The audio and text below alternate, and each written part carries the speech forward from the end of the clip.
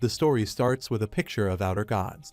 They are omnipotent beings who have created countless universes since ancient times and are known as absolute beings. These absolute beings sought after and indulged in eternity through endless creation. During that process, they created countless matter, souls, and laws. However, these absolute beings bored from that endless repetition and came up with one way to enjoy the passage of time. It was observing war between their creations. The absolute beings found it rather entertaining to destroy their creations.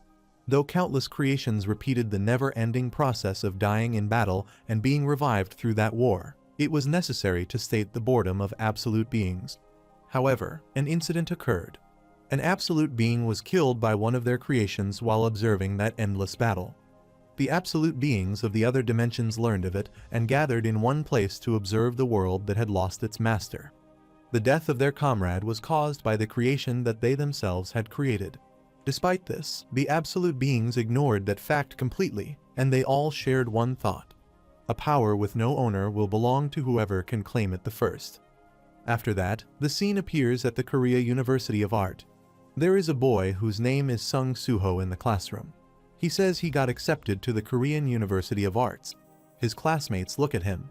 Some of his class fellows tease him and say how someone as unsophisticated as Suho could make it into an art college.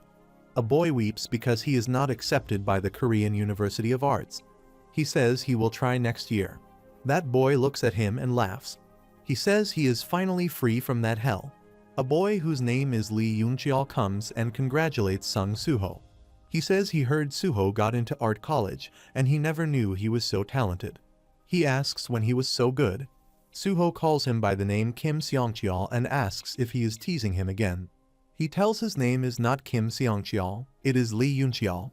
Lee Yooncheol says his plan to take over the school failed completely. Suho thanks him and says he was able to graduate. There are two girls near them. A girl says Yooncheol is starting shit again and they are about to graduate. She asks why he is still acting like such a kid. The second girl says she knows well. She looks at Suho and asks why he has to be so mean to someone who is trying to live a happy life after his parents went missing. Yooncheol yells and moves towards Suho to beat him. Suho jumps towards him and hits his knee on his mouth. He asks why they just cannot chill out before they graduate. Yooncheol nose bleeds. The red light spout from Yooncheol's eyes. He yells and says it does not hurt at all. He strongly moves his fist to beat Suho, but Suho moves back. His fist hit on the cupboard. After seeing that, both the girls and Suho become scared. A hole forms in the cupboard. Yooncheol looks Suho angrily. Suho looks surprised after seeing his changed form. After 2 years, Sung Suho walks into college. A man announces that all of the classes in the main building have been moved to the side building. He requests all the students to move to the side building. He announces that hunters are currently raiding the gate and everyone must not come any closer. A man asks how long it has been since the hunters were sent in. The other man who stands near him says it is a bit over 8 hours since it is D-rank gate and they should be coming out soon. It is announced that it is dangerous for non-hunters to come back away. A girl asks what will happen if they cannot clear it. The other girl says she is sure the hunters will take care of it. Suho thinks about the other gate. The entire world changed massively 3 years ago with the birth of the gates, and the gates are a passageway into a dungeon in which monsters within escape and run rampant after a certain amount of time passes. Humans still began to change as well, almost as if they were meant to face them, and superhumans capable of wielding mana called awakeners began to be born as well. The chaos which everyone believed would last a long time with the constantly changing world concluded quickly after an awakener named Woo Jinchul created the Hunters Association, gathering them all under a single banner with the title of Hunter. The world is split between the awakened hunters and the unawakened civilians. Suho sits in his art class. While he is drawing an ant, he thinks some people need to work as hard as an ant to gain wealth, and some people have it handed to them for nothing. This distinction makes those same ants sorely realize their limits. It does not matter how hard an unawakened tries, and they will never be able to close the gap between them and an E-rank awakener. The world will come to an end if the hunters do not close the gates. The unawakened cannot survive without awakeners, and the awakeners can live fine without them. That is why everyone is thankful to the hunters. A question arises in his mind: if an unawakened like him can live in peace. A worry began to grow in the corner of his heart that if he just slowly growing accustomed to not having things. He draws some lines and recalls the time when his missing parents relied on others, even those times where he felt like he could do anything, and after having everything taken from him, a sense of helplessness filled the hole in his heart. His mother told him that he was becoming like his father quite well. He thinks about how he has escaped that feeling of helplessness. After that, his teacher comes and calls him. Suho looks at him. His teacher appreciates him that he has good concentration that day. He looks at his drawing and asks what he is having so much fun drawing. Suho replies he was just painting whatever came to his mind. The teacher asks if he was drawing an ant and says it is quite inventive for an ant. He asks if it might be more appropriate to call it an ant person. After listening to that, Suho thinks why he even draw it.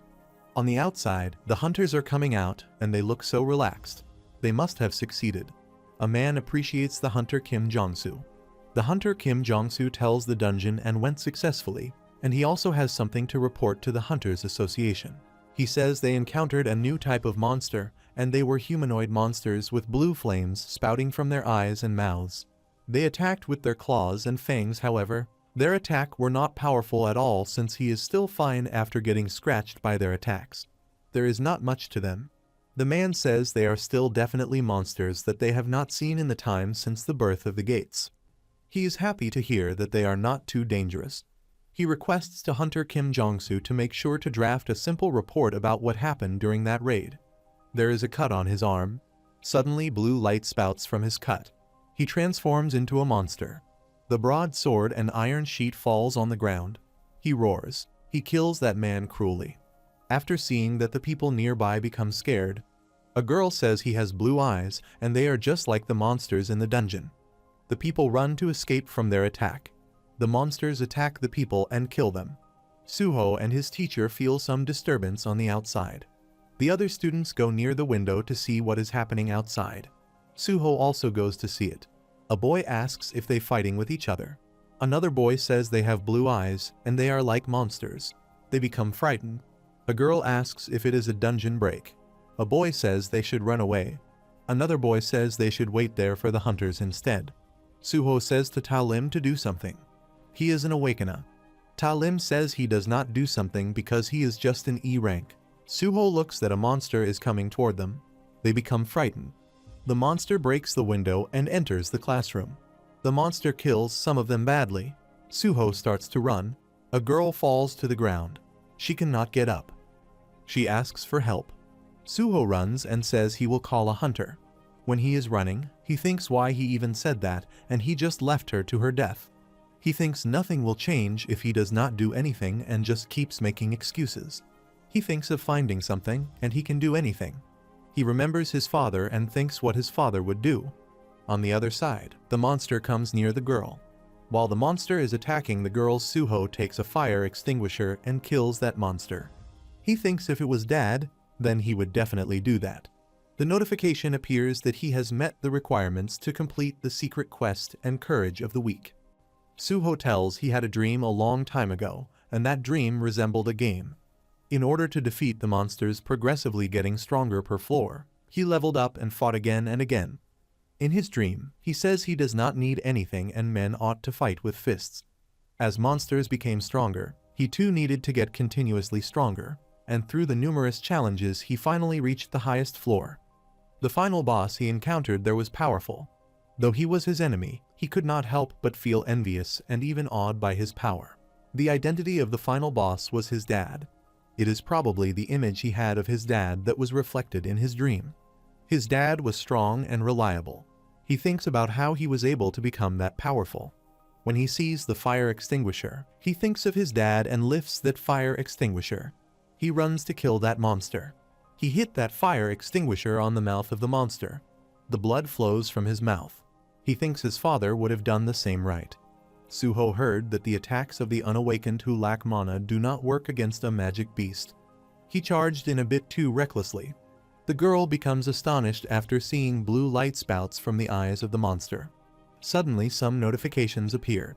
It is written that he has met the requirements to complete the secret quest Courage of the Week, and he has qualified to become a player. The system asks if he accepts it. After seeing that notification, he thinks that the situation is like that dream. He thinks if he can fight like he did in that dream. He thinks about what reason he has not to accept it in that despairing situation. After that, he tells the system that he accepts it. The notification appears to congratulate him and tells he has become a player. A quest reward notification appears. It is stated that it is a quest reward secret quest courage of the week, and its blessing is great spellcaster Kandiru, who has gifted a special spell to him. Kandiru's blessing will ensure that he will always be strong and healthy during his lifetime. There are 2 notifications appear. In the notification, it is stated that all diseases, poisons, and status effects are healed, and sleeping will explosively increase regeneration ability. In another notification, it is stated that the system will help the player develop, and it is not a dream. The system tells to beware because he has only 1 life. After that, a status window shows. There is written his name is Sung Suho, his level is 1, his HP and MP are 110, his strength is 10, his health is 10, his agility is 10, his intelligence is 10 and sense is 10, and his active skill is ruler's authority LV. 1. There are no available points. Suho thinks that the game is like a status window just as he thought. There are 2 notifications appear. It is stated that a quest has arrived and he defeats the Mist Burn and level up. His attained level is 112. The D rank awakened Mist Burn moves again. Suho thinks the time is moving again. He shoutly says to that girl to run quickly. The name tag shows on the tops of the heads of his opponents. His opponents are 2 unawakeners and 1 hunter who underwent Magic Beat's transformation. They move to attack him. The girls run away. Suho thinks if he really did awaken. He hits the fire extinguishers to the unawakened Mist Burn. The fire extinguisher breaks. He hits the other unawakened Mist Burn with his fist in 1 shot. The notification appears to tell that he has defeated the unawakened Mist Burn. After that, he defeats the hunter. Some notifications appear to tell that his level is up and his quest tutorial has been completed.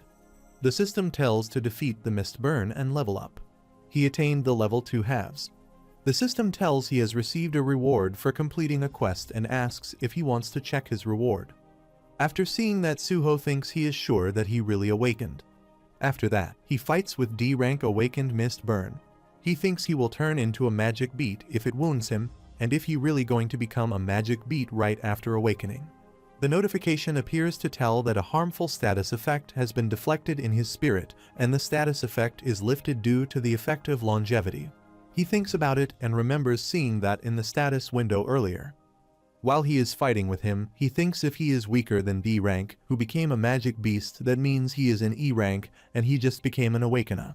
He is already worried about ranks. He thinks there has to be something. He accepts the reward. The notification appears that he will receive some rewards which are stat point plus 5 and strength stat point plus 3. His strength is 1114. The awakened Mist Burn attacks on him. Suho falls to the ground. Suho becomes furious and hits his fist on his mouth. He thinks he still cannot defeat that thinks even with the strength increase. He decides to put all the points he got as a reward into strength.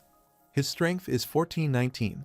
He has never heard of that before about an awakener who levels up since ranks are decided upon awakening and no awakeners became stronger than their ranks. Though he does not know who determines the ranks and the unawakened. He thinks they got the power to escape from that damned structure. After that, he fights with him and defeats him.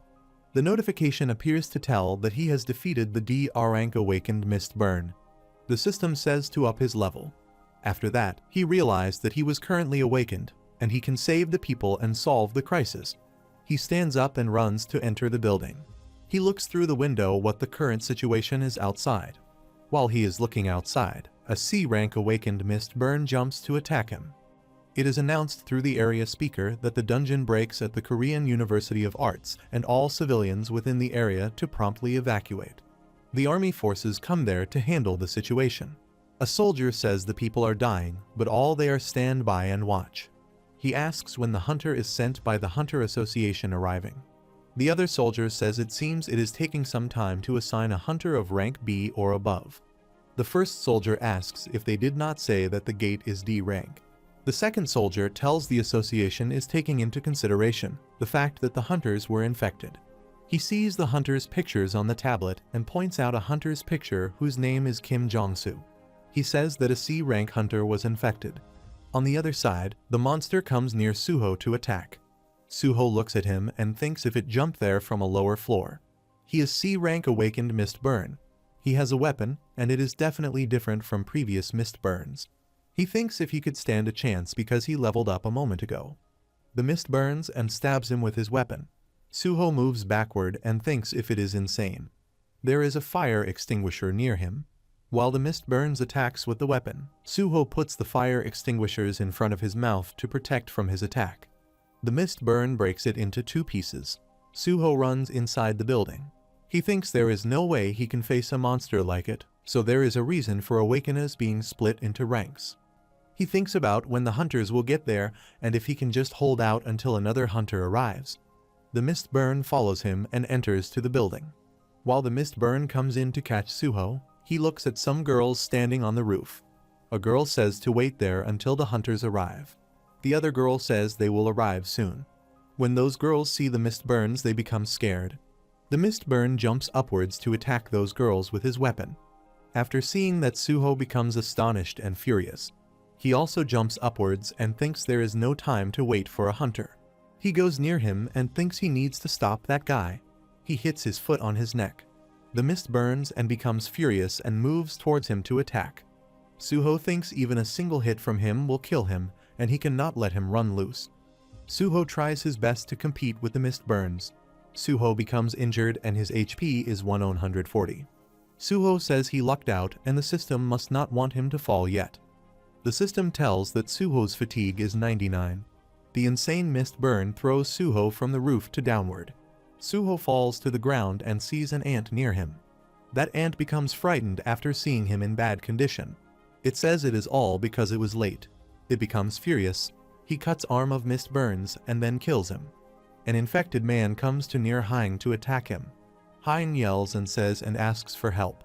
That ant comes there and kills all the mist burns. The soldier becomes astonished after seeing that scene. After killing all the mist burns, the ant comes near Suho. Suho sees a dream in which he is young and is drawing an ant. When his drawing, a real black creature resembles to an ant comes near him and asks if he is drawing to him. After seeing it, he becomes astonished. Instantly, he opens his eyes. He is in a hospital bed in injured condition and doctors stand near him. Suho's uncle calls him and asks what happened out of the blue and if he is gravely injured. He says the world is in such disarray, so he will get a few awakened bodyguards. Hyuso says to his uncle that he is fine. When Suho opens his eyes, 2 days had passed since that day. He sees toward LED where the newscaster cast news that the incidents at the Korea University of Arts caused an uproar across the country these past few days. Due to the numerous casualties, that incident became a hot topic in many ways, and the discovery of mist burns monsters that could infect even hunters and turn them into monsters. The Hunters Association's delayed response to the incident, even though it happened in the middle of the city, and when the hunters arrived, a mystery remained. All the mist burns in the university were dead due to something unknown. A 2nd-year student of Korea University of Arts says in his interview that the people who became monsters suddenly burst and exploded in front of him. Hyuso awakens and says his awakening was not a dream. Moreover, an awakener who gets stronger as he levels up. His status window appears there. He thinks how he survived as he was cut by a C-rank awakened mist burns. Suddenly an ant comes there and tells it has gotten rid of the trash. After seeing it, Suho becomes astonished. The ant tells he has not seen the young monarch for a long time. It asks Suho when he grew up so wonderfully and tells it cannot help but feel overwhelmed with emotions. Like gathering scattered pieces, Suho's memories came flooding back. He knows that ant. When he was young, he was one of the dark creatures that stayed with him. He thinks why he forgot him. The ant tells that it has crossed dimensions to meet the young monarch. Suho looks at that ant and thinks why he lived with those dark creatures when he was young, and he has so many things he is curious about. He says he does not think it was small. He touches it and says it is an ant. The ant tells it is an effect of consuming a lot of mana while crossing dimensions, and it is usually dashing and menacing. The window appears there. He looks at the system window and tells the system window says he is a private grade. After listening to that, it becomes furious. Suho wears his slippers and says he got all better because of him too. The ant says it may not look like it, but it is a skilled healer. Its goal for coming there was to release his seal, but it did not expect it had unseal himself. Suho asks if that seal is related to the dream he had. The ant tells he may think it is a dream, but it is all things he actually experienced. It says he is much stronger than when he fought it, even though the great shadow monarch Sung Jinwoo sealed his powers along with its memories, wishing a normal life for him. Suho holds it and shouts and says as he thought it was related to his dad who left home. The ant tells his father did not leave home, he went to outer space. After listening to that, Suho becomes astonished and asks what is the meaning of outer space. The ant tells that the great shadow monarch Sung Jinwoo left or outer space, and it is at war with invaders who are trying to take over the world. Suho asks if his father is protecting the world. The ant tells it is correct. It tells Itarim are sending their apostles and invading their world.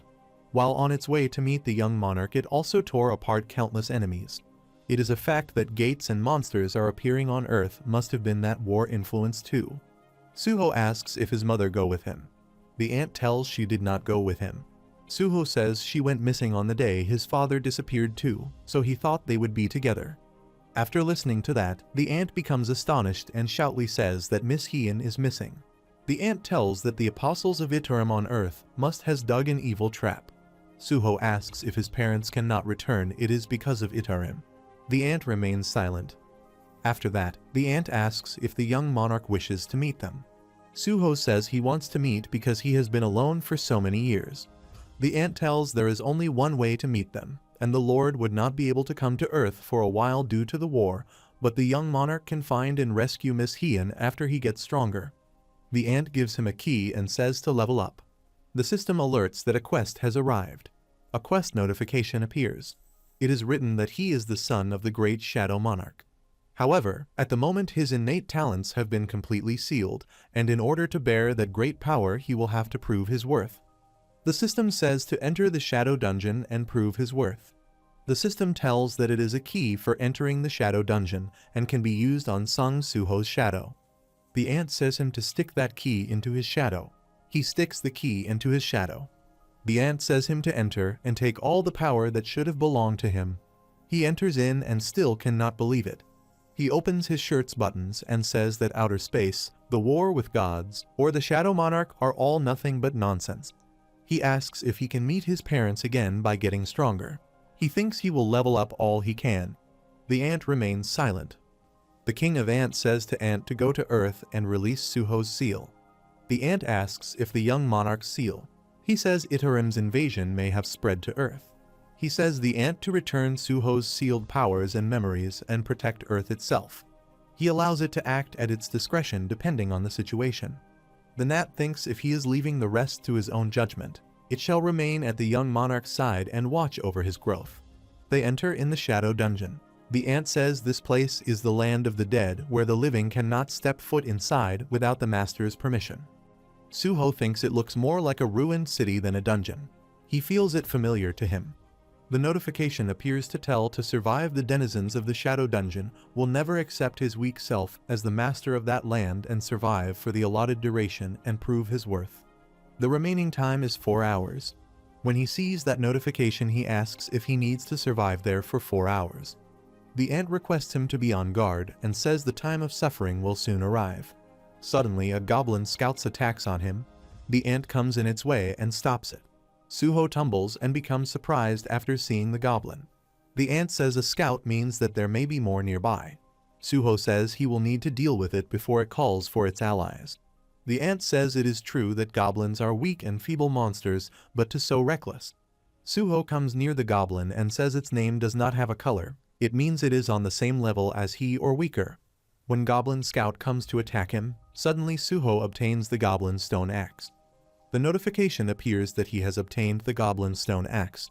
He kills the goblin with the axe. The notification appears to tell that he has defeated the Goblin Scout. He looks at Ant and says the ones stronger than him have colored names. After that, they see another scout. There are Goblin Centurions and Goblin Decurions also present there. When they see them, Suho asks if it will help him. The ant replies it could wish for nothing more than to help him, but due to being so far away from the monarch, his mana is not being replenished, so it must reserve as much strength as possible. The ant says the experience he will obtain will be greatly decreased if it intervenes in that battle. Suho asks if it is not helpful. When the goblins come to attack him, he fights and kills them. He says that is the skill that was written in his status window, and it feels as if he has an invisible hand. The notification appears that no mana is required in his ruler's authority LV. One active skill, and he is able to physically affect objects without touching them with his hands. Suddenly an arrow comes towards him.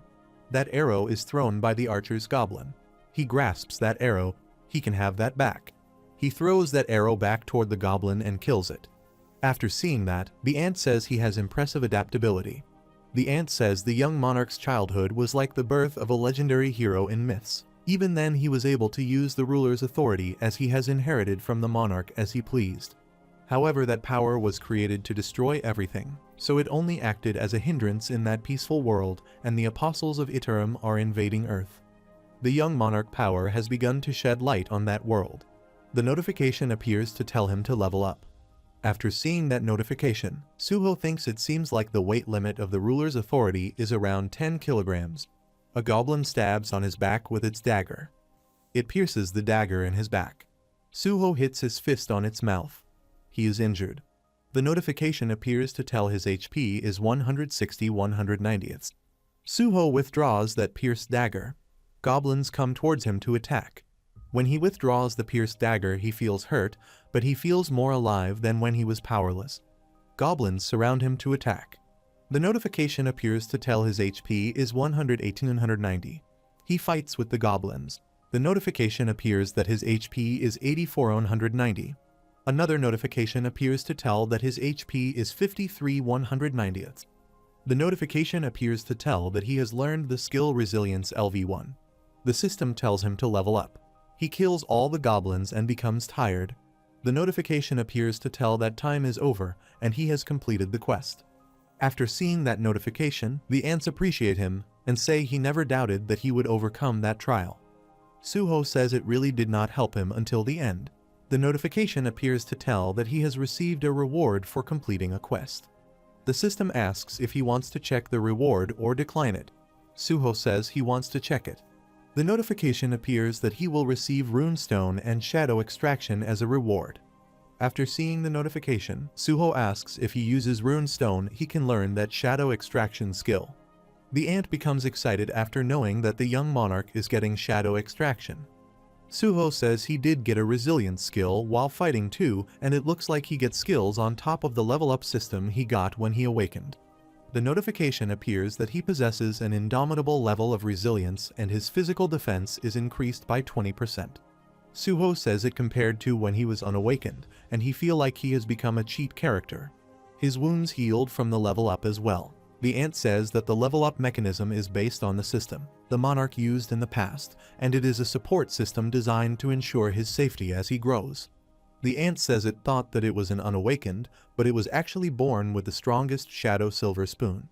Suho says he accepts the reward. The notification appears to tell that he can absorb the skill by breaking the rune stone. Another notification appears to tell that he has learned the skill of shadow extraction. The notification appears to tell that there is no mana requires for shadow extraction.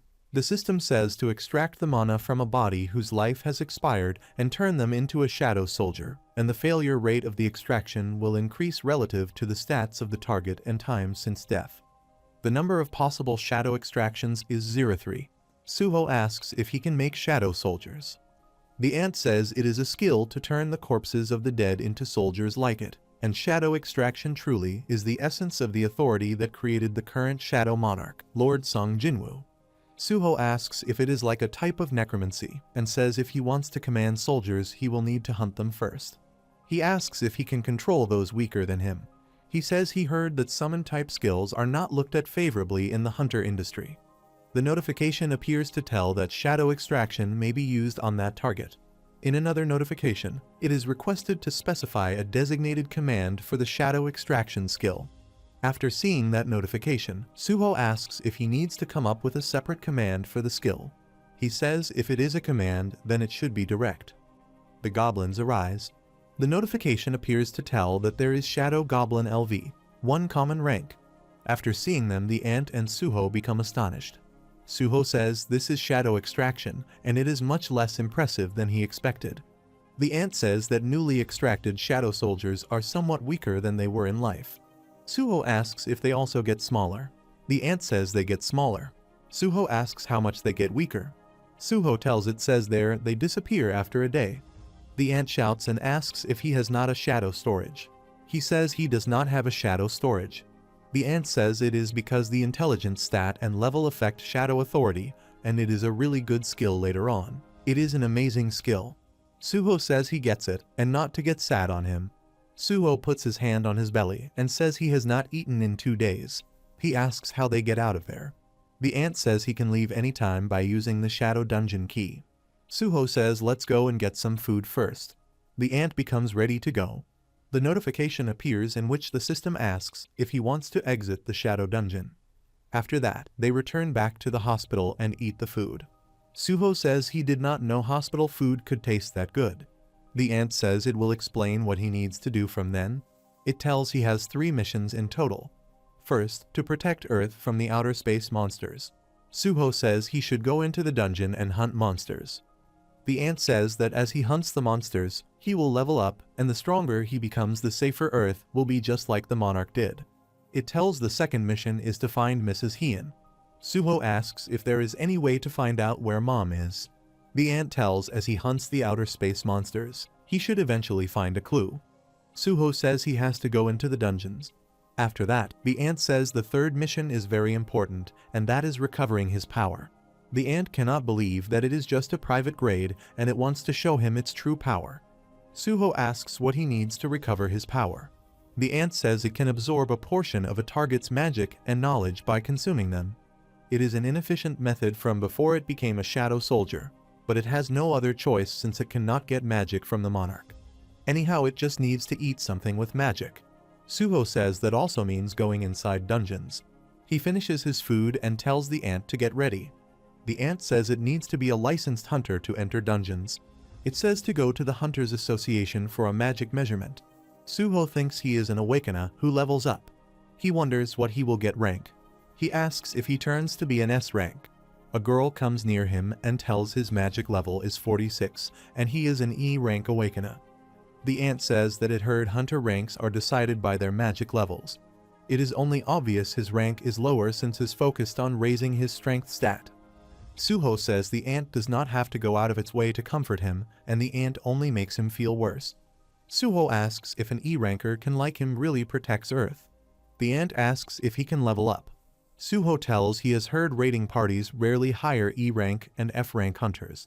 At that rate, getting into a dungeon will be hard in and of itself. Suho says there might be one way. In dungeon raids, there is a thorough division of labor. The strike squad raids the dungeon, and the hauling team follows behind and collects the monster carcasses. The mining team extracts resources from the dungeon from the back lines. Except for the strike squad, the hauling and mining teams accept even E rank hunters. In other words, even as an E ranker, he can enter dungeons. When he enters the dungeon, Suho thanks to his Talim for introducing him there. He tells he just awakened and Talim is the only awakener. His actual name is Lim Dajun, and his is a teaching assistant at the Korean University of Arts. He is an E-rank awakener of the Fine Arts Department. Suho is glad that he has a senior awakener nearby, and he says thanks to him because he can even work in dungeons. Lim Dajun remains silent for some time. After that, he kneels down and apologizes about the incident at the university. He weeps and says he was the only awakener there, but he got scared and ran away alone. He apologizes and says he could not do anything. Suho requests to raise his head and says he is an E-rank awakener like him. He tells the Hunter Association advises E-ranks like them to run at full speed when they see magic beasts, and he just followed the guidelines. After listening to that, Lim Dajun becomes astonished and asks if he is an E-rank. Suho says it is correct and his mana level is 46, which is low even for an E-rank. Lim Dajun asks if his mana is lower than him. He thinks it is impossible because he saw him fighting magic beasts on the rooftop while he was running away. He says it is even more impressive that an E-rank attacked a magic beast and survived. The ant says the young monarch is extraordinary. When Lim Dajun looks at that and becomes scared, he feels that it is a magic beast. Suho asks why it suddenly came out. The ant tells he is as weak as an ant larva, so it can only be at peace if it stays right by his side to protect him. Lim Dajun asks if he awakened as a summoner, and Suho replies that he thinks so. Lim Dajun tells Suho is lucky because many E-rank hunters do not even have skills. Lim Dajun says he has a running skill. After listening to that, Suho laughs and says that is why he was so good at running away. Lim Dajun becomes sad after listening to that. When Suho sees him in a sad condition, he says he was joking. The ant comes near him and says the young monarch completely crushed him mentally. Suho thinks it is his first time inside a dungeon other than the Shadow Dungeon. He thinks if the Strike Squad hunting monsters up ahead. A boy from Strike Squad says this dungeon is empty. The other boy tells only wolf magic beasts have been popping up and wolf pelts are not worth much. Sometimes corpses have essence stones, so they have no choice but to work hard. A boy says not to let himself get down about it, and he is never sure until the end when it comes to dungeons. Suddenly a boy shouts and tells to his leader that there is something in that side path. They come near that place. They look some ruins there. A boy asks if they should go outside first and request backup. He says his detection skill is not picking up any magic beats, and there are not any there. He asks what the point of that place is. He says they need to find out it. He says there might be treasure hidden there instead of a boss monster. They see a sword there. After seeing it, a boy asks if there would actually be a treasure. They look excited after seeing the weapon. They say they hit the jackpot. A boy says they need to praise it to be sure, but it clearly looks amazing and treasures like these usually come with traps, so they need to be careful. A boy whose name is Kim Yongjun comes near the weapon and says he will pull it out. That boy stops him and says treasures like these usually have traps. Kim Yongjun says if there is a trap, he is a C-rank tank and he can handle it. When he pulls it out, the boy who stands near Kim Yongjun tells it looks like there are no traps. They become scared after seeing that Kim Yongjun lost his sense and transforms into a monster. He yells and says them to be careful next time. He asks who dares to covet the sword of the Monarch of Fangs. He says to kill the intruders in the domain of the Monarch of Fangs. He kills the Strike Squad. On the other side, the mining team breaks the magic stones. They listen to some strange sounds. After listening to the sounds, they become scared and ask if there was a summoning skill. Hyung tells he heard summoners can only summon 1 or 2 creatures at once, but he summoned 3 of them. He thinks if Suho's power is not abnormal. Suho looks at the goblin and thinks it is inconvenient that he can only summon up to 3 and need a corpse to use shadow extraction. But it is not too bad since he can take and use a corpse from the shadow dungeon. It is convenient because it does menial labor in his stead without complaint. Suho says to the ant that shadow extraction seems to be a pretty decent skill just like he said. The ant requests not to complain after asking them to do some miscellaneous task. It asks if they did not enter the dungeon to level up. Suho tells it is because an E-rank hunter cannot enter a dungeon on their own, according to the Hunter Association's rule. A boy says to Hyung that the newbie is going to mine them all while they are distracted. Hyung says him to show the true power of his senior. Suho tells he heard the measuring device still gets a lot of errors since they only recently started dividing hunters into ranks, so he is thinking of getting a reassessment once his mana increases after leveling up. He says to Ant that they can do the 3rd mission there. The ant asks if they recovers its power. Suho tells it said that it recovers by eating stuff containing mana. He looks at the magic stones and tells those magic stone fragments on the ground contain mana. He says it is useless for gathering magic stones, so just eat some magic stones off the ground while waiting. When it goes near the stone fragments, it shouts and calls Suho. It tells him that it felt a monarch's presence. After listening to that, Suho becomes astonished and asks if he is talking about his father. The ant tells more than one existence and holds the rank of monarch, and its power would have recovered in an instant. The ant says it is probably the beastly scent. Suddenly they hear a sound. A man says that the sound is coming from the direction where the strike squad was headed. Instantly 3 magic beasts come there. After seeing the magic beasts, the mining team becomes scared. They ask why the magic beasts come all the way there. A man yells and says to his team to run away. A man shows his axe to a magic beast to stop coming near him. The magic beast breaks his axe with its sharp teeth. He whines. Suho comes and says to escape the dungeon. He will buy some time. He thanks Suho and runs away. The orange tag of their name appears on the heads of beasts. Their names are Steel-Fanged Lichen. Suho looks at the tags and thinks it must be implying that they are on a similar level as the D-rank Mist Burn he fought at the Korean University of Arts, and he is fully capable of winning on his own. Suho says to Hyung that he can run away too. Hyung says to Suho that he is trying to help everyone evacuate by himself, and he is not going to run away on his own anymore. Suho requests to help him when he is in danger. He orders to 3 goblins to guard Hyung. The system appears an inventor there. He buys some weapons and thinks the goblin weapons he gathered in the Shadow Dungeon should be way better than a pickaxe at least. Hyung thinks Suho even summoned a weapon. He thinks about what kind of summoning skill Suho has. Suho runs toward the Steel-Fanged Lichen and kills them with a weapon. The notification appears to tell that he has defeated the Steel-Fanged Lichen.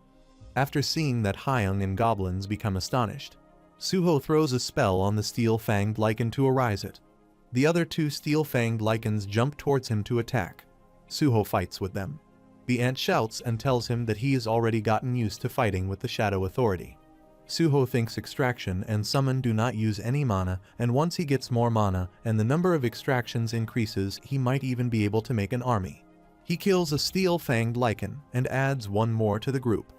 The notification appears that he has defeated the Steel-Fanged Lichen. He throws a spell to arise it. After that, he kills the 3rd Steel-Fanged Lichen. After seeing that they all become scared, the notification appears that he has defeated the Steel-Fanged Lichen. Another notification appears to tell that he is level up. He throws a spell to arise the 3rd Steel-Fanged Lichen. Hyung yells and says to Suho that he does not have E-rank physical abilities. Moreover, he can even tame the dead magic beasts. Suho thinks how he will explain to Hyung about that. Suho tells to Hyung that he is really an E-rank. Hyung thinks Suho cannot be a false ranker who intentionally lied about their rank. The notification appears to tell that the quest has arrived. The system says there is an urgent quest to defeat the enemies, and there are creatures in the vicinity that want to kill the player to eliminate them and secure his safety. There is 1 enemy to defeat. After seeing that notification, Suho wonders how it is possible there is only 1 enemy to defeat because he has already defeated all the lichens he could see. He thinks if there is another enemy. Suddenly Kim Yongjun comes towards them. Suho asks if he is from the strike squad.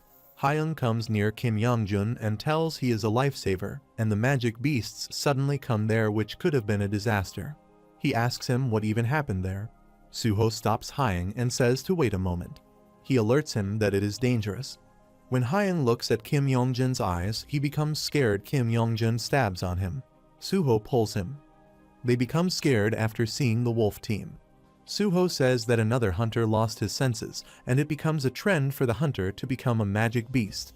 He sees a red color tag of his name on his head. He thinks the redder the name, the more dangerous the monster, and he has thoroughly felt how powerful a red name is at the Korean University of Arts. He thinks that escaping with Dajun Hyung would be a reasonable decision.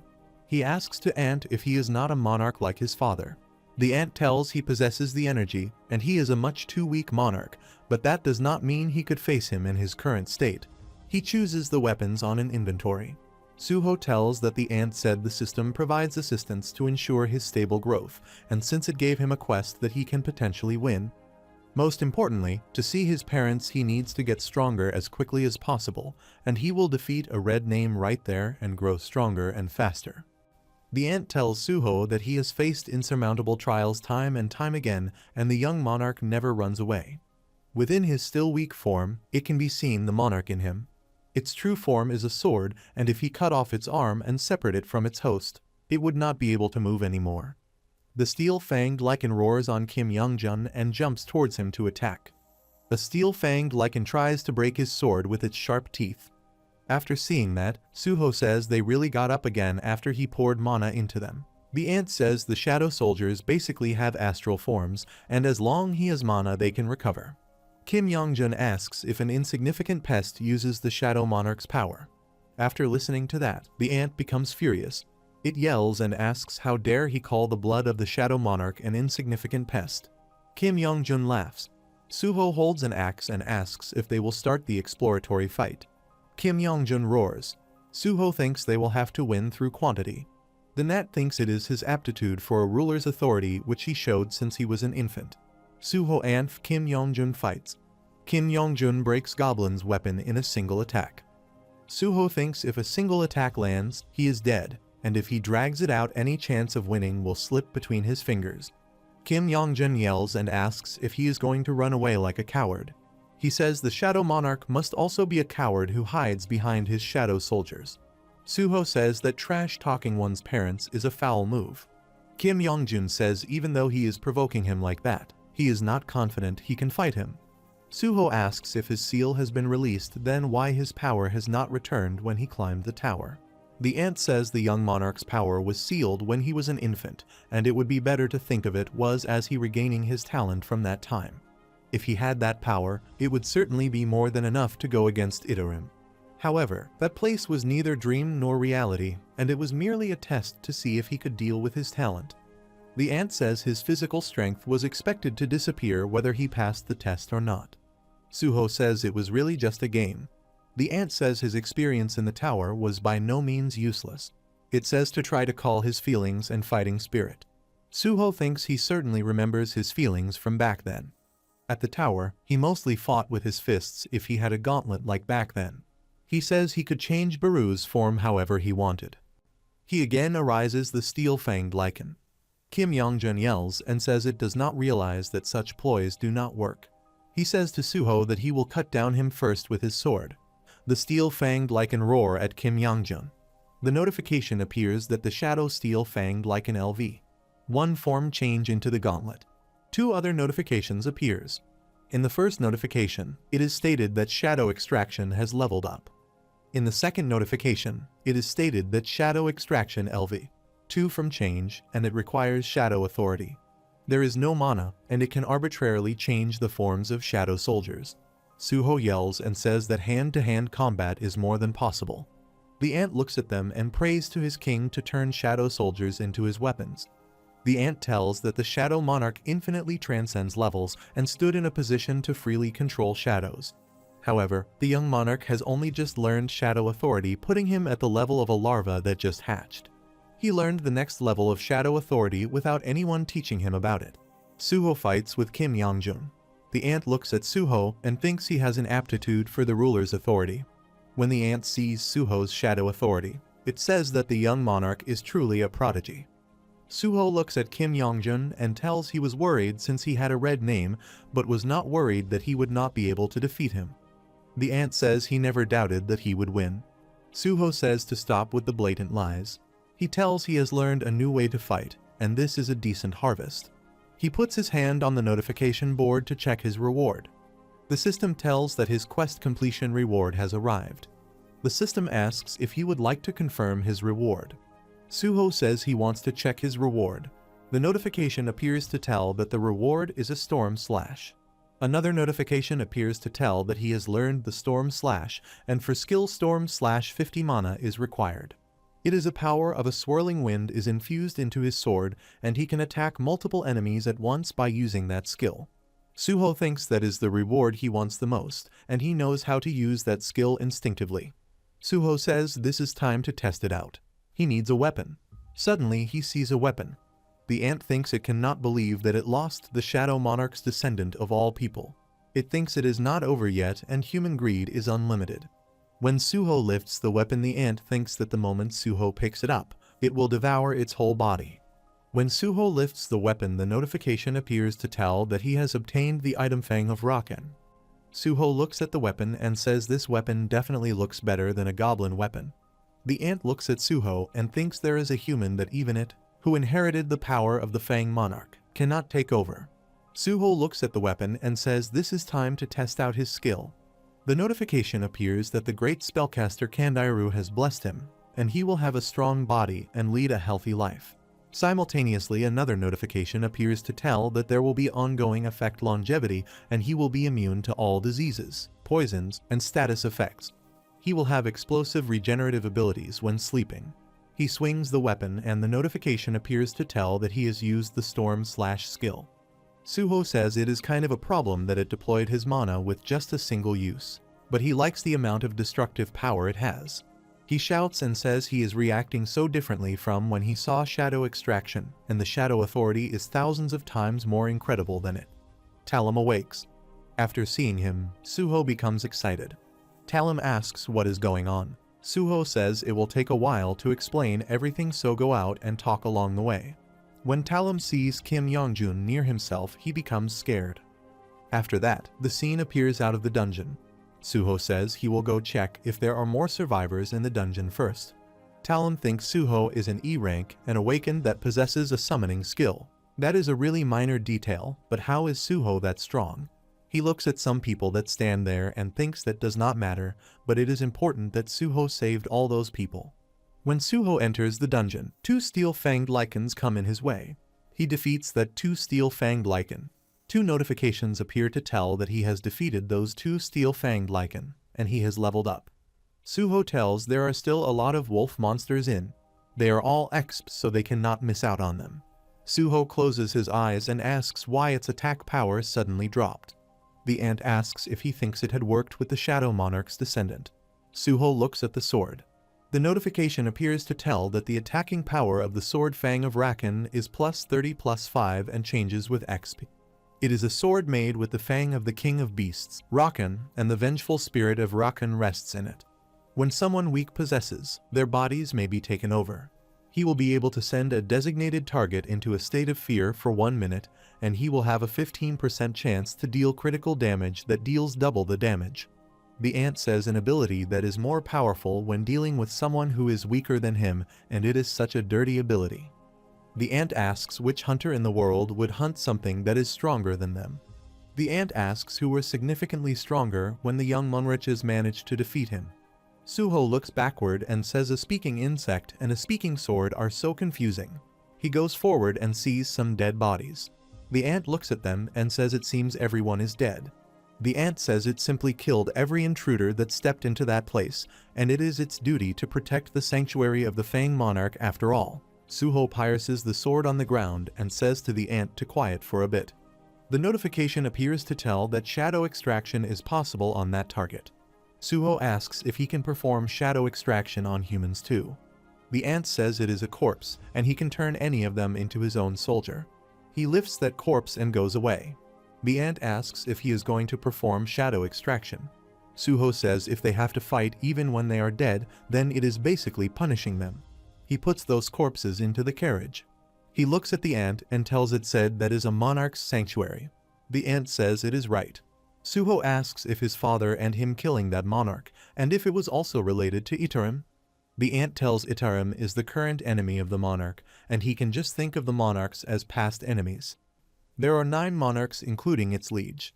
The first monarch is Sung Jinwoo, who is his father, and is also the shadow monarch, the king of the dead. Second is the king of beasts, the Fang monarch. Third is the plague monarch, who is the king of insects. Fourth is the iron body monarch, who is the king of monstrous humanoids. Fifth is white flame monarch, which is the king of demons. Sixth is the primordial monarch, which is the king of giants. Seventh is frost monarch, which is the king of snowfolk. The 8th is Transfiguration Monarch, which is the king of demonic specters, and the 9th is Destruction Monarch, which is the king of dragons. All 9 monarchs possess transcendent strength that can be fathomed, but when 8 of the monarchs invaded Earth, they were all dead at the hands of his liege. Suho asks if his father did that. The ant tells it is right, and the Shadow Monarch is its mortal enemy who killed its master, the Fang Monarch. The ant tells if it had all his strength intact, it would tear him, and the descendant of the Shadow Monarch shreds and feeds him to the wolves. Suho remains silent for some time.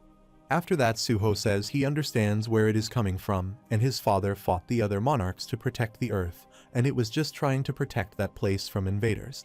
Both sides simply made a rational decision to protect what was precious to them. However, if there was a difference, he must fight him because he is his descendant. Suho moves towards the sword and says if its duty is to protect that place, then it is a foolish thing to be hostile towards his father. He asks if the Fang Monarch could not be defeated. Suho comes near the sword and says he wants to meet his parents who he cannot meet because of the outer universe's invaders, and he will borrow strength from anyone for the sake of doing that. He says if the Itarim invades, that place would not be spared either. Suho says to the ant if it helps him, he will help it to protect that place. The sword asks if he wants to work with the Shadow Monarch's descendant. Suho says the Shadow and Fang fighting on the same battlefront. After that, the screen appears at the cafeteria where a man asks if they could hear the details incident of the previous day, and where the strike team if the D-rank dungeon was wiped out. Hying sits in front of him and introduces himself by saying that he is Da-jun, a survivor of the previous day's incident. He says he will tell him everything. He thinks if people see the results that Suho received, he will be treated better, and it is a good opportunity to repay his debt to Suho. That evening, an article was uploaded onto the internet, and it was regarding an incident where an E-rank hunter went into a dungeon alone to save the hunters that were in it. In that article, there was a testimony of someone who saw the heroic E-rank hunter run towards monsters to save people, and there were also testimonies given by numerous people who were saved by him. That man says it is time for them to get a few posters. Black Tortoise Guild Second Management Department. A boy says they were so angry when they asked for more manpower in the collection team and they need to hire few more E-ran hunters. Lee Young-ho's Second Management Department says that he will send him a candidate and then tell him what he thinks of him.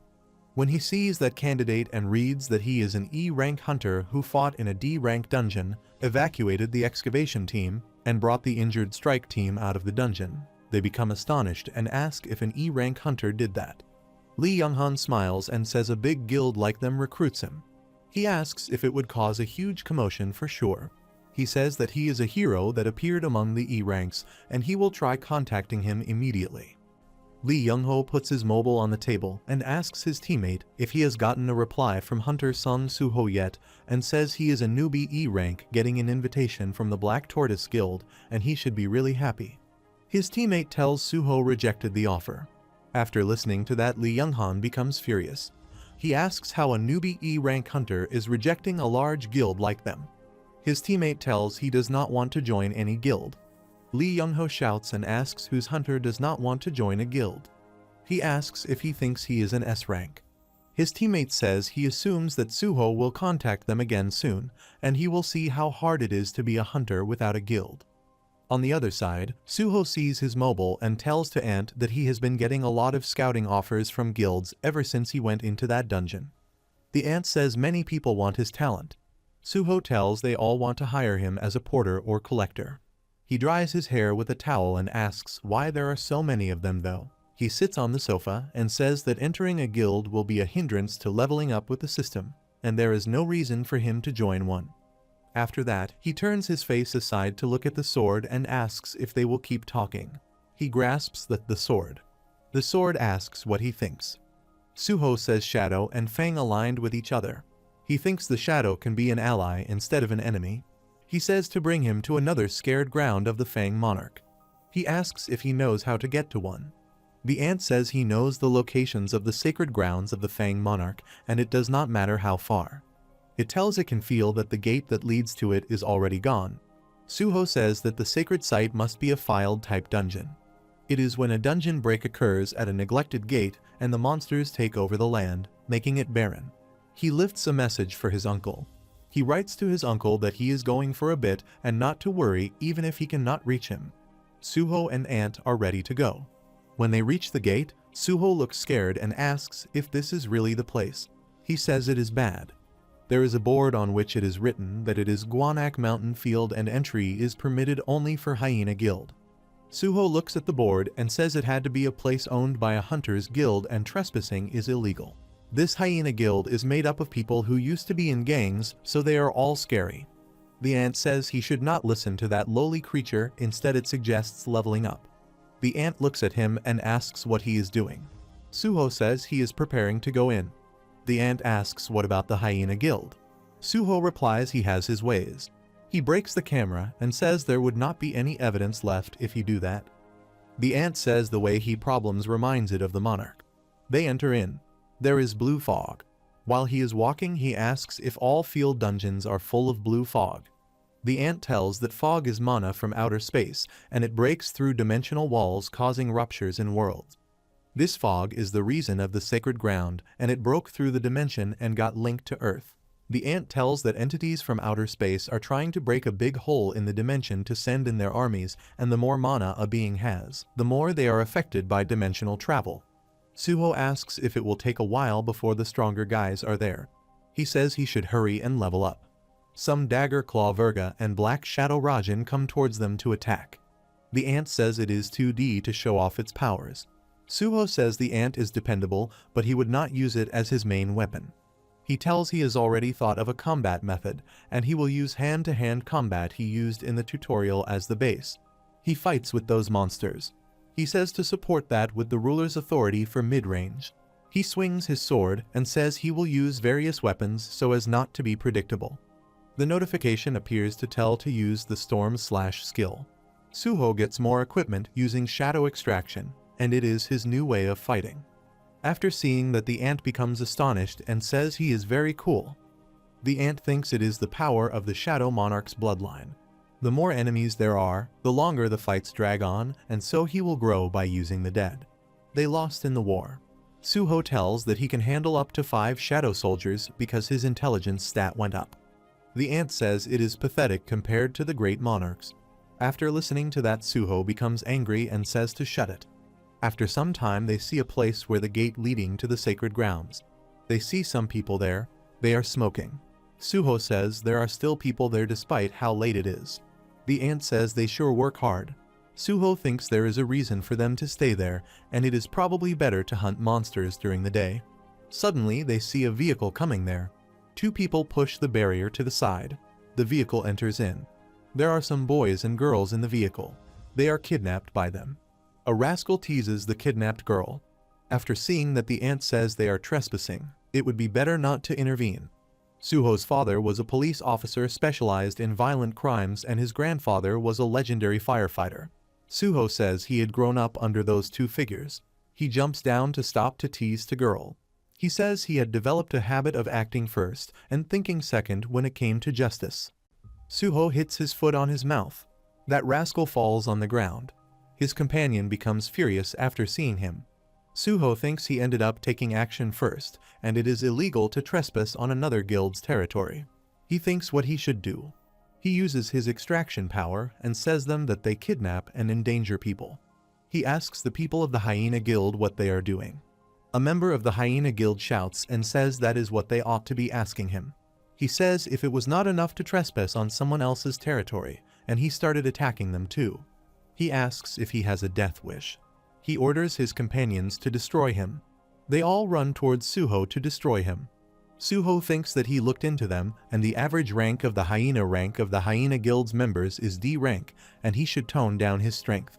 He starts to fight with them. The ant sees him and thinks he has grown stronger, and opponents like D rank awakeners are no match for him. The ant thinks Suho is deeply moved. The status window appears to tell that his HP is 2350, MP is 235, Strength is 33, Stamina is 25, Dexterity is 25, Intelligence is 25, and Sense is 25. After that, he tied them. The extraction soldier says to Suho that he has wrapped them cleanly. The kidnapping people thanks to him. The girl asks if he is a hunter from the Hunter Association. Suho replies that she can think of him that way. He says them that he will clean things up there. He requests to escape to a safe place. Those people sit in the vehicle and go away. Suho asks why the Hyena Guild is kidnapping people. The ant tells it can feel it. Suho asks what he is talking about. The ant tells the reason it said they should come here is over there. They see a room that is closed by a shutter. Suho rolls the shutter. Hyena Guild imprison people there. They see a dog there that is imprisoned in a cage. Suho asks what the Hyena Guild was trying to do. The sword tells that is not a dog. This is a young wolf that is a descendant of the king of the Fang Monarch beast. The sword tells that the Fang Monarch assigned a guard to escort his remaining descendants to a sanctuary after being defeated by the Shadow Monarch in the war, and he believed that another Fang Monarch would be able to appear one day if his bloodline were to survive. The sword tells it did not even hope for the birth of a Fang Monarch, and it just wished for its descendant to live on. Suho holds that dog in his arms. The ant tells that it can confirm that it can vaguely sense the energy of the Fang Monarch. It tells if it is left alone, it is likely that it would die. The ant asks what he will do. The ant says that with the guys outside all wiped out, and it thought there would be several intruders, but it is just one person. Suddenly a monster enter in. The sword says that the monster was alive. After listening to that, Suho says if it knows him. The sword tells he was the guard that was assigned to the descendants. The monster looks at the sword and says it really has been a long time and it was still alive. The sword asks to monster if he has forgotten that he was sent to protect the descendants. It asks what he was doing for them to end up in that state. The monster comes near Suho. Suho looks at him and thinks he is fast. The monster snatches the dog and pushes Suho away cruelly. The ant comes near Suho, and if he is right. Suho replies that hurt the most out of all the times he has hit recently. The ant yells and says his head is bleeding. Suho says his head is ringing so not to yell. The notification appears to tell that his endurance skill has leveled up and his physical resistance is plus 20% to plus 40%. The ant tells when they arrived there, it had sensed the vague remnants of some kind of energy and it has just realized what that was. The ant tells it can sense Itaram's energy from him. The sword asks to monster how he thinks it has been able to maintain that level of strength after losing its sanctuary.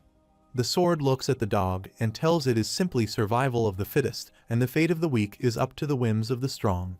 It is only natural for the weak to sustain the strong. The monster says that the brat is a weakling, but he is a descendant of the Fang monarch, and it could say he is the best source of nutrition around, that is why he has been eating him. The sword says it has been regularly consuming his blood, which comes from the monarch's bloodline. The monster opens his mouth to eat the dog. The sword says it will kill him if it is the last thing he does. After listening to that, the monster laughs and asks if it can do it all on its own. He says that Rakan is dead because he was weak, and Bragley says he has survived so he is strong. He says he is fit to be the next Fang monarch. Suddenly Suho comes there. He lifts the sword and swings it. The ant takes the dog by using his power. Suho says to monster that it seems like he is pretty angry with him, but what is good for him, and he has got some business with him. He says this will be the first alliance between Shadow and Fang, and he finally found a clue regarding his father. After listening to that, the monster becomes furious and says he will kill him. The notification appears to tell that a quest has arrived. Another notification appears to tell to take down the hyena Brocky and secure his safety. The ant looks at the baby wolf and says it cannot do much but watch. Suho stands near the monster. The notification appears to tell that a quest has been delivered. Another notification appears to tell to take down the hyena Brocky and secure his safety. Suho thinks he can tell where they got the guild name from. He looks at the monster and thinks about how a monster made a guild and started kidnapping people. He thinks this has something to do with the Itaram. The people shout and say to the monster to get them out of there. One of them yells and tells that the guy is not normal and they will help him. The monster looks at them and remains silent. Suho says he would not let that happen. The monster goes near those people and kills them. After seeing that, Suho becomes astonished. The monster asks if they think he would need help when facing someone like him, and those who do not know their place are immediately executed. Suho goes near the monster and asks why he killed those people. The monster tells the right to live as a weakling is determined by those with power, and if those with power want something, they do not need a reason to take it. Suho fights with the monster. He uses storm/skill. The monster becomes furious after seeing his skill and says the relic of the Fang monarch will be disappointed. Suho stabs the monster with his sword and says he is done yet. Suho uses his spin mana to attack him. The sword asks the monster why he changed like that, and says he used to respect and pledge his allegiance to Lord Rakan. After listening to that, the monster becomes furious and asks if he used to respect Rakan. He throws the sword to the ground angrily and says he did not have respect for him. The sword becomes broken. He merely had no choice but to kneel in front of Rakan's strength, and he would not back to the life of a weakling. When Suho sees the broken sword, Suho yells. The monster beats Suho. Suho becomes injured and feels like his bones are getting crushed. When he thinks about his dad fighting, he encourages himself that he cannot fall. He fights with the monster. From the broken blade, power is seeping. The sword says the survival of the successor and the future of the Fang leave all in the hands of Sung Suho. The broken sword says it wants to fight. After seeing the baby wolf, the sword thinks it is the successor of Lord Rakan. The broken sword thinks if he has been inspired by Sung Suho's fighting spirit, it thinks of giving its remaining power to its successor. He gives its power to the baby wolf. The baby wolf becomes a strong wolf after receiving that power. The notification appears that Suho's HP is 21 out of 2350. Suho says he thought he was stronger. The monster says he is better than he thought for a pest. Suho asks if he cannot win. The monster roars and says he should just die. After listening to that, Suho becomes furious. The successor of Fang attacks the monster. After seeing that, Suho becomes astonished. The notification appears that the successor of the Fang has shown respect to his fighting spirit. The system asks if he accepts the successor of the Fang as a part of his party. After seeing that notification, he becomes astonished. He looks at the wolf and thinks if he wants to be a part of his party. The monster asks the wolf if he is Raken's descendant and absorbs the mana from Raken's Fang. After listening, Suho becomes astonished and thinks it absorbed the mana from Raken's Fang, and that is the reason the Raken Fang sacrificed itself to save the descendant. The system asks if he wants to recruit Fang's descendant as a colleague. Suho looks at the wolf and thinks he was going to cooperate with Fang, and he has no reason to refuse. He agrees to accept Fang's descendant as a colleague. The notification appears to tell that he has recruited Fang's descendant as a colleague. Suddenly something flowing into his mind. He is able to take a quick look at the memories of the Fang's descendant, in which the monster said to the Rakon's descendant that they lost the war against the Shadow Monarch and that the world flows the rule of the survival of the fittest. Since they have lost, they will lose many things. He said to become strong so the Fang prospers. He adores the descendant of Fang. Suddenly some hunter entered to dungeon. The descendant of Rakan becomes scared. They planted something into the Brokie's eye. A hunter girl looked at the Brokie and said he looked like a useful monster, and he is just what she need. She said she would choose him. She implants something into his eye. After seeing that, the descendant starts to weep. She told Hyena Brokie that his duty is to capture humans alive and deliver them, and the thing she implanted in him would help him by increasing his strength. It seems that the desires they hold on to become beyond twisted. After knowing that remindings of Rakan's descendant, he thinks the people who planted something into Brokie's, they are the main culprits, directly related to the Iturum, and Fang's descendant does not want to get revenge on Brokie, but instead wants to stop Brokie's rampage. Suho thinks if this is somehow connected to their plan, he must defeat Brokie, but he does not have the power to win against him. The notification appears to tell that he has received a quest for recruiting a colleague. The quest notification appears to tell to seek out the monarch's descendants and recruit them as colleagues. Another notification appears to tell that a bond skill is formed due to the bond with the Fang's descendant. After seeing that bond skill, the ant shouts and says the young monarch is experiencing a change different from what happened to the king. It says it does not know what is happening, and it is going to sit tight and do nothing. Hyena Brokie roars angrily. The notification appears to tell that a skill is created through the bond with the Fang's descendant. In another notification, it is stated that the Fang's descendant dwells in his body, and his physical body is enhanced. His senses become as keen as those of a beast.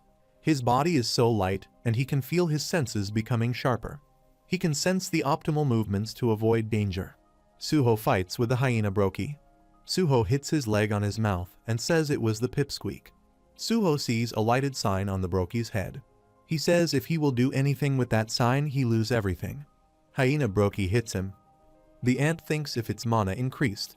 Hyena Brokie shouts and says he does not know what he did, but he will never lose to a human like him, and in the end, the difference in power comes from the difference in species. They both fight.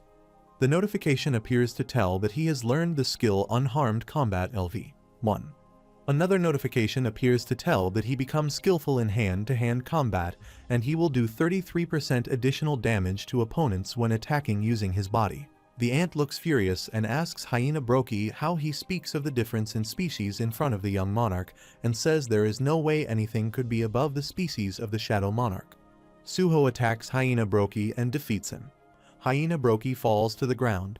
He is in bad condition and says he needs to get stronger. His eye is damaged and says that is the reason he needed to get stronger. He remembers Raken and says he was furious so he could not protect it. The notification appears to tell that he has defeated Hyena Brokie. Two other notifications appear to say to level up. The descendant of Raken comes near the dead body of the Hyena Brokie. The ant appreciates Suho that he did great. Suho says to the ant that it said it felt the energy of Iturum from Brokie. He says he was able to take a quick look at the memories of the Fang's heir and the hunters who entered the dungeon and put something into the Brokie's eye. He asks if those hunters are from Itarim and what their objective could be for attacking Brocky. The ant says they are probably not Itarim and the outer gods would not move themselves. They would use apostles to mess with causality, and what those hunters did is probably related to the invasion of the world. Suho says that it means the apostles of Itarim are on Earth. Then, he says it would be nice if he had some more information. He asks if he loses the trail of the Itarim there again. The ant replies there is a way to get some. The ant tells Brocky has memories of Itarim, and if it devours his corpse, it will be able to look through his memories and it will be able to recover its mana by doing that. So that is killing two birds with one stone. Suho asks if it has such an ability. After that, Suho looks at the descendant of the Rakan and comes near it.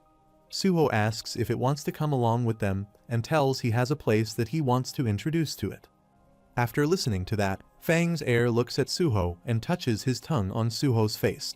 Suho laughs. After that, Suho opens the dungeon through the key. He says to the ant that he will be counting on it. After listening to that, the ant says his words are too kind for it. The ant asks to Suho why he has come to a dungeon instead of going home. He tells he wants to find a place for the Fang's heir to live. The ant asks if he finds a place in the Shadow Dungeon. Suho says he has an alliance with the Fang, and he has no guardian and his sanctuary is also gone. He is really pitiful. The notification appears to tell that Fang's heir wants him to give him a name. The system requests to give the Fang's heir a name. Suho asks Fang's heir if he wants him to give a name. He says he has gray fur, so he is gray. The ant thinks his sense of naming is similar to the monarch. He says to Fang's heir that he will designate that forest as the Fang's territory, so put it to good use. Two notifications appear to tell that a part of the Shadow Monarch has been designated as the Fang's territory and the owner of the Fang's territory has been designated as Gray. He asks what Gray would eat. The ant replies that Gray is of the Fang's bloodline and he can eat living organisms or monsters. Suho says there are still monsters that he has not gotten rid of there. He guesses that he will ask Gray to do some cleaning up. Suddenly some goblins come there. Fang's heir roars after seeing them. He attacks goblins. Suho laughs and says that Gray has got good movements. He says he will sort out the things he has obtained that time round. The notification appears to tell that his rewards have been prepared for him. The first reward is ability points +5, and the second reward is the title of Wolf Slaughterer. Another notification appears to alert that he has obtained the title of Wolf Slaughterer. The system tells that it is a title given to a hunter that is proficient in killing wolves, and when fighting against a beast type of monster, his stats will increase by 40%.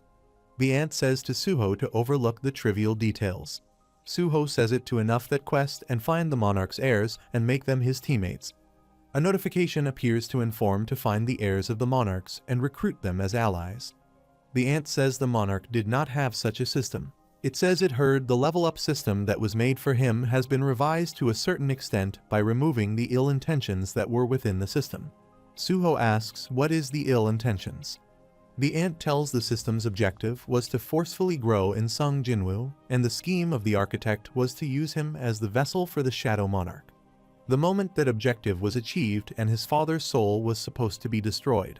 However, his father was able to go against the goals of the system, and he became the Shadow Monarch himself. He became a great being that no longer needed to level up. Suho asks if the system is moving to allow him to become the Shadow Monarch. The ant says that is not the case and there is only one Shadow Monarch in the world. The ant believes the system will adapt to the direction in which he advises and as a guide for him. The ant says if any functions appear, then it must have been done to help him. He sees the status window. It stated that his HP is 2550, MP is 270, Strength is 35, Stamina is 27, Agility is 27, Intelligence is 27 and Sense is 27. His active skills are Ruler's Authority LV. 1. Shadow Extraction LV. 2. Endurance LV. 2. And Storm/LV. 1. Suho says his stats have gone up a lot since back when he was being chased around by the Mistborn, and when he was at level 1. He tells he has also gained many useful skills already. However, he is still weak even during the recent incident. If it were not for Gray and the bond skill that appeared, and he would have lost to Brocky. If the quests given by the system are in line with what he wants, then he will clear those quests. He says he will probably meet his parents eventually. Suho asks if he found traces of Itarim in Braki's memories. The ant tells it tried to take a look at his memories, but there were no Itarim apostles that brainwashed Braki. Suho asks if there are not any clues. The ant tells there are memories of the humans that created the hyena guild for Braki and recovered the kidnapped humans. The ant tells the name of their guild is Grim Reap. If they dig into that guild, they will be able to find out more about Itarim. After that, Imtiju calls to Lee Minsung. Lee Minsung, Grim Reaper Guild Vice CEO, is a rank hunter. He receives the call of Imtiju. He asks if he went to Southeast Asia to help with the raid. Imtiju says it is not important to ask if he did not see the news article. He tells he was the one behind the hyenas incident that time around. Lee Minsung asks if he cannot see hyenas if he goes to the zoo. Imtiju says not to try to change the topic. Lee Minsung says the way he speaks is really unpleasant.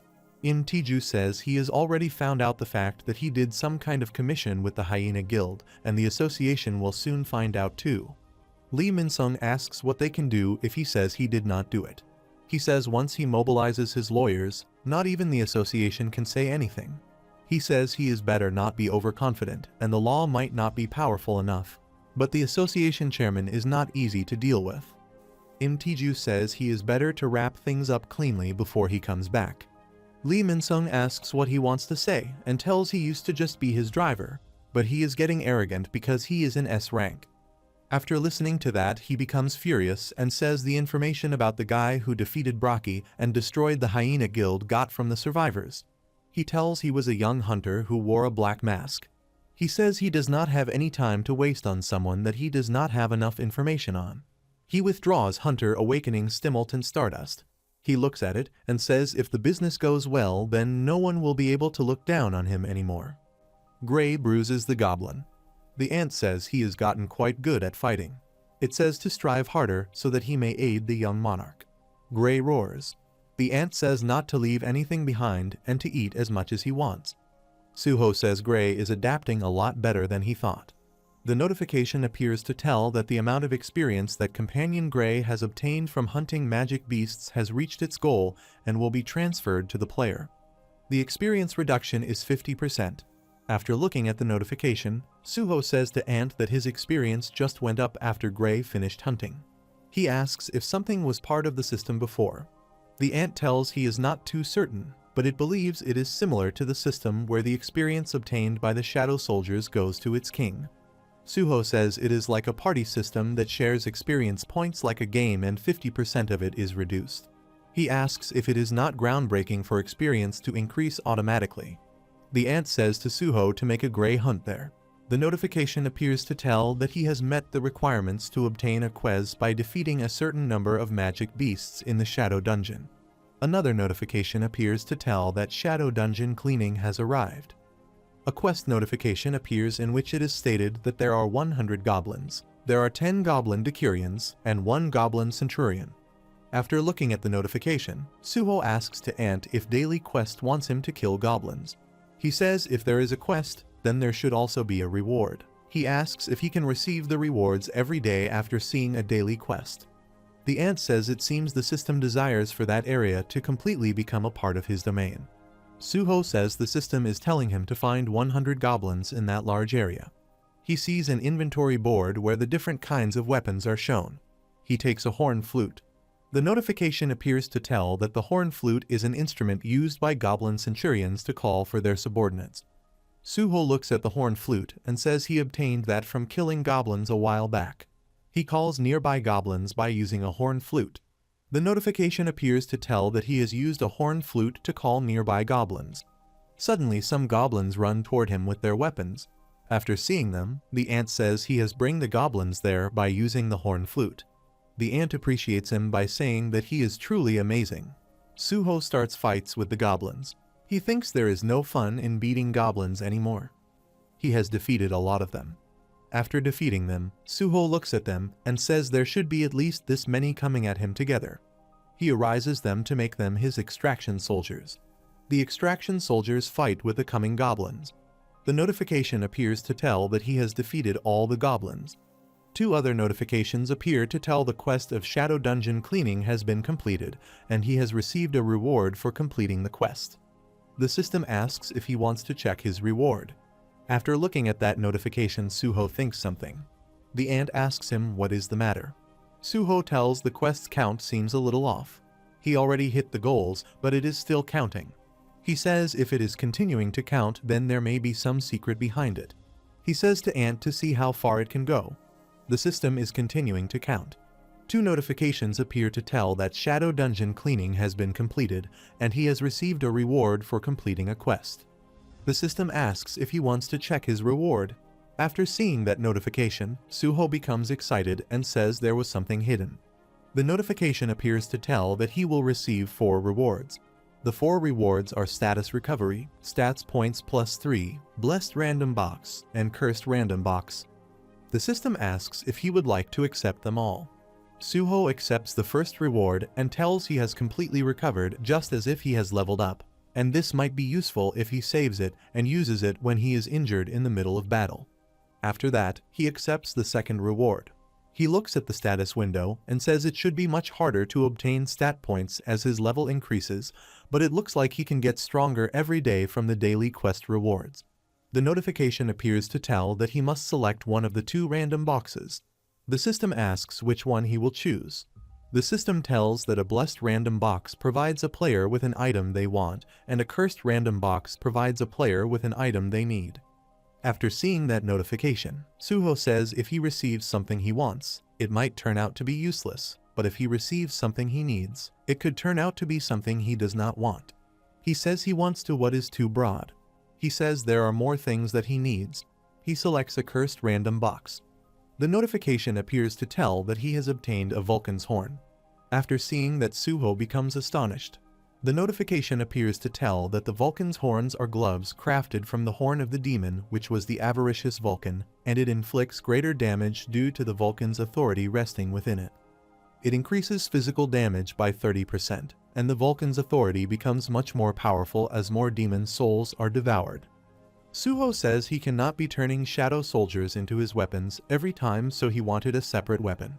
He looks at the gauntlets and says that are neat.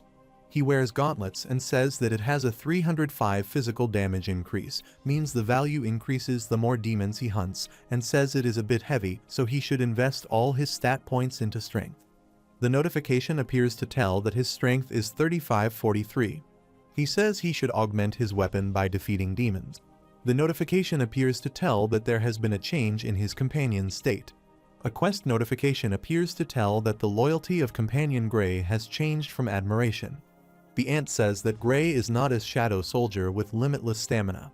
Suho says to take a break because there is something he needs to find outside. The notification appears to tell that he has excited the Shadow Dungeon. Suho asks if the Reaper is the name of the guild related to the Hyena Guild. The ant replies that is right. Suho asks where he should start an investigation. Ta Hyung texts him to request to help him. He goes to the Seoul Station Field Danger Zone. Hyung calls him and thanks him for coming. He tells he has to go into the dungeon that day, but none of the haulers are responding. Suho asks if no one comes to work. Hyung tells those jerks he bet they are off drinking somewhere. Suho laughs and says he will help him out, so calm down. Hyung gives him a hazmat suit and says it is more dangerous for haulers than miners, so a hazmat suit is a must. Miners can safely mine away in the back of the dungeon where has been cleared, but howlers need to carry away the magic beats that the strike squad hunts down, so they need to tail them closely. Hyung tells they have to prepare for any potential attacks, and they could also end up getting injured from spines or needles on the carcasses. Suho takes off his shirt and wears the hazmat suit. A hauling team comes towards them. After seeing them, Suho asks why the hauling team is so small. Hyung tells the haulers who were supposed to come that day are all missing. A member of the hauling teams asks what kind of irresponsible he is saying after signing a contract if he has an idea how much they paid the Reaper Guild just as an entrance fee. He says they both lag behind. He will formally report it to the association, and he will make sure that he would not be able to work as a hauler even again. Hyung requests to trust them and says they will do their best. The member of the Hueling team tells he hates irresponsible people. Hyung becomes scared and says he is not even the leader of the hauling team, and Suho teaches them a lesson with his summons. Suho looks at them and says there are 4 D rank mage type hunters, 4 D rank combat type hunters, and 1 C rank healer, and the man shouted looks like the healers and the leader of the strike squad. The cursed random box that gives him Vulcan's horn is the demon devouring weapon. Hyung says to Suho that he can get slippery around there, so watch out. Suho thinks that Hyung contacted him at that moment, and the field-type dungeon owned by the Reaper Guild shows that something is about to happen dangerously. When they enter the dungeon, they have a clear view. There are some lizard monsters in front of them. The captain shouts and orders his team members to take on combat positions. His teammate shouts and asks if a monster can eat stardust, and Hyung and Suho hold the carriage. The captain tells them to stick close to them and collect quickly. Hyung does not believe they want them to stick close to the strike team. After seeing lizard monsters, Suho thinks he was expecting to see demon-type monsters since the cursed random box gave him Vulcan's horn. But this will give him a good chance to see how hunter parties fight, and he will learn how various hunters fight together. The strike team members fight with a monster. As Suho does the daily quests, many goblin commanders and goblin centurion corpses appear. Due to the increase in his intelligence, the number of shadow soldiers he can command is now 7. After killing all lizard monsters, the leader says to his team members to take a break. He says if they want to hunt more monsters, then these 2 collection team members cannot be helped. When he sees back, he becomes shocked. They have already done with the collection with the help of goblins. The captain shouts and asks if this is his summon. Suho replies yes and asks why he asks. Hyung thinks he must be trying to pick a fight again. The captain holds his hand and requests to become an exclusive collection team member of their strike team. Suho says he does not intend to keep doing collection work. The captain says he will pay him the highest salary based on the market. Instantly, a strike team member calls the captain and tells him they have got in trouble and they have discovered a normal person's corpse. The captain becomes shocked. When he checks it, he tells it is a corpse. A boy says this person was wearing an accessory, and they are likely to be normal. The captain says he has never heard of any monsters using fire in Seoul Station. Hyung asks if this corpse is a mist burn. Suho replies yes and says he thinks the same way. The captain asks if the mist burn is the new monster that burns with a blue flame.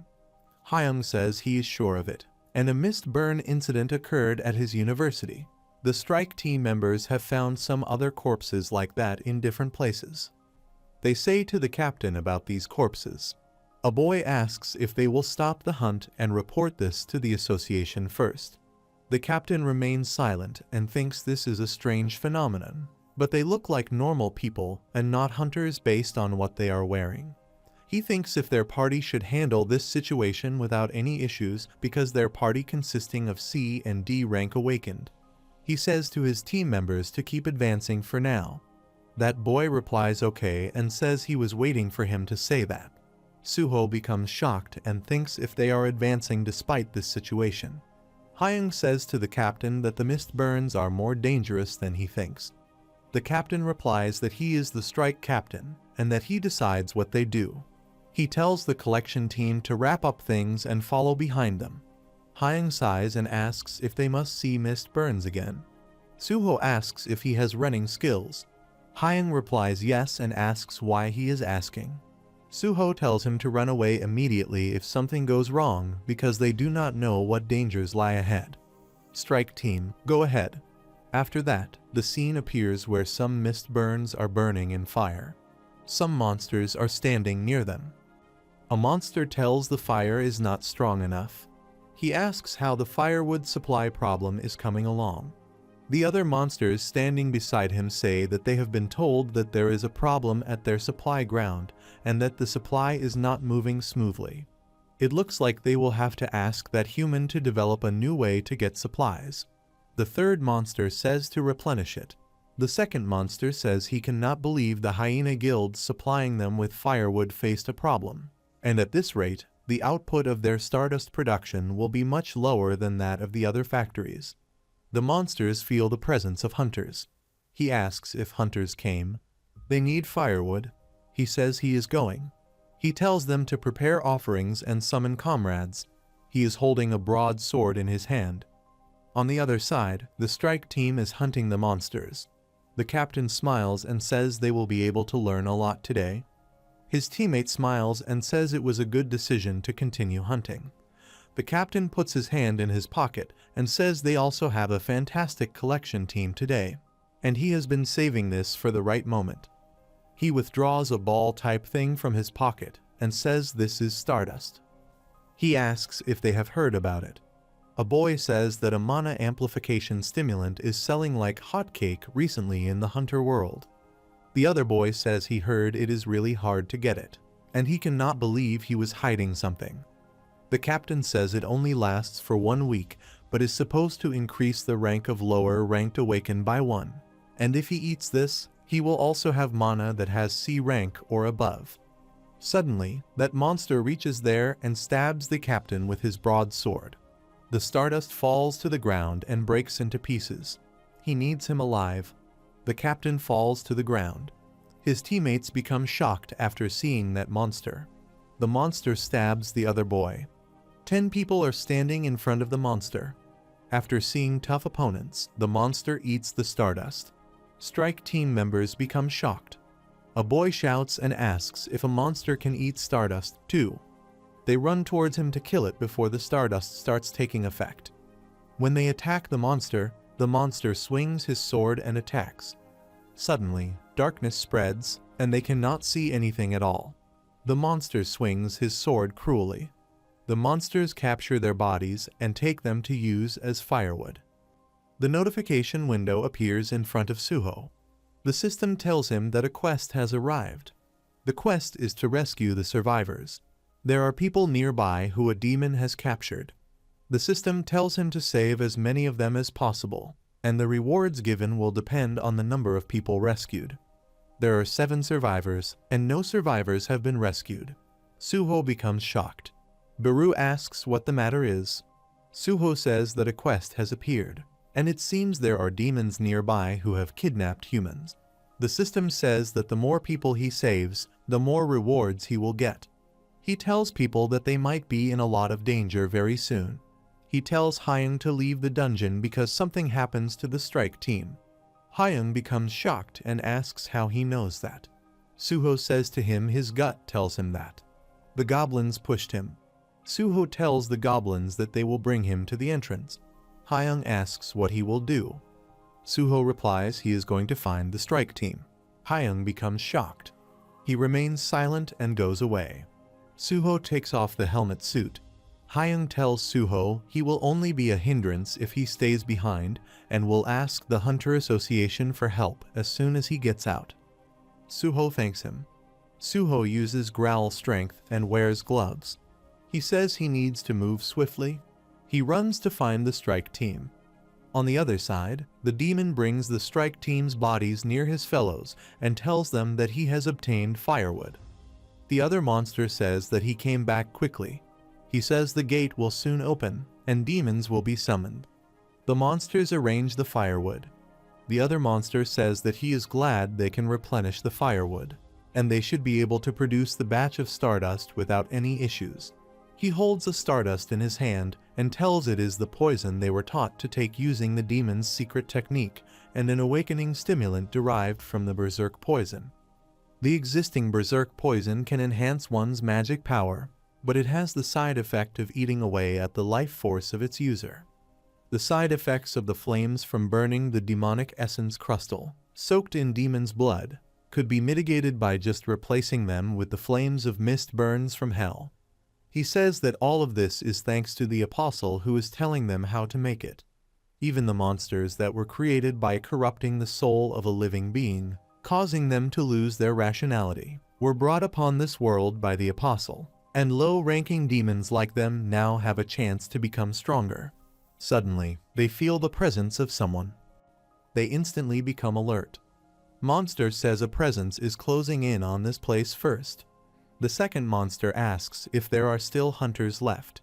The door is closed. Suddenly, Suho breaks the door. The demon rushly moves toward him with his broad sword. Baru is beside Suho. Suho looks at demons and the mist burns, which have tied up and are burning. He thinks if that is some form of ritual. A notification appears to indicate that there are currently 7 survivors and no rescued survivors. He becomes relaxed after knowing that the survivors are still safe. The demon stabs him with his sword.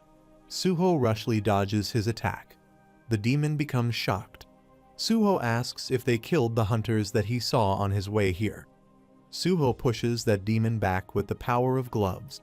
The other demon says he can dodge an attack, even though the youngest was enhanced with stardust, and it seems they will have to help out. The demon that fights with Suho grins his teeth. Suho throws his mana towards him. The other demon stabs him. Suho tumbles. A demon is standing behind him. Suho becomes shocked after feeling his presence behind him. That demon ejects his mana through his sharp nail. The demon stabs him with his sharp nail. Suho revives the goblins. The demons become shocked after seeing the goblins. After seeing his strength, the demon says to the other demon that is what they saw on the day the demons were exterminated, and that looks exactly like the authority of the Shadow Monarch, although that is utterly weak as compared to the Shadow Monarch. The demon says if he is not the Shadow Monarch, then there is no need to be scared of him. Suho stares at the demons and thinks they are weaker than Braki if he fights them individually, but it will be hard for him to defeat them when they are in a team of 3. Even if he keeps reviving the goblins, he is just wasting mana. He recalls when Baru told him that it only ate this corpse to the extent where it could read their memories, and it has left the rest of the corpse as is. Shadow soldiers would become weaker as time passed since their death.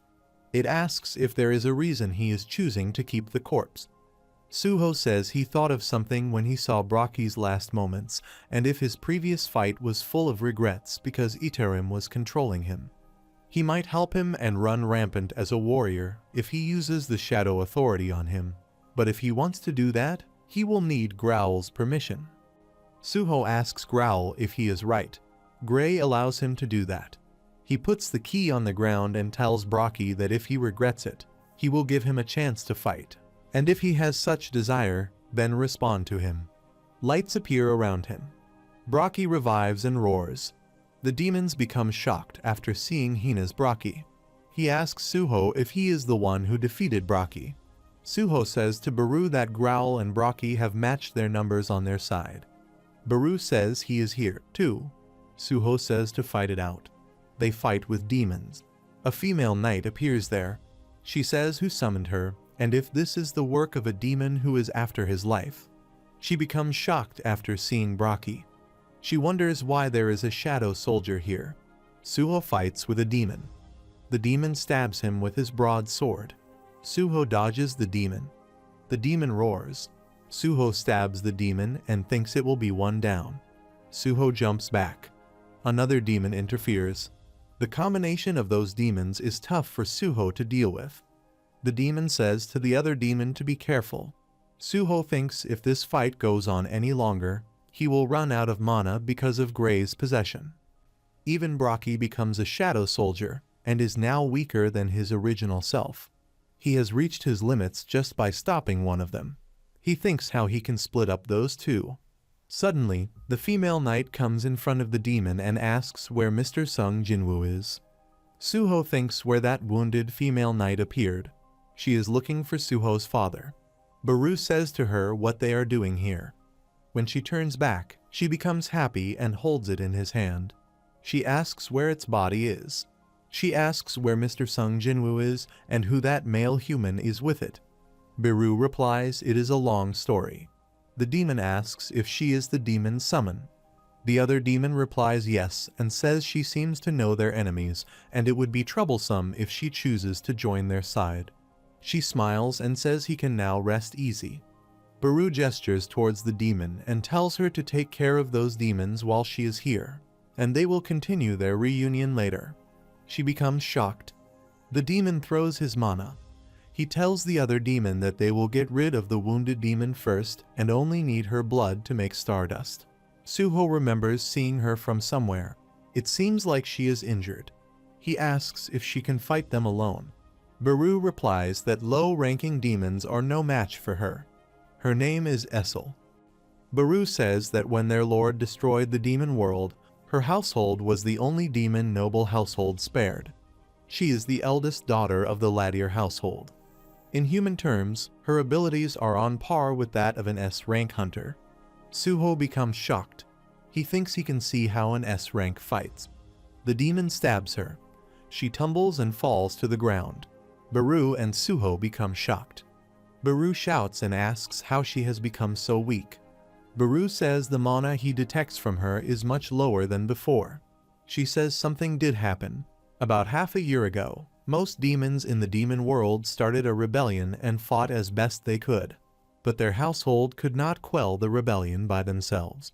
She says she was able to survive thanks to the rest of his household members, but his blood was taken while he was running away, and he lost his powers. She asks if it can lend him some of its power. Baru replies that it is a waste of his mana. Suho has two people who have lost their powers.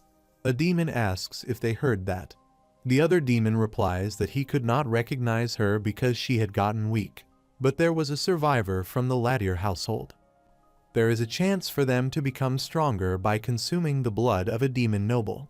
Suho says if he could fight them on one, he could easily take care of at least one. Baru says he has a good idea for that, and the time has come to use the ability that he got back after recovering some mana. The notification appears to indicate that Baru has used the Harsh Orders skill. The second notification appears, stating that the skill Harsh Orders have increased Isil's stats by 50%. The third notification appears. It is stated that the skill of Harsh Orders has put the Curse of Insanity onto Isil as a slide effect. Baru shouts and tells her to go forth. Suho looks at her and thinks she looks like a little pitiful. She goes forth to fight with a demon. A demon throws his mana towards her to get her blood. He obtains her blood. She shouts. Suho grasps that demon and throws him away. That demon became dead. A notification appears to tell that he has killed a low-ranked demon. The second notification appears to tell that he has leveled up. The third notification appears to tell that Vulcan's horn has devoured the demon's soul. The fourth notification appears to indicate that there should be one devoured demon, which increases physical damage by 31%. The other demon becomes shocked after the death of the low-ranked demon. Essel stabs him. The demon thinks he needs to do something about that crazy woman. The notification appears to tell that Isil is the target of Harsh Order's skill, and it has used up her energy, and the effect has ended. She falls to the ground. The demon becomes shocked after seeing that. Suho grasps that demon from behind and kills him. The notification appears that he has killed a low-ranked demon. The other notification appears to tell that Vulcan's horn has devoured the demon's soul. The third demon thinks if they are the ones with the numbers disadvantage now. He looks at Suho and Braki and thinks it is not over yet. He jumps toward Isil to consume the blood of the demon noble to get stronger. Suho comes there and stops him to absorb the blood. He breaks his hand. Suho says to him to leave something for him to absorb. He orders Braki to kill that demon. Braki comes near that demon and kills him. Isil gets up. Baru asks if she is alive. She says she cannot believe there is another human other than Mr. Sung Jinwoo who can use shadow soldiers. She asks who he is. Baru says she is not loyal enough, and he cannot recognize him. Baru tells her to try his best to remember, and she already knows who the probable candidate might be. A notification appears to tell that he has killed a low-ranked demon. Another notification appears to tell that Vulcan's horn has devoured the demon's soul. The third notification appears to tell that he has leveled up. The fourth notification appears to tell that he is above level 20 and can now use store purchase.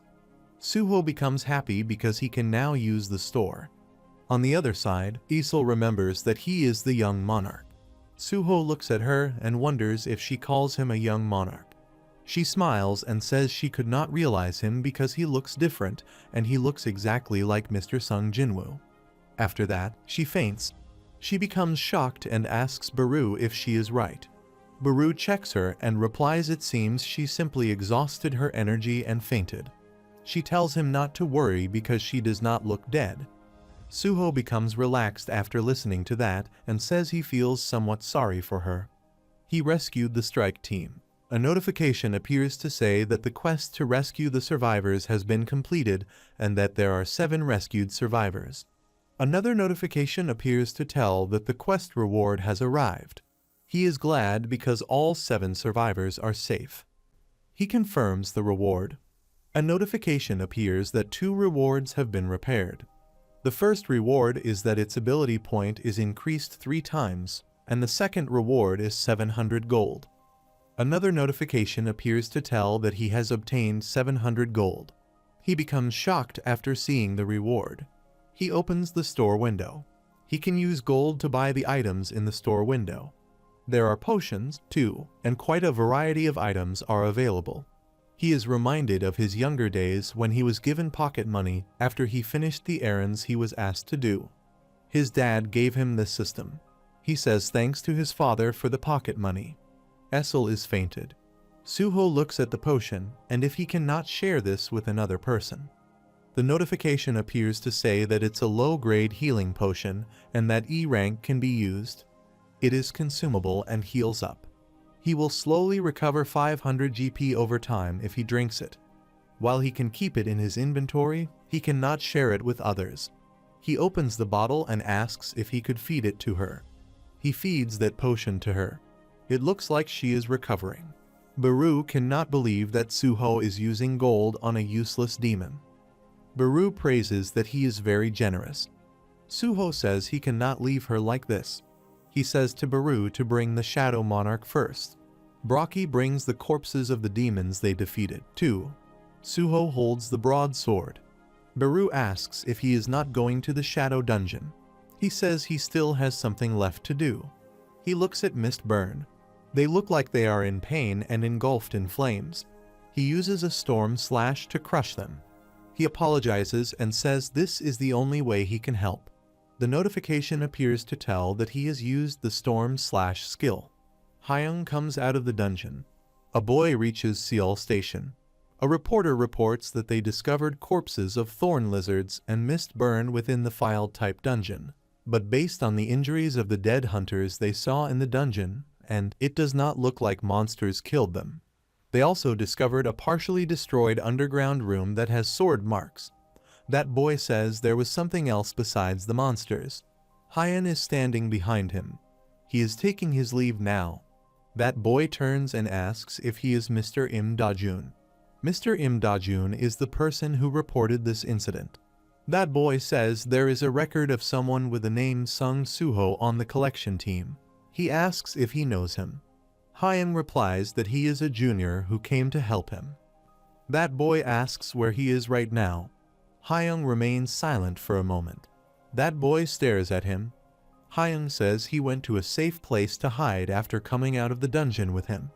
It isn't very comfortable, but there is nothing that an E-rank hunter like them can do other than ask the Hunter Association for help. That stares at him. He puts his hand on his shoulder and says he made the best decision an E-rank hunter could make, just as the manual had instructed. That boy shouts and says not to miss any traces and wants everything. He keeps looking. Hyung remains silent. He thinks if Suho is probably the person who saved the hunters. He looks at the sky and thinks he does not know what reason Suho has for hiding his rank, but he is certain it is not for something bad. He thinks he will wait until he tells him what's going on. On the other side, the dungeon opening creates a mess on the road. Essel and Suho sit on the chair. Essel says something like that had happened. The Shadow Monarch departed from Earth to stop the invasion of the Outer Gods' armies. Baru tells their king sent him to Earth to release the young monarch seal. Although the young monarch, being a prodigy, had already released his own seal. Suho asks Essel if they have met before. Essel replies yes and says they met before in the tutorial that he went through, and he said he would remember her. She asks if he has forgotten her. Suho starts to remember. For some reason, his memories from back then are quite vague. Ultimately, he remembers that she was the one who surrendered the moment she saw him. Baru asks if she did such a half-assed job when he was supposed to be testing him. Essel remains silent. Baru asks why she has become so weak and what happened in the demon realm. She replies that she should explain it to the young monarch, too. She asks if the young monarch heard from Baru that the shadow monarch had eradicated the demon king and the other demon nobles. She says that the Latier household became the #1 demon household in the demon realm, and they have been waiting for the shadow monarch to call upon them in the demon castle. Decades passed, but the shadow monarch did not call upon them, and they lived a peaceful life. The problems arose starting about half a year ago. A magic power amplification stimulant known as Stardust started distributing among the demons. Suho becomes shocked. He remembers that he heard the demons he fought mention that Stardust. Essel says that the Stardust does not affect high-ranked demons with high magic power. When low-ranked demons use it, they can greatly increase their magic power without paying any price. Stardust became an opportunity for them, and since the Shadow Monarch had been absent for a long time, the demons started to band together with one goal in mind. She says that these demons started to rebel against the Latier household, which the Shadow Monarch had protected, and that rebellion of the demons eventually turned into war. The Latier household fought them to protect the demon castle that the Shadow Monarch had entrusted them, but their household was too weak to defend against the demons' rebellion, and they ended up losing after half a year of war. Suho listens to her attentively. She says the demons that participated in the war did not just stay there, they even drew blood from his household members who were held as prisoners of war. They started to drink their blood, which is the blood of pure blood demon nobles, and they could gain more strength through their blood. Her father and the rest of his household were sacrificed, and she also lost a lot of her strength because a lot of her blood was drawn. She is pathetic because everyone has died, but she alone survived, and now the demon realm has been stolen, and she does not know what she should tell about the Shadow Monarch. Suho says to him that she did great. Essel becomes shocked. Suho puts a hand on his neck and says he sometimes thinks of what Dad would do if he were him. She and her household fought with their lives on the line in his absence. He thanks her for fighting for his father until the very end. He says he will help her the best he can. He says to Essel to revive the Latier household together. Essel becomes shocked. She thinks that if he did not say that the hierarchy competition between the demon household is always intense, she smiles, and his smiling face expresses to her thanks to him. The notification shows that the last survivor of the pure blood demon nobles, Essel, thanks him. She holds his cheeks and smiles. She says her household name is Latier. A notification appears to ask if he will recruit the descendant of White Flames as his teammate. Two options are mentioned for yes or no. After seeing the notification, Suho becomes shocked. He cannot believe that she is the second descendant of a monarch. Essel stares at him. Suho looks at the notification window and thinks it could be because she is the only pure blood demon noble who survived.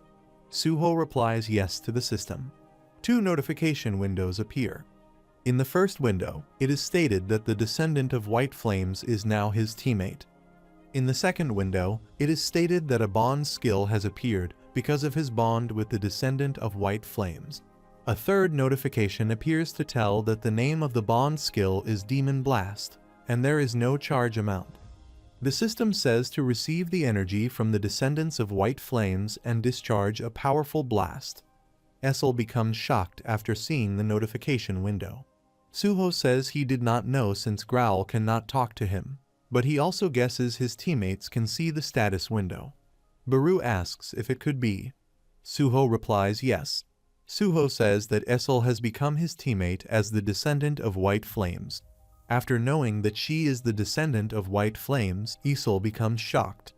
After that, Suho and his teammates come out. Suho says to Essel to try out the new bond skill. He asks if she is ready. Essel replies yes. He uses the Demon Blast skill. A notification appears that he has used the bond skill Demon Blast. When Essel uses her skill, she depletes all his energy and becomes exhausted. Suho asks if she is okay. She apologizes and says she depleted all her energy after using the skill. Suho tells her not to worry about it and to rest. He thinks she will only use it once if she consumes all her energy. Essel thinks there is a skill that allows him to send his power to the young monarch. He punches at the wall. The wall damage at that place where he powerfully attacked. Baru and Suho become shocked. Baru says he does not think it is any different from usual. Suho says it is different from Growl's bond skill. Essel thinks if that is all the damage it did after using up his energy. Suho looks at the notification window and asks if it is because the charge amount is 0%. He does not know how he can charge and use it. Baru says that it has a request. Suho asks what this is. Baru asks if it can eat the demon corpses that he transported to the Shadow Dungeon. Suho denies it and says he put them there because he would perform shadow extraction on them later on. Baru says he still has not used shadow extraction on demons before. Baru asks how he is giving it a try now. He tries to revive these demon corpses. 2 notification windows appear. In the first notification window, it is stated that the mana is corrupt. In the second window, it is stated that shadow extraction is not available. Suho becomes shocked and says to Baru that it just told him that he cannot use shadow extraction on it because its mana is corrupted. Essel is sitting on the ground. Baru tells the Shadow Monarch that he cannot escape from demons as their souls are corrupted, and that is the reason he would summon them through a contract like the one with the Ladier household. Suho says to Baru that he can eat them all because they can do nothing about corrupted souls. Baru thanks him. Essel cannot believe that they just called her corrupted. Suho goes near Essel and gives him the potion. He says that she will feel better after drinking this potion. Essel thanks him and says she feels like she is inconveniencing him. Suho tells her that she probably has no place to live right now and can use this city area freely. She becomes shocked because he is going too far to help her. 2 notifications appear. The first window states that a part of the Shadow Dungeon has been designated as the White Flames territory. In the second window, it is stated that the owner of the White Flames territory has been designated as Essel Ladier. Suho smiles and tells her not to fret about the details because she is his teammate. Baru shouts. Suho and Essel look at Baru. Baru says that it found a clue about Itarim's apostle in the memories of the demons. Suho becomes shocked. Suho sits on the ground, and his teammates are present beside him. Baru tells him that it will tell him about what it saw in their memories.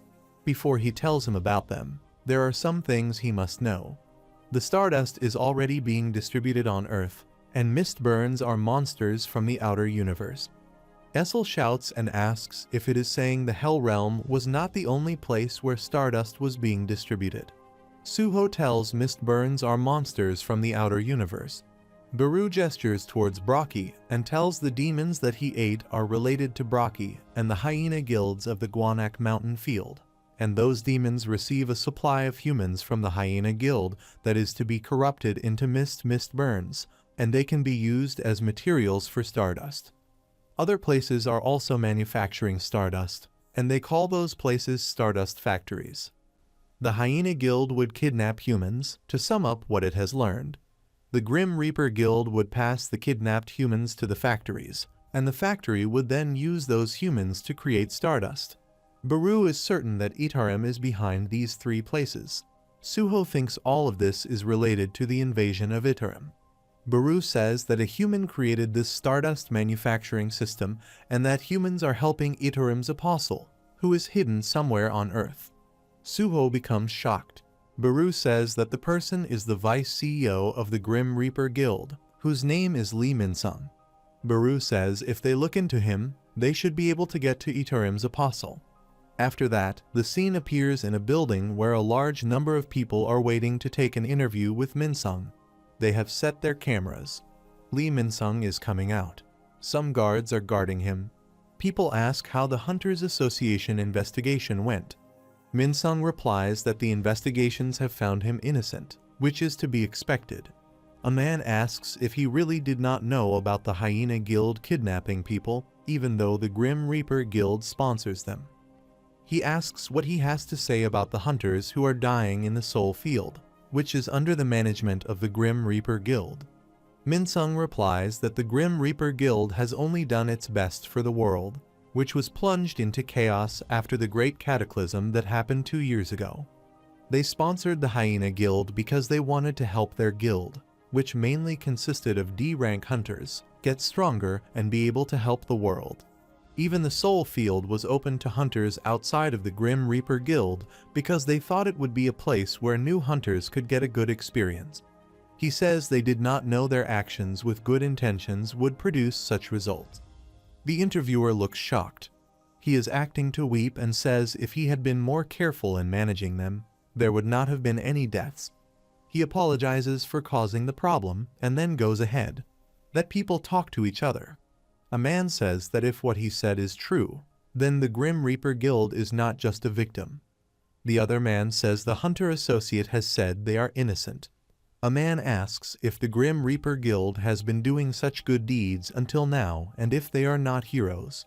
Lee Minsung smiles and thinks that pulling off such acting is a piece of cake for him, who used to be the top star of Asia. He still has great acting skills. He was not expecting that old weasel to send him back without much interrogation. He thinks that it looks like the Hunter Association still does not know that he is the origin of the stardust that has been going around in the market. Baru is seeing Lee Minsung silently. He asks Baru if he feels Itarim's energy coming from him. Baru replies no. Suho asks if Itarim is not controlling him. Baru replies yes. Suho says they can make sure of that from now on. Baru says that he must not do that and he has already defeated a few strong enemies, but this time round, he will risk his life to stop him. Lee Minsung looks back and then go ahead. Suho hit himself. His guard asks what the matter is. Minsung replies it is nothing. Baru says he is not at the level where he can defeat Lee Minsung because he is a rank hunter. The scene appears at the club where Minsung is dating a girl. There are some fruits on a tray and a bottle of beer present in the ice bucket. Minsung is checking his mobile. Minsung says he could completely change public reception with just some acting. Grim Reaper Guild Vice CEO Lee Minsung was declared innocent by the association. All records of the Grim Reaper Guild's profits were made public, and the opening up of the Soul Station field was for the sake of growing new hunters. Despite the incident with the Hyena Guild, Lee Minsung continues to do good deeds. A girl comes there and asks Minsung if he is not the hero of the hunting industry. Minsung looks at him. She says to him he should have told him if he was coming. She is wearing a hot dress. She sits near him and tells all the people to go out. He asks if he is supposed to report to her about everything he does. She replies no and smiles. Minsung was born with a silver spoon and became a Korean star in his teenage years. It is no wonder he has got a lot of pride. However, even his pride was utterly trampled upon after the Great Cataclysm. After that Great Cataclysm, there was a great commotion over a celebrity like him becoming a rank hunter. She pours beer into his glass. Lee Minsung's driver awakened as one of the rare S-rank hunters in Korea. That story was posted in the news, and the spotlight ended up being focused on his driver. That was the instant the hierarchy that had always held Lee Minsung at the top turned upside down for the first time. But somehow, that driver joined the Grim Reaper Guild Tiju created. She closes the bottle and asks if they will talk business now. Minsung is drinking and asks what business she is talking about. She whispers that he does not need to feign ignorance. She says she is talking about the stardust, and he would like to buy some in bulk this time. She asks if that would be possible. He becomes furious, puts the glass on the table, and asks if she did not hear the rumors that the distribution method and one of the factories have been destroyed, and there is no way there would be enough supply. She smiles and says she is sure the great Lee Minsung will have his way. Minsung remains silent for a moment and then says he will try talking to his business partner. He has stopped taking his orders recently. On the other side, Suho summons some goblins. Suho and his teammates are training to fight them. Growl fights with them. Aesel crushes the goblins with his sword. Suho kills them with his Vulcan's horns. After killing the goblins, Suho shouts and says that he is summoning the next round of goblins. Baru is present beside him. Baru thinks that the young monarch must be feeling impatient because of what they talked about just now. After that, they sit in a theater hall. There is a screen where the picture of Minsung is shown. Suho, Essel, and Growl are sitting on the chair. Baru tells them that their goal is to obtain information on the Itarim Apostle from Lee Minsung, who is at the top of the Stardust distribution, and they should assume that a battle will take place when they approach Lee Minsung. Suho asks how they get information on the Itarim Apostle out of him. Baru says it will just eat him to get that information, and the Shadow Monarch has allowed it to eat humans as long as they are identified as evil, and that is only if they defeat Lee Minsung. Baru says that when they were visiting the Hunter Association, they saw hunters of various ranks. Suho is currently C rank, Growl is D rank, and Essel is C rank. Essel cries because she becomes C rank after losing her strength. Baru says that when Suho and Growl combine, they barely surpass the B rank. At the same time, there are also differences in strength in the same rank. Usually, 10 D ranks would be needed to defeat one C rank. Baru says they are still too weak to defeat the Grim Reaper Guild and Lee Minsung, who is in a rank. Essel asks Baru what its rank. Baru replies it is a general. Essel asks if it is sure it is not a foot soldier. Baru shouts and says it will rip her apart. 4 notification windows appear. Suho looks at them. In the first window, it is stated that his daily quest is to clean up shadow dungeons, and he kills 100 goblins, 10 commanders, and 1 goblin centurion. In the second window, it is stated that the quest rewards have arrived. In the third window, the system asks if he would like to check his rewards. In the fourth window, it is stated that he has 3 rewards. The first reward is status recovery, and the second is that his stats points increase thrice. The third reward is 1 random box. Suho thinks that this time, the value will not go up even after he kills more than the set amount. He thinks if the hidden reward is a one-time thing, he obtains a random box. The box is open. A notification appears to tell that he has obtained Ash Ring. Another window appears to tell that the Ash Ring is an accessory type and that the D rank can use it. This ring increases the stat by 5 times. He wears that ring on his finger. In a notification window, it is stated that he is equipped with an Ash Ring. That does not change his situation right now. Eventually, he will no longer be able to level up by hunting goblins, and hunting the demons also only increases the Vulcan's Horn's damage by just 3%. A notification window appears where it is stated that destructive urges increase physical damage by 33%. Suho wants to grow stronger, but he does not have many ways to do that.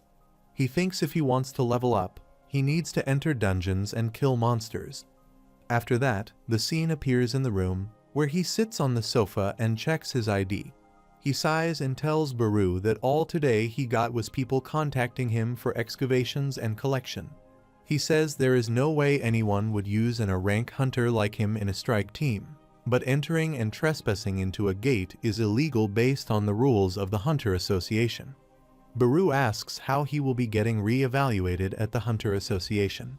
Suho says a reawakening would be announced on the Hunter Association's homepage, and he should avoid that.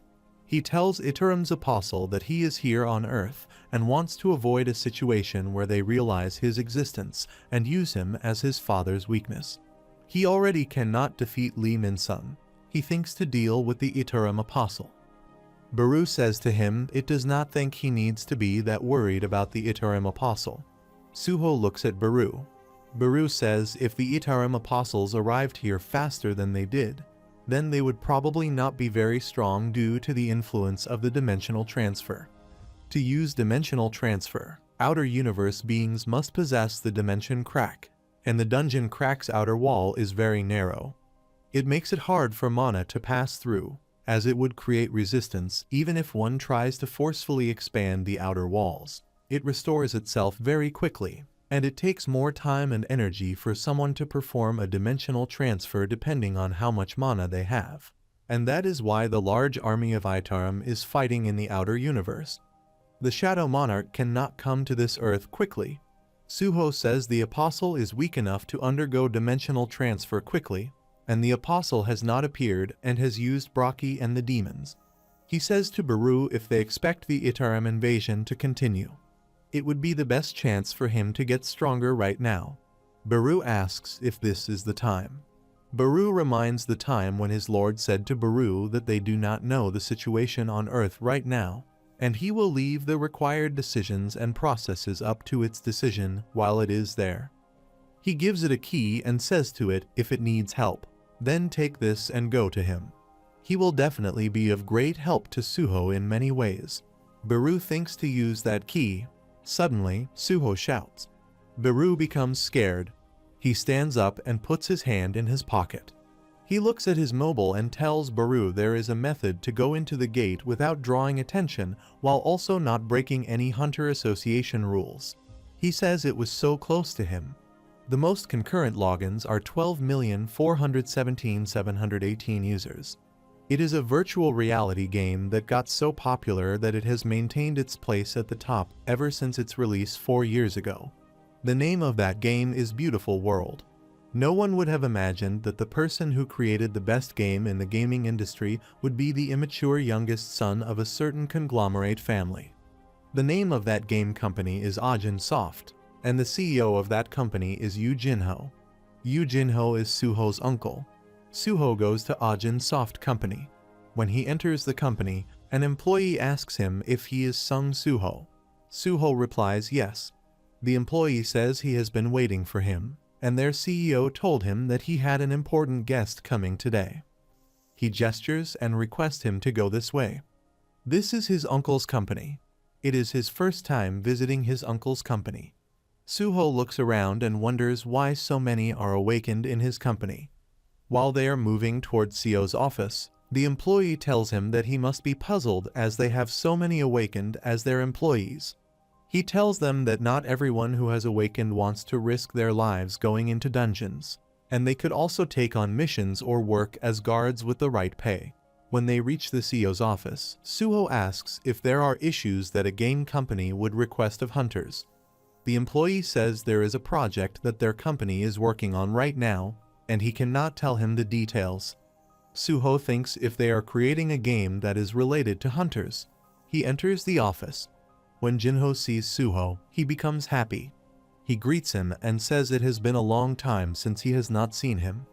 Jinho says the last time he heard him was when he was awakening at the Korean University. He asks if he knows how much his aunt worries. Suho apologizes and says he has been busy recently and cannot contact them more often. They both sit on the sofa. Jinho smiles and says he seems to have grown up more since they last met. Suho smiles and says he guesses he is in a growth spurt. He withdraws his tab from his bag and asks if he can take a look at this. Jinho tells him that it has been so long since they talked, yet he is talking about business. Jinho looks at his tab and asks if this is a business proposal. Jinho says he wondered why he suddenly wanted to meet with him and did not expect him to bring him a business proposal. He says to him that he has grown up so much. Suho says he has brought up a proposal he cannot lose. Jinho looks at him and smiles. He asks if he wants to assist him in entering a gate. Suho replies yes and says if he helps him with purchasing the gates and recruiting the strike team members required to enter the gate, then he will give all the magic essence crystals that drop in the gate to Ajin Soft Company, and he can clear the ANC rank dungeon easily. Jinho asks if he can do that despite being an E rank hunter. Suho says he has a way of clearing dungeons alone. Jinho puts the tab on the table and asks if he knows that he is awakened too. He says he is a D rank, which is higher than his rank, and he is not strong enough to hunt inside a gate. Yu asks the reason for going that far into the dungeon. He asks if he thinks his father and mother might have gotten swept into a gate during the Great Cataclysm. He says if that is the case, he is still hiring hunters for that, and he hopes he will continue to wait. Suho thinks that he knows this will happen. Baru whispers if he intends to tell the truth. Suho replies yes and says he is the person he trusts the most. Suho calls his uncle. Jinho replies yes. Suho says he is an awakened person who can level up. Jinho becomes shocked. Suho says there are invaders from the outer universe hiding on Earth, and he needs to kill monsters and level up to stop them.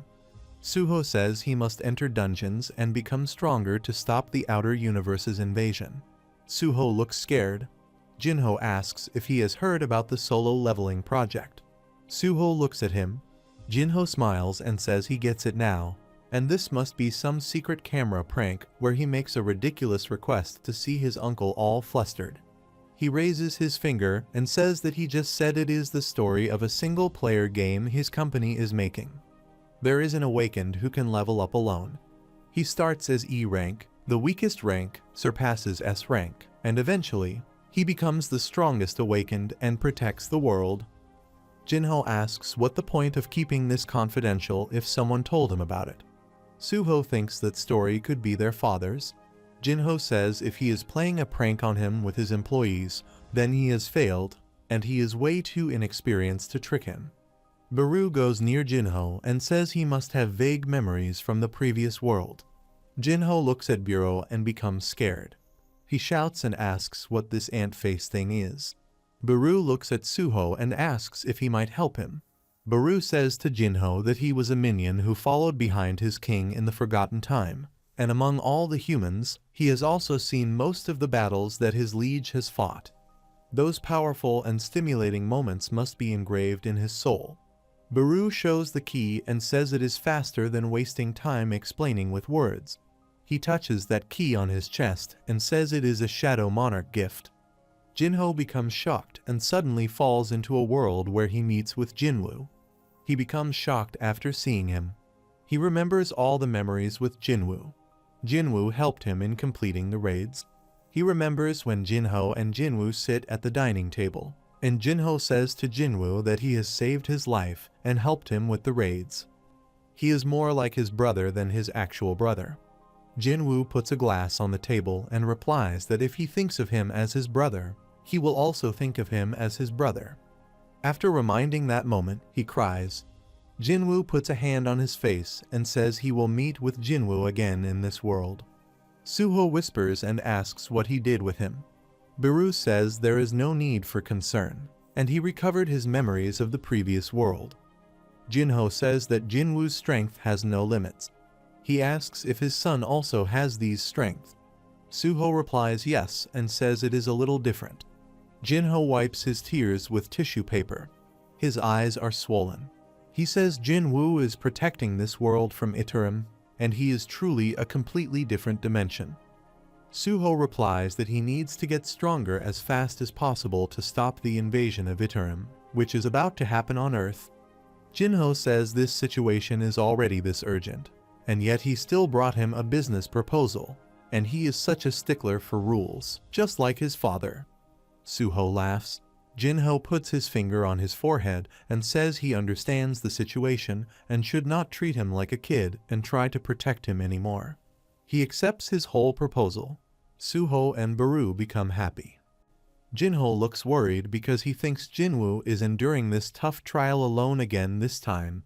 He thinks he allowed him to recover his memories because he gave him a chance to help, and he could count on him for this. He says he will do his best to help Suho. After that, Suho goes towards the dungeon.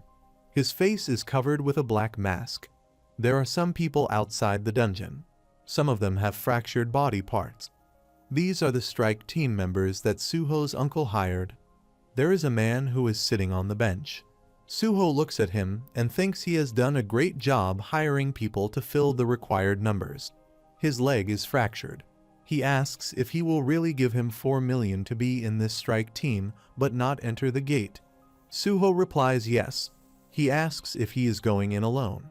While Suho is going, that man says he does not know how confident he is in his skill but is recklessly underestimating the gates. He tells Suho to feel free to talk to them anytime if he feels like he cannot do it even though his body is in this state, and he might still be able to provide a little help. Suho looks at him and remains silent for a moment. After that, he smiles and thanks him. He says if he needs his help, he will let him know. He thinks that his father took on numerous things on his own and is still living that life right now. He enters the dungeon. Growl and Essel are also with him. In the team system that he has received, he can feel his warmth through his hidden intention, but he does not want to let him take on everything by himself. Some monsters are standing in front of them. Suho starts fights with the monster to level up. After that, the scene appears in which Lee Min-sung comes to his house in a car. He comes out of the car and tells his driver to be on standby in this vicinity. He is wearing a mask on his face. His driver replies, "Yes, sir." It has been 3 months since he met with his partner. While he enters the house, an old worker stands near a plant pot. He becomes shocked after seeing him. While Min-sung is passing, the older man asks if he is Lee Min-sung, the vice CEO of the Grim Reaper Guild. He says he saw him on the news. Min-sung thinks that a brilliant cannot be hidden, and it is important to create a good image. Min-sung turns his face and takes off his mask. He thanks him for recognizing him. The old man says hi to him. He says he will be cheering him on, the hero of the hunters. He is a super elite who was born as the son of Eugene Construction's vice CEO. He debuted as a celebrity early on and swept the advertising world. He was on a fast track within the celebrity world and became known as the Prince of Asia. After the Great Cataclysm, he became an rank awakened. He thought he would continue living as one of the apex predators like how he has lived so far. His driver, Lim Tiju, woke as an S rank. His driver told him that he was getting old and thinking of becoming a hunter as soon as possible, and he would be quitting his job as his driver. Min-sung becomes shocked. His drivers told him that the Hunter Association suggested creating a guild. He asked if he would like to join him. He was shocked at how a mere driver could be an S rank.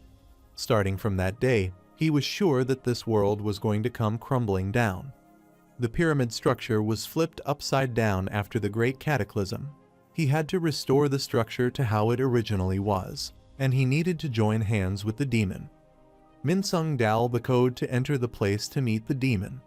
While he enters, some employees are standing before him and smiling. Min-sung says to them to wipe those disgusting smiles off his faces before he rips their mouths apart. He asks where the owner is.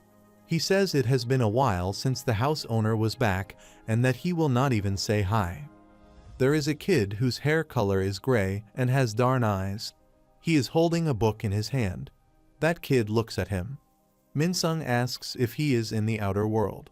He comes near that kid, puts a hand on his head, and says he was just a baby the last time he saw him and has grown so much since then. He asks if his mana has increased. He says he is growing up as well as planned. The kid replies he already told him previously that this is no growth. He is recovering his strength, and he splits his original body up, breaking his strength and personality into fragments and sending him to this world to resolve the dimensional transfer problem between the outer universe. Among those fragments, the first to arrive here was the weakest fragment, which was his baby form. He is reading the book and tells his current personality, the version that has fused with the second fragment that arrived. While his memories remain, his personality is different from that of the being he used to know. Min-sung sits on the sofa and says to him that sounds complicated. The kid replies that he is asking him not to act too friendly with him. Min-sung says he does not care about his personality. He asks if he remembers his promise with him. The kid replies that he remembers he wants wealth, fame, and the removal of S-rank hunter Lim Tiju. Min-sung smiles and says it is all good as long as he remembers. The kid asks what he brings here. Min-sung asks if he cannot come into his own house. The kid replies that he told him not to go here unless there was a special reason. Min-sung raises his finger and says there is a problem with the stardust manufacturing. Recently, the Hyena Guild provided the firewood. The Soul Factory was destroyed, which is why he is here to get any reinforcements for the stardust if available. He asks if he found out how they were attacked. Min-sung says he heard the person who destroyed the Hyena Guild was a hunter who wore a mask and used a sword. The kid says to Minsung that he is the one who used their stardust manufacturing method and created the distribution system. He asks if he did not say that the system would not have any issues. Minsung replies that if they worry about all sorts of issues, then it would be impossible to get things moving. The kid stares at him with his darn eyes and asks if the previous personality he chose as a pawn was wrong. Minsung withdraws his hand from his pocket and then withdraws a dagger hidden under his pent. He shows that dagger to the kid and tells him he is not a brainwashed empty shell like he is. He is a ranked hunter who could kill him before he recovers his strength if he gets upset, and he is not a pawn like him. The kid replies that human hunters determine ranks based on the quantity of mana and think of that as a symbol of strength. Suddenly, mana surges in all directions and brainwashes every human in the building. Minsung becomes shocked. The kid tells him that his previous personality determined that he was needed for the sake of survival, and now he possesses the strength to survive. The relationship he has could change depending on how competent he is. The people that are standing near them are ready to attack him. Minsung looks at them. He quits the dagger and says he was just joking, that there is no need to take it so seriously, and that he was testing whether he could kill an S rank. The kid closes the book and says he will spare his life since he still has some use left. The people come to his real personality. A girl shows him a box of stimulants that was made by condensing stardust 100 times. Minsung holds a stimulant and asks if he has such a thing. The kid replies that he dilutes and can produce a large amount of stardust, which is different from the stardust that only low-ranked hunters can use. If he used it as is, it would have effects even for a rank like him. He asks how about giving it a try. Minsung replies and says he will pass. Minsung thinks he would not use something that he knows nothing about. He might have unleashed an unimaginable monster onto Earth. He gets up and says to him to keep his promise. The kid quits the book and looks at his hand. He says he can feel that another fragment will arrive soon, and once he fuses with the fragment of strength, he will no longer need to stay in hiding. When that time comes, the real invasion will begin. After that, the screen shows Suho and his teammates fighting snake monsters in the dungeon. Essel fights monsters with her weapon. Suho jumps up to stab the monster. Essel shouts and calls Suho. Suho kills that monster and jumps back to the floor. Outside the gate, a girl asks the people if this is not anything dangerous. She tells them they will each get 5 million won just for waiting here until that man comes out of the gate, and the only condition is that they not divulge anything they hear or see here. She tells them he does not understand why he is giving the money that easily. A man replies that this is the 4th time, and they have been giving them money without fail, and for a hunter, closing a fate is doing public service. It does not hurt anyone. She says to him it does not feel right. The man says to quit on them. The man feels suspicious. He thinks that man did not bring in an excavation or collection team and is clearing the gate. But if he does not excavate or collect anything, then he would not be able to earn anything from the gate. At first, he was going into D rank gates, but he has been going into C rank ones lately. He thinks what he is doing alone on Earth. Inside the gate, goblins tear the corpses of monsters to collect materials. Baru tells them to move their weapons faster. Essel says to Growl that collecting requires a lot of know-how. Essel is worried about Suho. Suho has gone on to fight a C-rank boss monster alone. Suho is fighting with the boss monster, who is a spider. He is holding the dagger in his hand. He uses the storm slash skill to paralyze the monster. The notification window appears to tell that the paralyze has been activated. Another window appears where it is stated that the target has high resistance. Therefore, the effect is weaker. Suho says he wanted to test out the paralyzing effects of the dagger he got previously, but it does not affect spiders. A notification window appears. It is stated that Kasaka's Venom Fang is a dagger, and C rank can use it. It increases stat by 25. It is a dagger made from Kasaka's venomous fang, and Kasaka's venom still remains within it, which causes paralysis and bleeding when used on an opponent. The system says he may store this item in inventory or sell it at the shop. There is a chance that the opponent will be paralyzed, and the opponent will lose 1% of their health every second. He hits that dagger into the spider. After that, he uses his bare hand to fight the spider. The dagger falls to the ground. The mana ejects from the dagger. Suho has grown strong enough to fight a cranked boss monster alone, and he can go to a B rank gate next. He has also gotten used to using the ruler's authority in the middle of a fight, and he has not only leveled up, but also become more proficient at fighting. Suddenly, he remembers that the skill ruler's authority usually only uses it to move objects. Still, he wonders what would happen if he used this invisible hand together with his attack. Suho jumps and uses his ruler's authority skill. He defeats that spider. 4 notifications appear. In the first notification, it is stated that he has defeated the giant arachne. In the second notification, it is stated that he has leveled up. In the third notification, it is stated that the ruler authority's skill level has gone up. In the fourth notification, it is stated that the ruler's authority skill is an active skill, and no mana is needed for it even though he is not personally touching physical objects. He can physically move them, and the amount of fatigue accumulated depends on how it is used. A notification appears to tell that his fatigue has increased by 83 times. Suho says he needs a lot of concentration to use it like that, and he gets tired much faster. It will be hard to use it consecutively. After that, he returns to his teammates. His teammates become shocked after seeing him. While he is coming, he thinks there could be endless fighting methods depending on how he uses the ruler's authority. Isel asks if he has defeated the boss monster.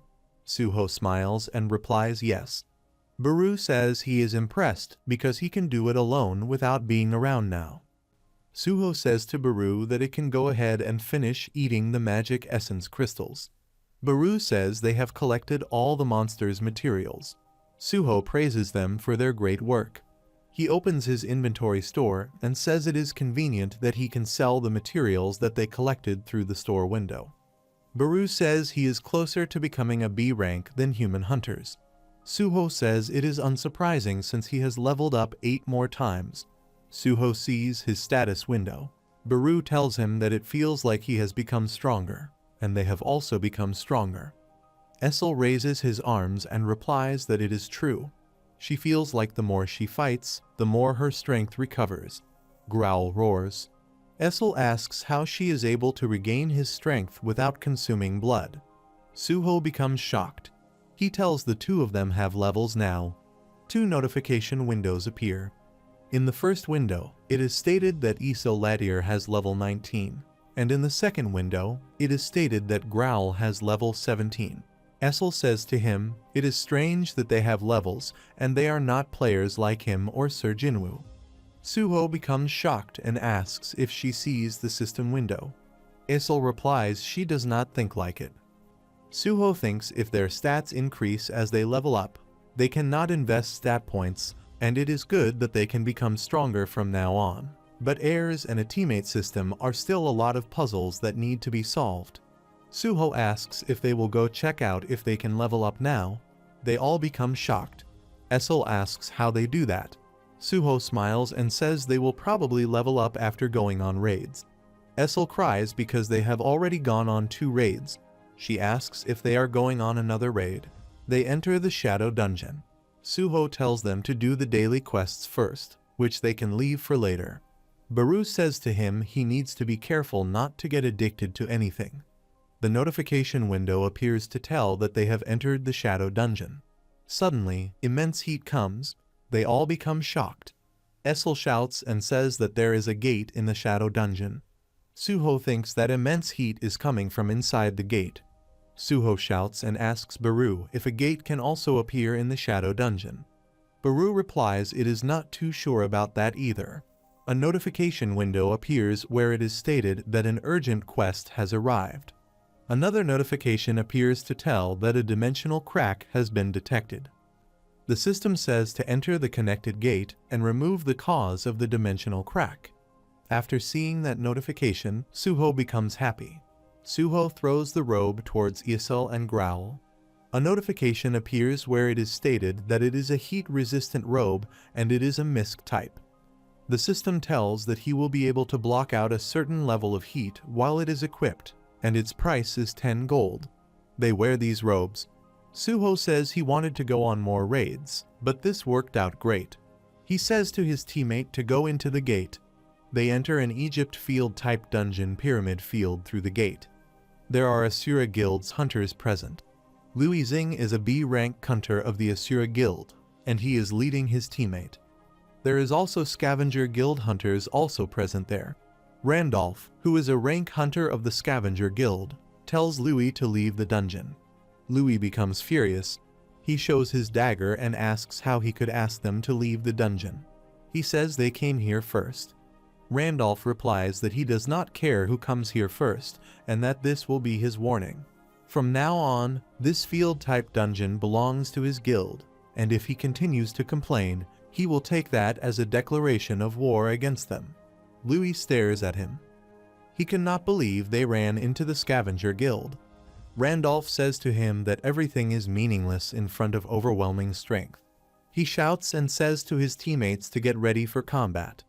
Asura Guild hunters also become prepared for combat. Suddenly, Suho arrives there and stops them. Louis and Randolph look at him, and Essel and Growl stand beside him. 30 minutes earlier, when they enter the dungeon, Suho tells his teammates that sand was coming out from the gate. It is a desert-type dungeon. Baru says that it is sensing powerful mana from that pyramid. There are cars and barbed wire fences. They run toward the pyramid. When they reach the pyramid, Suho asks why these machines are here. He says he heard that machines do not work inside the dungeon. Essel replies this place may not be a dungeon. She asks if they cross through to a world line where it is possible. Baru replies that it cannot be the case. Suho says there should be no problems as long as the original gate remains in the shadow dungeon and that he will check it quickly. Essel smiles and replies it is best to check. He quickly checks it and turns back. Essel asks how it was. Suho looks shocked. He says the gate is gone. On the other side, the people become scared after disappearing from the gate. They are worried about Suho. They contact the emergency line quickly.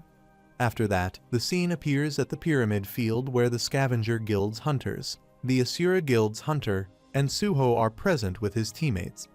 Suho thinks they entered the pyramid in the meantime. Suho looks relaxed after seeing those people. He thinks those must be the people who drove the cars. They are speaking English. Suho thinks about whether he is in a different country. Suho asks where he is. Suho speaks some English because he studied it while preparing for college. Louis stares at him. He says to Suho that the East is here to claim ownership of this dungeon.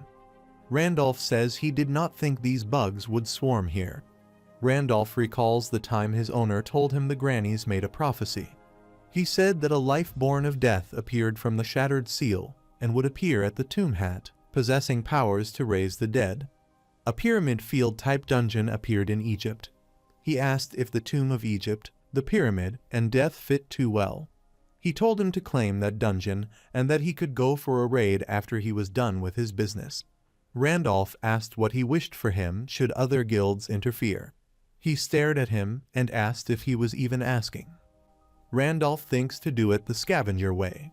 Randolph tells Suho that if he is a hunter who has come after this dungeon, he will give him a final warning. Suho comes to know that this is a dungeon.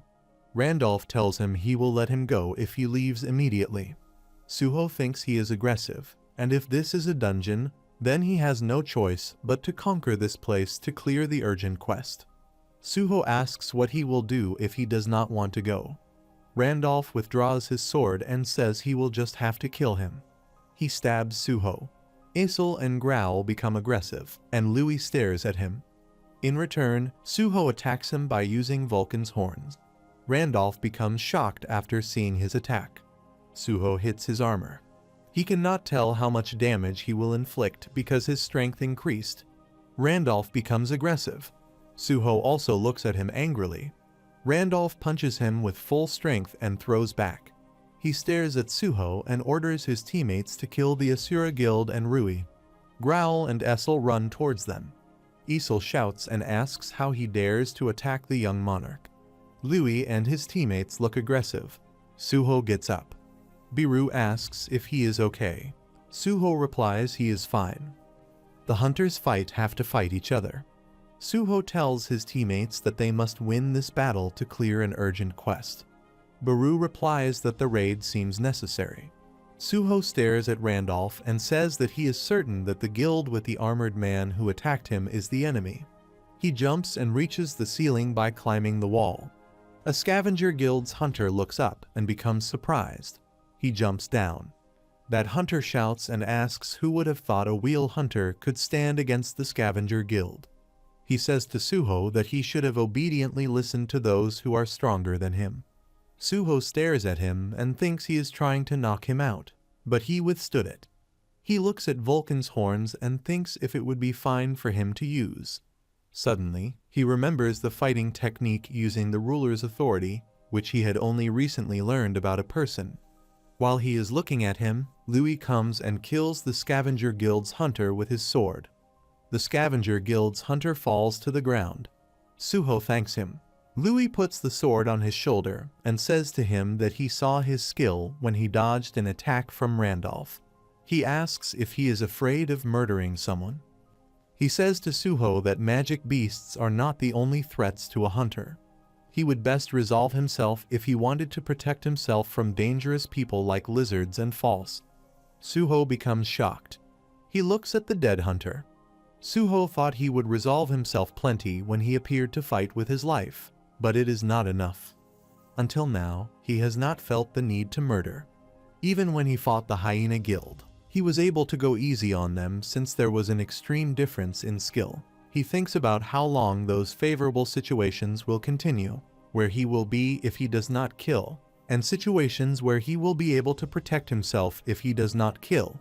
He thinks that he will keep being put in those situations in this post-cataclysmic world. He forgot about that since he was only thinking of leveling up, and he had to throw away the way of thinking he had before the cataclysm. He thinks that it will help him to fight Lee Minsung. Louis says he is a hunter from the Aura Guild. He says they both happen to be in a spot due to the Scavenger Guild. He asks to ally together. This instant, a Scavenger Guild hunter jumps from back to start at Louis. Suho immediately jumps towards that hunter and punches him using the ruler's authority skill. Louis becomes shocked. Suho thinks he would not hesitate any longer. That hunter is B rank. E nearly killed a B rank tank in one hit. Randolph becomes shocked after seeing his skill. He looks at B rank hunters and then looks at Suho. He praises him. Suho tells them he is Suho from Korea. He tells him to let ally. The Asura Guild is fighting with the Scavenger Guild. Scavenger Guild hunters talk to each other. A hunter says the Asura Guild is working with a different hunter party. The other hunter proudly says small fry sticking together are still small fry. He proudly says they are stronger than them and outnumber them. Suho is holding a key in his hand. He says they have not revealed their full strength yet. Louis looks at him surprisingly. He awakens the giant Arakan's normal ranks. The Scavenger Guild's hunters become shocked.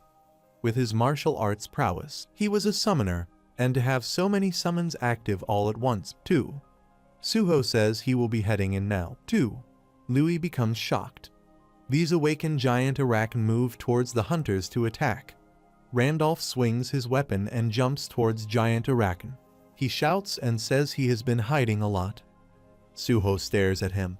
Baru says to him that it may have become weaker after becoming a shadow soldier, but to defeat a monster the young monarch struggled with in a single blow.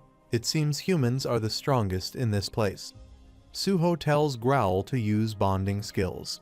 Isel calls Suho. Suho looks at her. He asks for a bond skill with her this time because they learned how to increase the charging rate while going around the gate.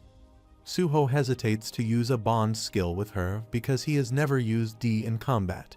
She becomes sad and tells him to give her a chance. Suddenly, some dead monsters come from behind. Louis shouts and says the monsters are swarming. He stops them with his swords and asks if they are drawn here by the noise of their fighting. Essie tells Suho that they are at the other entrance, too. Randolph looks at dead monsters and thinks he finally understands the prophecy the boss heard now. The being that is born of death, who broke the seal and possesses the power to raise the dead, will appear in the grave. Randolph thinks that if the dead being raised refers to those mummies, that being is definitely in this dungeon. He is the being born of death that broke the seal. His boss's orders were to take ownership of the dungeon, but with competition between guilds getting fierce here, taking the power to raise the dead that the master wanted would be best. Suho and Liui are fighting with dead monsters. Randolph shouts and orders the scavenger guild members to follow him, ignores the other hunters, and heads to the boss's room. Liui shouts and tells the scavenger guild is heading into the dungeon. He asks Suho if they are trying to use the monsters to keep them busy. Suho replies that the reward might be taken away from them at this rate. Suho uses his bond skill with Growl and kills all dead monsters individually. Liui becomes shocked. Suho shows his Vulcan's horns and tells Liui to finish up quickly and chase after them. Liui is shocked after learning that he can also summon and merge with them. He shouts and asks who he is. Essel is crying because Suho did not give him a chance to participate. When the Scavenger Guild's member enters the dungeon, there is a kid monster. Randolph crushes him with his sword. Randolph thinks there seems to be more to him than meets the eye. He would like to face himself after obtaining the power to raise his head. They reach a boss room. He opens the door and enters the room. There is a monster who is chained down. A man says that the monster looks like the boss. Another man asks if it is sleeping. Randolph remains silent. He thinks that the prophecy said the being born of death would appear after breaking the seal. The monsters speak in a monster language. Scavengers Guild members ask if the monster is talking to them. The monster remains silent. The monster tries to break his chain. Randolph shouts and orders his teammates to get ready for battle. The monster breaks its chain and swings around them. Randolph's teammates knocked it down after it swung around its chains. The monsters come towards Randolph. He becomes shocked after seeing his teammates. The monsters come near him. Randolph asks if it is telling him to attack it. He grins his teeth and uses the giant's armor skill to attack.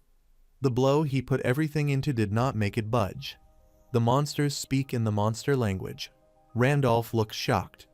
The monster punches him with his whole strength and throws him back. Randolph becomes stuck to the wall and dead. The monster sits on the ground and says that the first living being that found him broke after playing with it for a bit.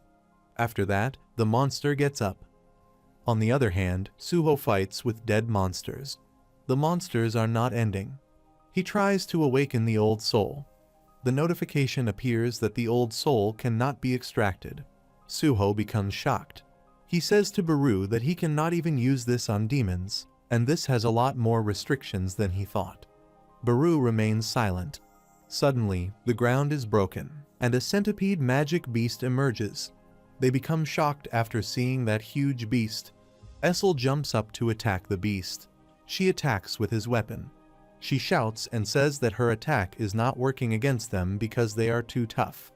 Liui says to Suho that magic beasts are swarming in, which feels ominous. Knowing they lost ownership of this field-type dungeon to the Scavenger Guild is infuriating. They should retreat. Suho replies that looks to be the case as well. The description of the urgent quest indicated finding the cause behind the Red Gate. Suho is not sure if the quest will be cleared, even if the Scavenger Guild is to defeat the boss. He thinks if it is really fine to retreat just like this.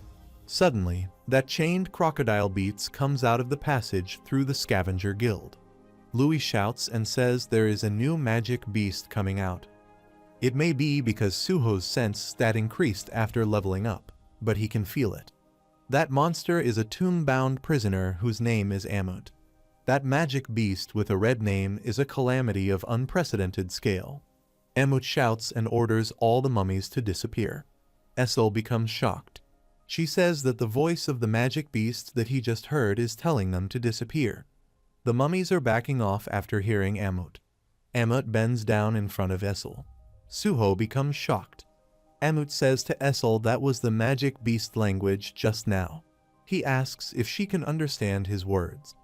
Essel replies yes and says she is a demon in the first place. Amut laughs and tells him that after meeting an unintelligent undead day, the insects are festering the desert, and he wants to meet someone who can converse with him. Essel thinks that it seems friendlier than he thought. In this instant, a centipede magic beast comes back to attack Essel. Amut jumps towards that magic beast and kills it in one hit. Essel becomes shocked. Amut says he will clean up those creatures that cannot even understand his command to leave before they get to talking. Amut is killing all the beasts of its kind. They all become shocked. A centipede magic beasts attack Amut. Amut kill it. After killing them, he says he hates insects. Louis asks why a magic beast capable of instantly killing all those shows up here, centipedes. According to the investigation, this field-type dungeon should have been in a C or B rank. Amut comes to the ground and says there are more with whom he cannot converse. When he moves to attack Louis, Louis puts his swords before him. Essel shouts. Suho jumps towards the Amut to beat him. He says that he is following false principles by killing just because they cannot understand him.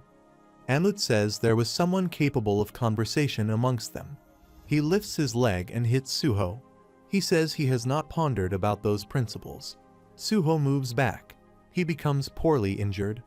Essel shouts and says to Amut how he dares to attack the young monarch. Amut asks if he is her companion. He says it is difficult to call this an apology, but he would not kill her, and if she is a demon, she should know more than he expects.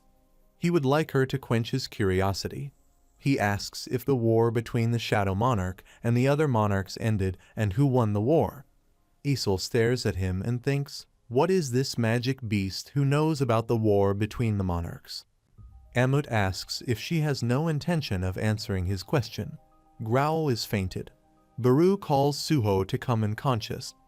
Amut says creatures that cannot understand or demons that refuse to answer are all the same.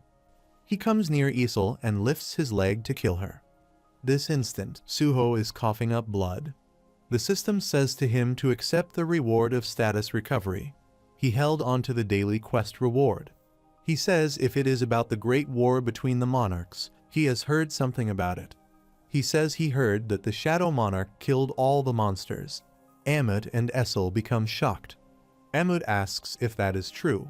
He asks if the War of the Monarchs had already ended while he was trapped there. Suho replies yes. Suho thinks that the beast might be another monarch subordinate, as he is asking about the War of the Monarchs. He thinks that the power of crocodile magic beasts is at least his rank, and they could get wiped out just by ticking it off. Amut comes near Suho and says that the Shadow Monarch won. He says if all the monarchs are dead, then the monarch of the Iron Badatarnak also died at the hands of the Shadow Monarch. Suho stares at him.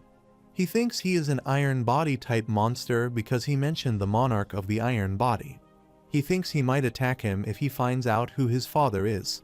Amut hits his hand on the ground furiously. Essel becomes scared. The ground is collapsed. Suho shouts and asks what he is doing. Amut says he is responding to him slowly and must be thinking up a lie. He says if he does not answer quickly, then he will kill him. Suho thinks Amut's criteria for killing are too loose. Amut says to him that he will ask him again if the monarch of the iron body dies at the hands of the Shadow Monarch. Suho stares at him and says that is right. He kills all the monarchs. Suho thinks he is not going to go wild because that monarch died. Amut says he wondered why he was no longer coming looking for him. He says it seems he should give the Shadow Monarch his thanks. Suho thinks if he is laughing. He asks if he is not one of the monarchs of the body's kin. Amut becomes furious and says he does not like that sound. He moves his fist to kill Suho. Suddenly, chains appeared and bound his body. Amut thinks if he crossed the domains allowed to him. These chains dragged that monster away. Suho becomes shocked. He does not know what is happening, but that is a relief. Essel asks if he is right. Suho looks at him and replies yes. He says they should act cautiously because they are now aware of that monster's existence. They should give Growl and members of the Asura Guild emergency medical care while they can. Suddenly, a notification window appears. It is stated that a dimensional crack has been detected. The system tells him to enter the connected gate and free the heir of the iron body Amut for the tomb. He becomes shocked and thinks that something is happening to the quest. Essel asks if something is wrong. Suho says the emergency question has changed. He says that the system is saying that that monster is the heir of the iron body. After that, they enter the dungeon. They see the dead bodies of the people of the Scavenger Guild. They are annihilated by Amut here. After that, Suho sees Amut, which is bounded by chains. Amut says he cannot believe he has come looking for him. Suho says he came because he wanted a proper conversation with him. Amut asks if they have not spoken before. Suho says that he cannot call it a conversation when he is trying to kill him. Amut says that was all he learned from Tarnak and sends his complaints to his rotting corpse if he is going to complain. Suho cannot believe he has to recruit someone like this. Amut is violent, but it is like Suho is looking at an honest child. Suho says to him that it seems like he does not like the monarch of the iron body. He asks if he could tell him why he did not like them. Amut asks if he came to him because he was curious about everything. He says his name is Amut, and chains are tying his time. He was created by the monarch of the iron body Tarnak and a spellcaster before they abandoned him in this tomb. Suho becomes shocked and asks if the monarch of the iron body and a spellcaster created him. Amut replies yes and tells them to turn a normal man into this. He has been abandoned in this tomb that is filled to the brim with the dead and tied up by these infernal chains. Suho asks if he cannot break the chains.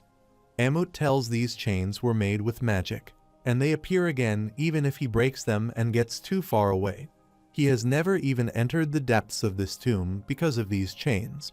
He will never forgive Tarnak and the spellcaster who decided to torment him this way. Suho thinks the quest's contents tell him to free Amut, and he has to get rid of those chains binding Amut one way or another. He thinks he can get rid of these chains when they reappear. He thinks if it were just a matter of pulling out the stakes, then he is sure Amut would have done that already. Suho asks if the monsters were already here when he was sealed inside. Amut replies yes. Suho asks if he is not the master of this dungeon. Amut replies that she is not the master of this place. Essel listens to their conversation. Suho asks if he has ever seen a room with a large steel door in this tomb. Amut says he only knows this room as he has never explored the depths of this tomb due to these chains. He asks why he is bombarding him with all these questions. Suho thinks there would not have been a problem letting Amut roam around inside the dungeon. He wonders why that spellcaster made the chains reappear after Amut is far from here. He asks if he will listen to his request if he frees him from this place. Amut asks if he is saying he is going to free him. Amut says he will do whatever he says, but he manages to free him. He asks if he will kill that spellcaster when he does not know his whereabouts and if he found a method to lift this spell. He asks if he knows what will happen to him if he dares to speak such words as a joke. Suho says to Amut to listen to him before he makes a decision. He says he is going to make this dungeon collapse. Amut becomes shocked. Suho says he said he could not enter the depths of this dungeon because of the chains. He says that according to the spellcaster's intentions, he was concerned about him killing the dungeon master. He asks what will happen to chain stakes after they have lost their purpose. He asks if the chains would not lose meaning when the stakes can no longer serve their purpose. Amut becomes relaxed. He says to Suho that it is an entertaining idea. Suho tells Amut that the chains will stop him from entering the shadow dungeon. Amut tells him to leave this place and summons the chains to get in his way. Suho says they were not expecting anything anyway and were only here to confirm it. There are two initial tasks they have to complete for their plan. The first is for him and Essel to defeat the boss and destroy the dungeon, and the second is to destroy the chain's foundation and make them lose their functions. Once those two tasks are completed, Amut will escape from the bounds of the chains, and then they will enter the shadow into the shadow dungeon and escape the collapsing dungeon. Amut says they will fail if neither of the two tasks is successful. Suho told him he had not thought of a backup plan in case of failure. Amut says it will be better than imprisonment here, regardless of what may happen. After that, Amut and Baru are going to break the chains. Baru cries and says why the young monarch has to choose this uncivilized reptile instead of Baru to be by his side. Amut says to Baru to stop acting like some fruit fly ant. Baru becomes furious and says to him if he wishes to die at the hands of its original body. Amut asks who would have thought this child would be the Shadow Monarch's son. Amut puts a hand on the ground. This is the furthest he can go within the tomb, and it has been quite some time since Shadow's heir went ahead.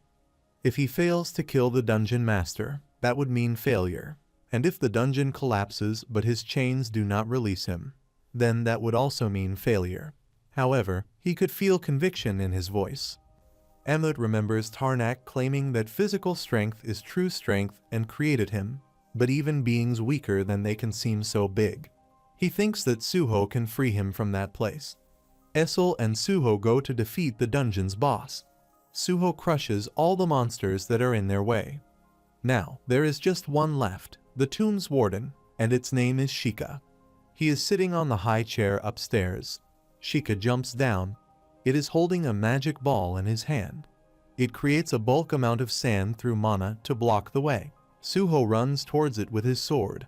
He swings his sword to remove the sand and approach him. It is hard for him to approach Shika because of the sand. Suho thinks it must be at least in a rank. He thinks of running out of mana first and finishing it as soon as possible. Essel runs towards Suho. Sand has covered Suho. Suho moves his hand out and tells Essel to come toward him. Essel jumps towards him. Shika becomes furious. Suho says to Essel to use their bond skill. Essel becomes happy and replies yes. This is the condition to change the bond skill that she has come to understand after going through the gates with the young monarch. When she kills a magic beast, she absorbs its soul and the charge rate of the bond skill increases. Now is the time for her to show him the result of entrusting her with hunting the goblins in the Shadow Dungeon so far. Suho moves toward the Shika. Shika stares at him. Essel falls to the ground. He has only shown her disappointing side to the young monarch until now. She prays that his bond skill with her is of help. A notification appears to say that the skill Demon Strike, whose charge rate is 67%, delivers a devastating attack by receiving the energy of White Flame's descendant. Suho kills Shika in one attack. The dungeon starts to collapse. Baru becomes shocked. Amut looks upwards. Baru says the dungeon is collapsing. Amut says it means Suho must have succeeded in defeating the dungeon master. Baru tells Amut to follow him, and they go to the young monarch. Amut thinks the chains no longer stop him, which means he is finally free from Tarnak. He still does not know why Tarnak and the spellcaster experimented on him, an ordinary humanoid, and he has left the painful memories of their daily destructive and regenerative experiments. The hands of the spellcaster destroyed the flesh destroyed by Tarnak. As the experiments continued, his flesh grew stronger as planned, but his mind could not withstand the pain changed as he tore his eyes out and enjoyed the pain. Within that pain, he clung desperately to a lone wish. He yearned to feel once again the majesty of the vast nature he would seen in his younger days. When Amut starts to step forward, the hook comes flying at him. Amut and Baru become shocked. Amut becomes furious and shouts, saying Tarnak and the spellcaster would rather kill him than release him. This instant, Suho comes there. Instantly, Baru comes near Suho. Suho sees that a hook is returning to attack Amut. He moves out of the dungeon with the hook. After seeing the chains, Amut becomes shocked and thinks if he wishes to ask him to go on, even as a bloodied mess. Suho hits the chains, but his bones cannot hold them. Amut says to Suho that all the monarchs cannot defeat the Shadow Monarch alone. They both push these chains to the gate together and enter the Shadow Dungeon. In Shadow Dungeon, Essel is fainted. When she awakes, Baru comes near her. She shouts and tells the young monarch to send her to the Shadow Dungeon. First, he ran out of energy. She asks what happened to the young monarch and Amut. Baru tells her to quiet down. It says he is resting over there. After seeing Suho and Amut, Isol becomes happy. 5 notification windows appear there. The first window states that he has recruited Iron Body's descendant as a companion. In the second window, it is stated that the urgent quest Dimensional Rift has been completed. In the third window, the system says to level up. In the fourth window, it is stated that he has received a reward for completing a quest. In the fifth window, the system asks if he wants to check his reward. There are 2 options mentioned: accept or decline the offer. After that, the scene appears at the office of Chairman Wu Jinchul. He is sitting on his chair. There is a teacup on his table. He is checking Suho's ID. He says something is about to happen with the disappearance of Hunter Sung Jinwoo. There is the reappearance of Gates and Hunters. He thanks to the memories of the past world he received from him. He ended the chaos of the cataclysm quickly by creating the Hunters Association, but Star Powder's emergence signified something different was happening. It did not exist in the past, and it was an amplifier that could increase the mana of low-rank hunters without any side effects. He discovered Lee Min-sung, the Star Power Source, and the Reaper Guild Vice. He has been much more active since his guild master, Hunter Lim Tiju, went on an overseas business trip. He is likely acting independently, but even in the previous world, Lee Min-sung was not a man of this caliber, and it feels like a mastermind is behind him. At this instant, his mobile rings. This is his president's call. He picks up the call and asks what is the matter. The president is Suho's uncle. He apologizes for calling him directly all of a sudden. Wu says to him that he can call him anytime, and that he helped him during the early days of the Hunters Association. Suho's uncle tells him that he is contacting him because he needs the association's help. He cries. He tells his nephew that he has awakened as a hunter and seems trapped in a gate. Chairman Wu was shocked after learning that Suho was his nephew.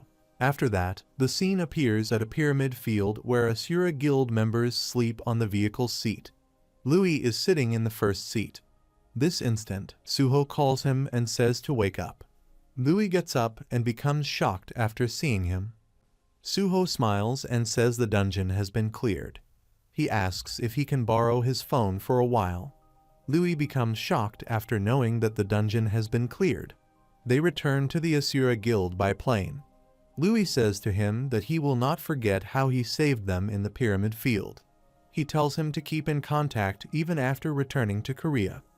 Suho thanks him for helping him get a flight back to Korea and for helping him get in contact with his uncle. Uncle said he reported this to an acquaintance of his in the Hunter Association, and he might have to visit the Hunter Association soon. Louis tells him it is strange to say that a demon monster that seemed to be S rank or above would retreat and allow the dungeon to collapse. Suho replies it is strange. Suho smiles and says he got fortunate. He cannot tell him what happened with Amut. He recalls the time when Amut's chains could not be taken off. Amut could not leave the shadow dungeon because of the chains. Suho asks Amut if he is not going to keep his promise. Amut replies not to be worried. The original promise was for him to take him out of the tomb. It may be because the stakes are all over the place, but he can have a wider range of movement here. This is much more comfortable compared to that tiny tomb. Amut's vibe has changed a lot. He lifts him, moves up, and reaches the top of the building. He says it is faint, but he can feel the great nature he has missed in this place. He says to Suho that he will follow him. Suho looks at him and smiles. After that, Suho says goodbye to Louis and says he will see him again. A gate opened in the shadow dungeon, and the urgent quest appeared. He guessed that he could meet Amut as his teammate. Louis thinks that Suho can summon monsters, fight, and even transform himself. But he is just a B-rank hunter. He thinks he must contact his guild and get them to scout him. While he is going, Baru says to him, it has been a long time since it took a plane. Suho says it cannot be helped since the gate connecting to Korea was closed, and he could level up 7 times thanks to defeating the boss monster and completing the urgent quest. Suho checks his status window. He asks Baru what he can be classified as hunter rank in his current state. Baru replies he is around a rank. It seems Suho's preparations are mostly done. He says it is time to launch their counterattack against Lee Min-sung and the Idaram Apostle. After that, the scene appears at the building of the Chivalry Guild. The members of the guild are sitting together and talking. A man says they were just a C-rank hunter guild, but now they have the right to a B-rank gate in Inshin. The other man replies that he is right and that they also have a much bigger office now. The third man holds a stardust in his hand and says this is all thanks to the stardust. They were able to go to a B-rank gate despite being made up of mainly crank hunters. A guild member says it has gotten easier to buy it on the black market these days, and it has become cheaper, too. He says he does not know who made this, but is thankful to them. A B-rank hunter named Kim Sung-soo Hunter says he feels something is off. A teammate shouts and says that he is a B-rank hunter, and he would not be able to understand how they felt. Sung-soo says he heard the Hunter Association is considering passing a law prohibiting stardust usage. He asks why they would do that when there are no side effects. If it is not better, hunters can use this to close even more gates. He says it is so frustrating since they do not even do anything for low-ranked guilds like them. He drinks the cold drink and says he cannot do anything, even if they complain. At this instant, the kid of Itaram's apostle enters the room. The guild members look at him. Sung-soo becomes shocked after seeing him. There is a girl and a tall man with him. The tall man bends and enters the room. While they are entering the room, the kid says this is the Chivalry Guild. He stares at them and asks if it is a guild that has the rights to the gate that appeared in Inshin. Sung-soo comes near him, says this is the Chivalry Guild, and asks what he brings here. The kid says to him hand over the gate. Sung-soo becomes shocked. The kid shouts and says to hand over the gate. All other guild members suddenly stand up, bow to him, and say they will do as he says. Apostle signs appear on their heads. Sung-soo becomes shocked. He shouts and asks why they all suddenly stand up and bow to him. The Apostle Kid says some hunters did not consume stardust. He tells them that they are not allowed to use sight or hearing. They close their eyes and put their hands on their ears. The Apostle Kid sits at the table and stares at Sung-soo. Sung-soo shouts and asks why they are all doing that. The Apostle Kid says. The Apostle Kid says he wanted to talk to other humans besides that asshole, and their creator wishes to possess the rights to the world without a master. He says he came to Earth to fulfill his wishes. Sung-soo puts their hand on his sword to withdraw it and asks what he is talking about. The Apostle Kid says that he has some questions after coming here. He moves his hand to take the sword from the man standing beside him and says that creations are beings made to execute their creator's wishes, but humans have acquired other purposes and moved based on their will. He asks what wishes of the creator they are fulfilling. Sung-soo becomes aggressive and withdraws his sword. He shouts and tells everyone to revert back to who they were before. He asks if this is some cult religion. He tells him he might be a young kid, but he would not let him do as he pleases if he keeps pulling pranks. After listening to that, the Apostle Kid becomes furious and withdraws the sword from the man's pouch that is standing beside him. He puts his fingers on the sharp side of the sword and asks if he just blasphemed his creator. When Sung-soo moves to attack him, the Apostle Kid crushes him with his sword. Sung-soo becomes dead. Sung-soo's sword is broken, and the broken piece moves toward the man that is behind the kid and hits his mouth. That man also becomes dead. The table is broken down. After that, he allows everyone to see and hear again. He orders them to clean up this place. The Apostle Kid and his assistants are coming out. The people outside the room are sacred after listening to that noise. They think if a hunter wrecked this place again. The Apostle tells them to forget everything they saw here. The Apostle Kid thinks all creations are made only to execute their creator's wishes. However, the creations of this universe killed their creator by their own will. After that, he goes to a dungeon. There is a monster. He says it would be more accurate to call it a dimensional refugee that roams the dimensional crack, and it must be painful to live while roaming all around after losing his home. There is a mana crystal in his hand. He says he will give him a chance to let out his anger. He gives that mana crystal to the monsters and says to go out and run as rampant as he wants. The Apostle Kid needs to investigate this world, or for the sake of fulfilling the wish of their creator. After that, the scene appears at the airport. The association staff manages the nearby gates. When they see the mana pouring out from the gate, a member says it looks like a dungeon break will soon occur if the boss is not dealt with. At this location, he fears it will cause massive damage to the airport. This instant, the Apostle Kid and his teammate came there. The Apostle Kid stares at them and brainwashes with mana.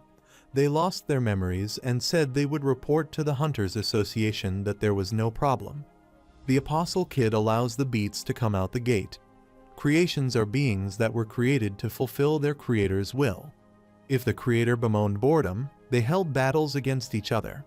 If their creator wished for anything, they presented it to them by any means necessary. One day, their god spoke that one of their kin in another dimension had died. Their god told them to take this and deliver to him ownership of the world without a master. Following God's orders, they gathered countless believers from their world and embarked on a crusade for the world without a master. However, an unimaginable amount of energy was needed to transport numerous soldiers across dimensions. Moreover, the dimensional passage became narrower the more energy one had, and the army of God spent eons in it. Unyielding, the army eventually arrived at the world without a master, but encountered darkness there, the endless abyss of darkness.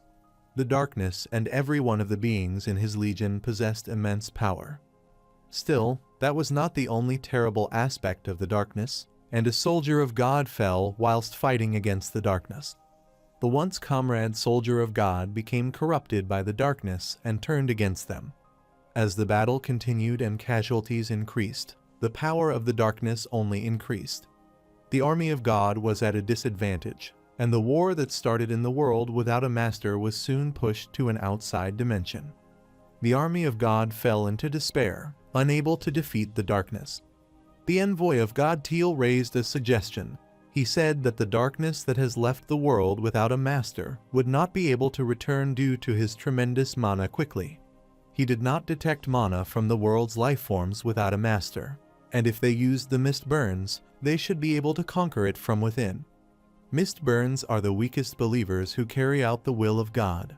Even their minds crumble and are set alight by the holy fire. Though their powers were weak, the explosive evangelization was critical to beings without mana. The army of God deemed that if their faith spread to the world without a master and the number of believers increased, they could manifest the sanctuary and eventually a miracle. They wholeheartedly agreed to Tile's strategy. Tile immediately used his ability to split his power and abilities into 5 pieces, and the weakest of those pieces were the embers of the mist burns and headed to the world without a master.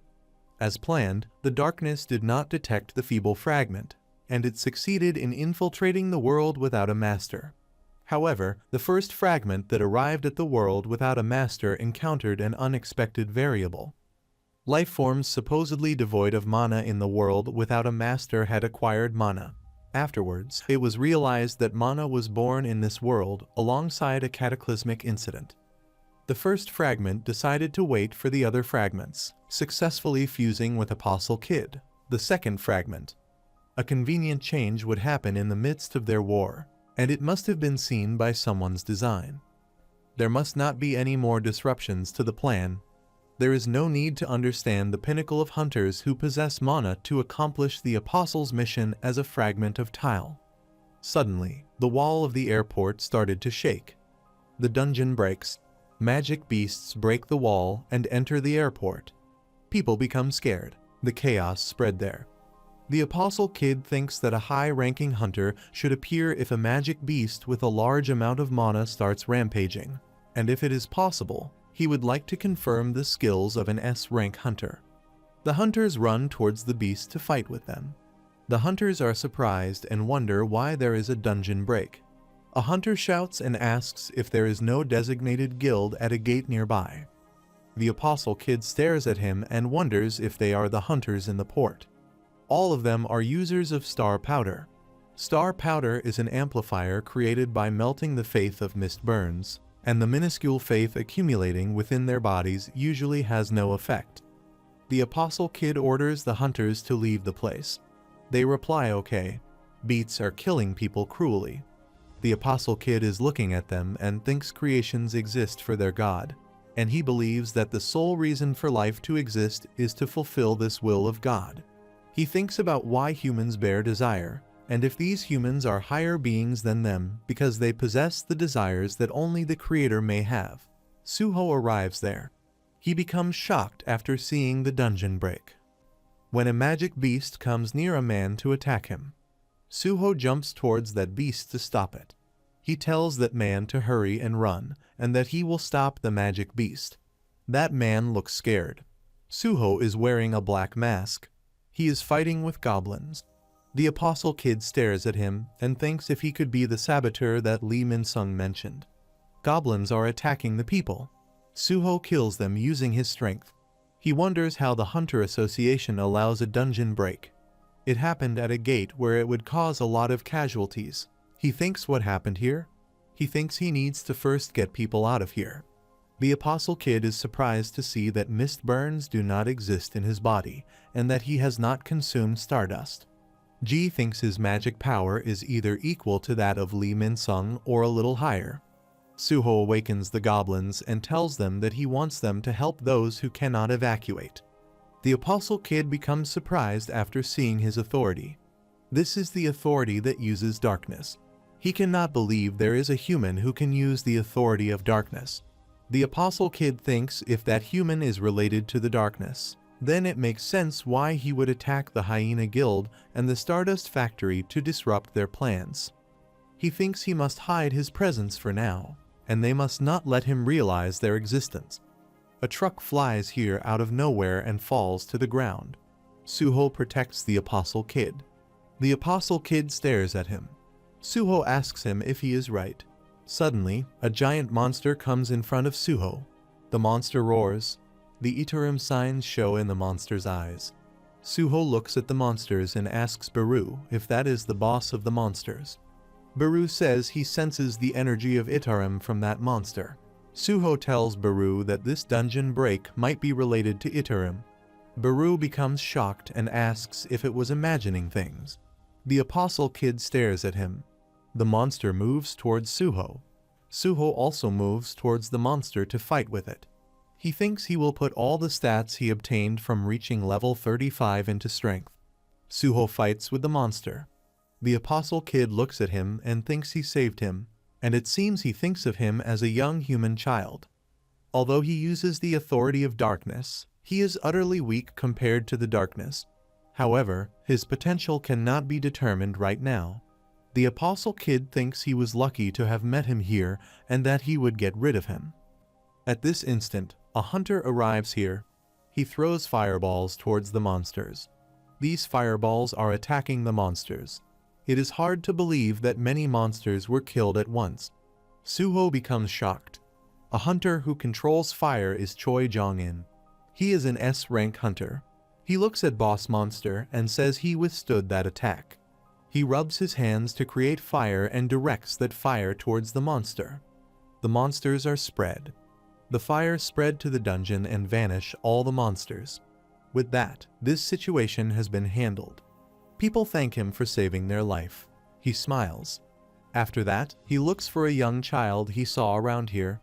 He thinks if the hunter who fought until he arrived just left without claiming any credit and why he would do that. Suho hides himself, and he is glad that Choi Jong-in appeared. He thinks that he needs to get away for now because he cannot let his identity be exposed. He thinks that Iterum has always acted secretly without anyone knowing. He cannot believe they just attacked civilians in a place where there are a lot of people. On the other hand, the Apostle Kid arrives at his house. He is looking outside through the window. At this instant, the third fragment contacts him through a gate. The Apostle Kid is a second fragment. The third fragment tells him it has been a time since he saw him. The Apostle Kid says to him he will give him a simple briefing before he hands over this body. Among the humans, there exist beings who possess magic powers called hunters. Among the hunters, there are beings known as S ranks who possess immense amounts of magic power, and they need to be wary of them. There is also a variable in this world, and they must eliminate it. The third fragment says to him that he will look through the memories after he obtains the body for the rest of the details, that he has completed his duties, and that he will be absorbed by him as planned. The Apostle Kid remains silent. The third fragment asks if there is a problem. The Apostle Kid replies no and says he will leave everything to him. He thinks if he feels sad, he will disappear from this world as a new personality takes over, and that cannot be helped. After all, fulfilling the will of God is the top priority in this world. He hands over his body to the third fragment for the sake of the great Creator. At this instant, light spreads in his surroundings. After absorbing the body into his body, the third fragment says he was not expecting the variable, which the second fragment spoke of being capable of using the same authority as darkness. He says the decision of the second fragment was wrong, and it would be a waste to get rid of him because if they turn him into a follower, then they could control even the dead. After that, the scene appears at Suho's house, where he sits on the sofa. He sighs. He looks tired. Baru asks that he seems tired. Suho replies that he is exhausted and that his uncle just lectured him. He looks up and asks if his mom and dad are worried about him. He gets up and throws his muffler. He says to Baru to go to the shadow dungeon. Baru says to him he should rest a little. He replies that the rest can wait, but he returns in a rush and cannot complete the daily quest. He cannot miss out on his daily rewards. Baru thinks he may be too addicted to becoming stronger. They reach the shadow dungeon. The notification window appears, stating that he has defeated all the otherworldly residents who lived in the shadow dungeon and that the daily quests have ended. Suho becomes shocked after seeing that notification. Amut killed all the goblins in the shadow dungeon overnight. Amut says that he simply cleaned up all the loathful servants of Tarnak that he saw in the young monarch's dwelling and killed no humans. Suho becomes worried. His growth rate will slow without the daily quest because Amut killed many goblins. After seeing him sad, Amut says he can train him to become stronger. Suho becomes shocked. He asks if he can do that. Amut replies that he did not start strong and knows how to train. Amut says he will train him and make him stronger. A notification appears to show the daily quest, a starting duration to become strong, has arrived. The system asks if he will accept. Suho becomes shocked after seeing the notification window. He thinks he has to accept this. After that, he sees the quest log. He says there are 100 push-ups, 100 sit-ups, 100 squats, and 10 kilometers of running in preparation for becoming strong. Amut says that alone would not be enough, and he will have to carry him on his back while he does all of them. A notification appears stating that there are 100 push-ups, 100 sit-ups, 100 squats, and 10 kilometers of running in preparation to become firm, and he must carry Amut on his back as he does the tasks. Suho and Essel become shocked when they hear that Amut wants Suho to carry him while doing the daily quest. Amut tells him that his current size would make it too hard to carry him. Amut says he can manipulate his body now because his body has been destroyed and regenerated by Tarnak so many times. He manipulates his body and adjusts it to nearly the height of Suho. Suho and his teammates become shocked after seeing that. Amut becomes smaller. He starts his training. Suho sets his body for push-ups. Amut is standing beside him. There might be a difference between their strength being too big, but there is a requirement to unlock their bond skill. A notification window appears where it is stated that the bond skill remains locked due to the huge difference between the player's fighting ability and that of Amut, who is the heir of the Iron Body. The system tells him to increase his level and unlock the bond skill. When Amut sits on Suho's back, Suho falls to the ground. The ground is also cracked due to his weight. Amut says he can make himself smaller but not reduce his weight. Suho's teammates become worried after seeing Suho's condition. Suho feels like his arms are about to break. He wonders how he will do 100 push-ups like that. Amut tells him that he knows this is very tough, but he must hand it in there. He encourages him and says that breaking down and regenerating himself is the only way to become stronger. After that, the scene appears at a field-type dungeon near Paju. Some mist burns are burning in fire. They are sealed. Lee Misnung is standing near them and is smoking. A demon, Mermu, who is the Stardust Factory overseer, appears there. Lee Minsung asks how long he do this. The demon Mermu says he ought to be honored that he is only to be a part of this and save them from their filthy lives. Minsung becomes furious and cuts his tentacles with his sword. He says how he dares to judge his life. He shows his sword to the demon and asks if he has a death wish. The demon remains silent. Minsung keeps the sword in the sheath and asks where the Apostle Kid is. The demon replies the apostle is busy. Minsung says to the demon to ask him to keep his promise because Lim Tiju will soon come back to Korea.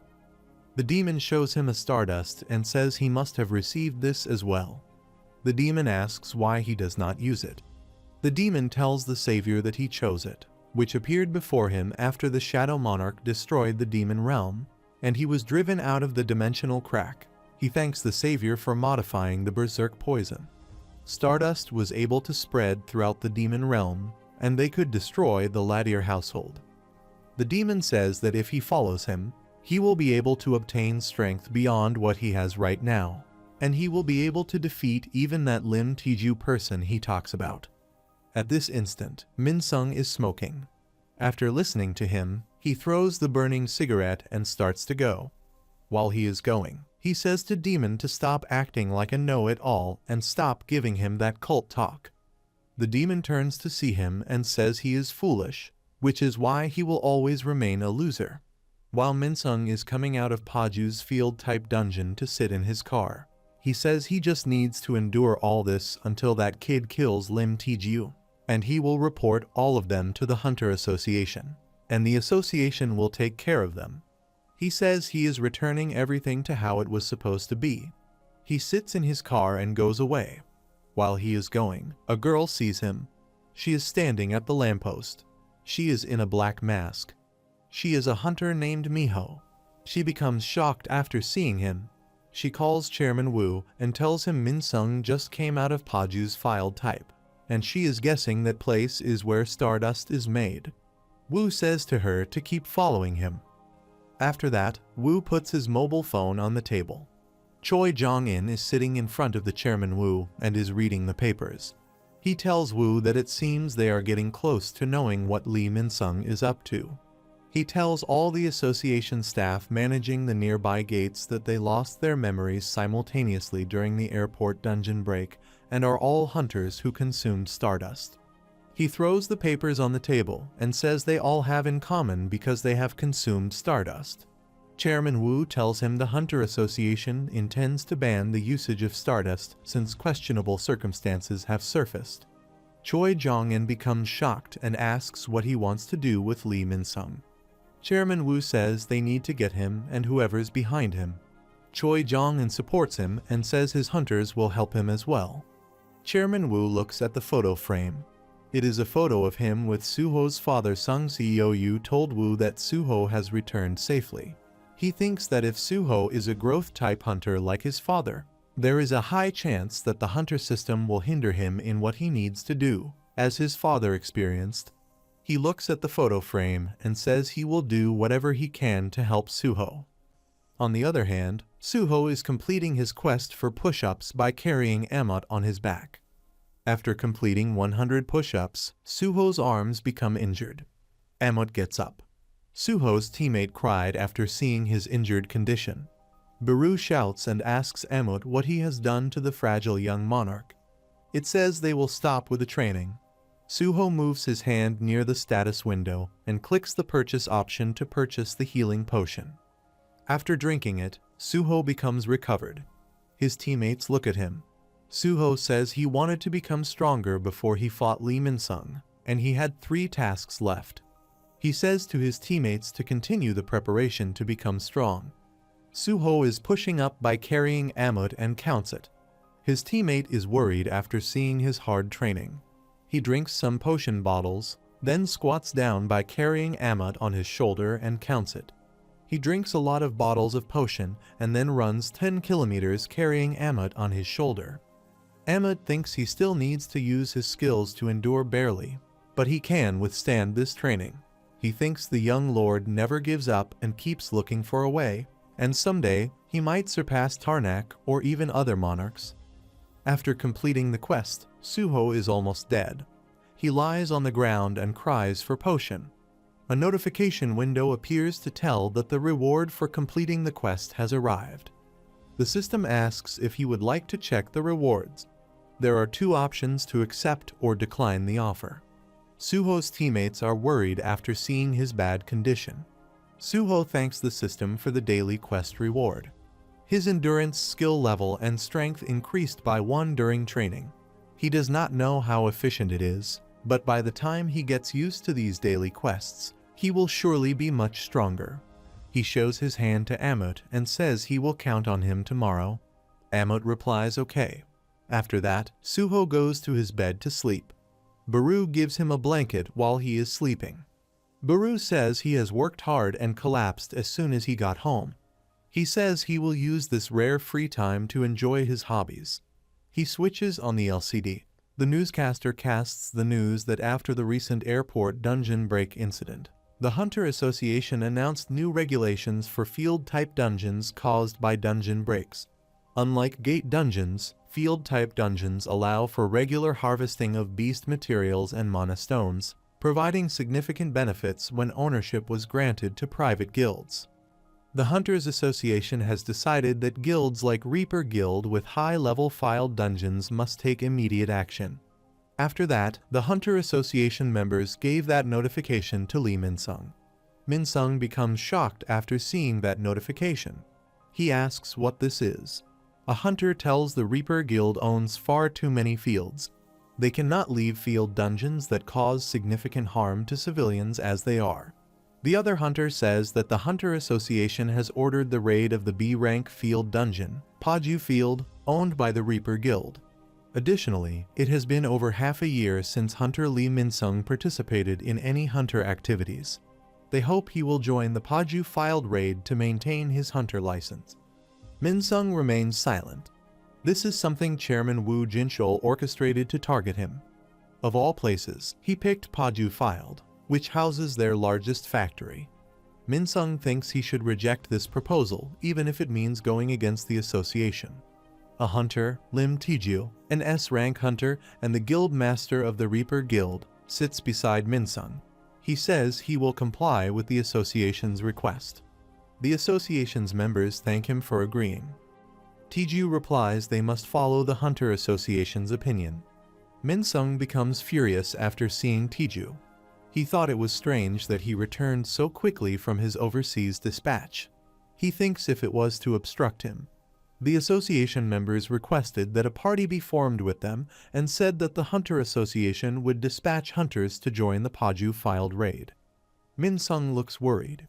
He asks Tiju if he is out of his mind, and if he even knows how much a single field dungeon is worth when he says things like that. Tiju asks if he thinks the Hunter Association is to get rid of field dungeon. He says the association must have caught on to what he has been secretly doing and tells him not to underestimate the association. He says to him he not only ignored his warning, but also used guild members as he pleased while he was away. He stares at him and asks how long he is going to treat him like a chauffeur cleaning up his messes. Min-sung looks at him furiously. This instant, Tiju's mobile rings in his pocket. He sees his mobile and tells him he got a call from a scout, and they say a new S-rank hunter has appeared in Korea. He puts his mobile on the table and gets up. He says he will visit the Hunter Association and prepare the contract money. While he is going out, he tells him that it might not be too late to fix it, and that they should do their best to handle it together. Min-sung becomes aggressive after listening to another S-rank. He thinks those who got lucky and became S-rank are full of themselves. He thinks about when that alien will ever grow up. He thinks of killing Tiju. At this instant, his mobile rings. The third fragment that absorbs the body of the second fragment shows himself as S-rank hunter publicly. He shows his name is Park Dajin. This call is actually from Park. Park comes to meet Minsung. Minsung says that he has grown so much in the short time they have not met, and he guesses aliens proliferate. Park is holding a cup of tea. He says he chose a small and young body that would be more advantageous for survival at an earlier stage, and there is no need for him to consider the body's appearance since he has gathered more fragments and regained his strength. Minsung asks what he is up to with the name Park Dajin and shows himself as a hunter.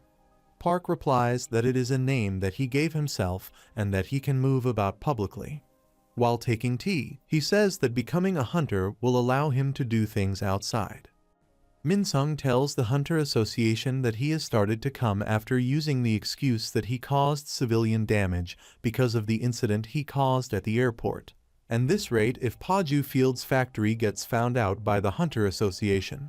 It will be over for both of them. Park tells him not to worry about him, and he joins the Grim Reaper Guild to prevent that from happening.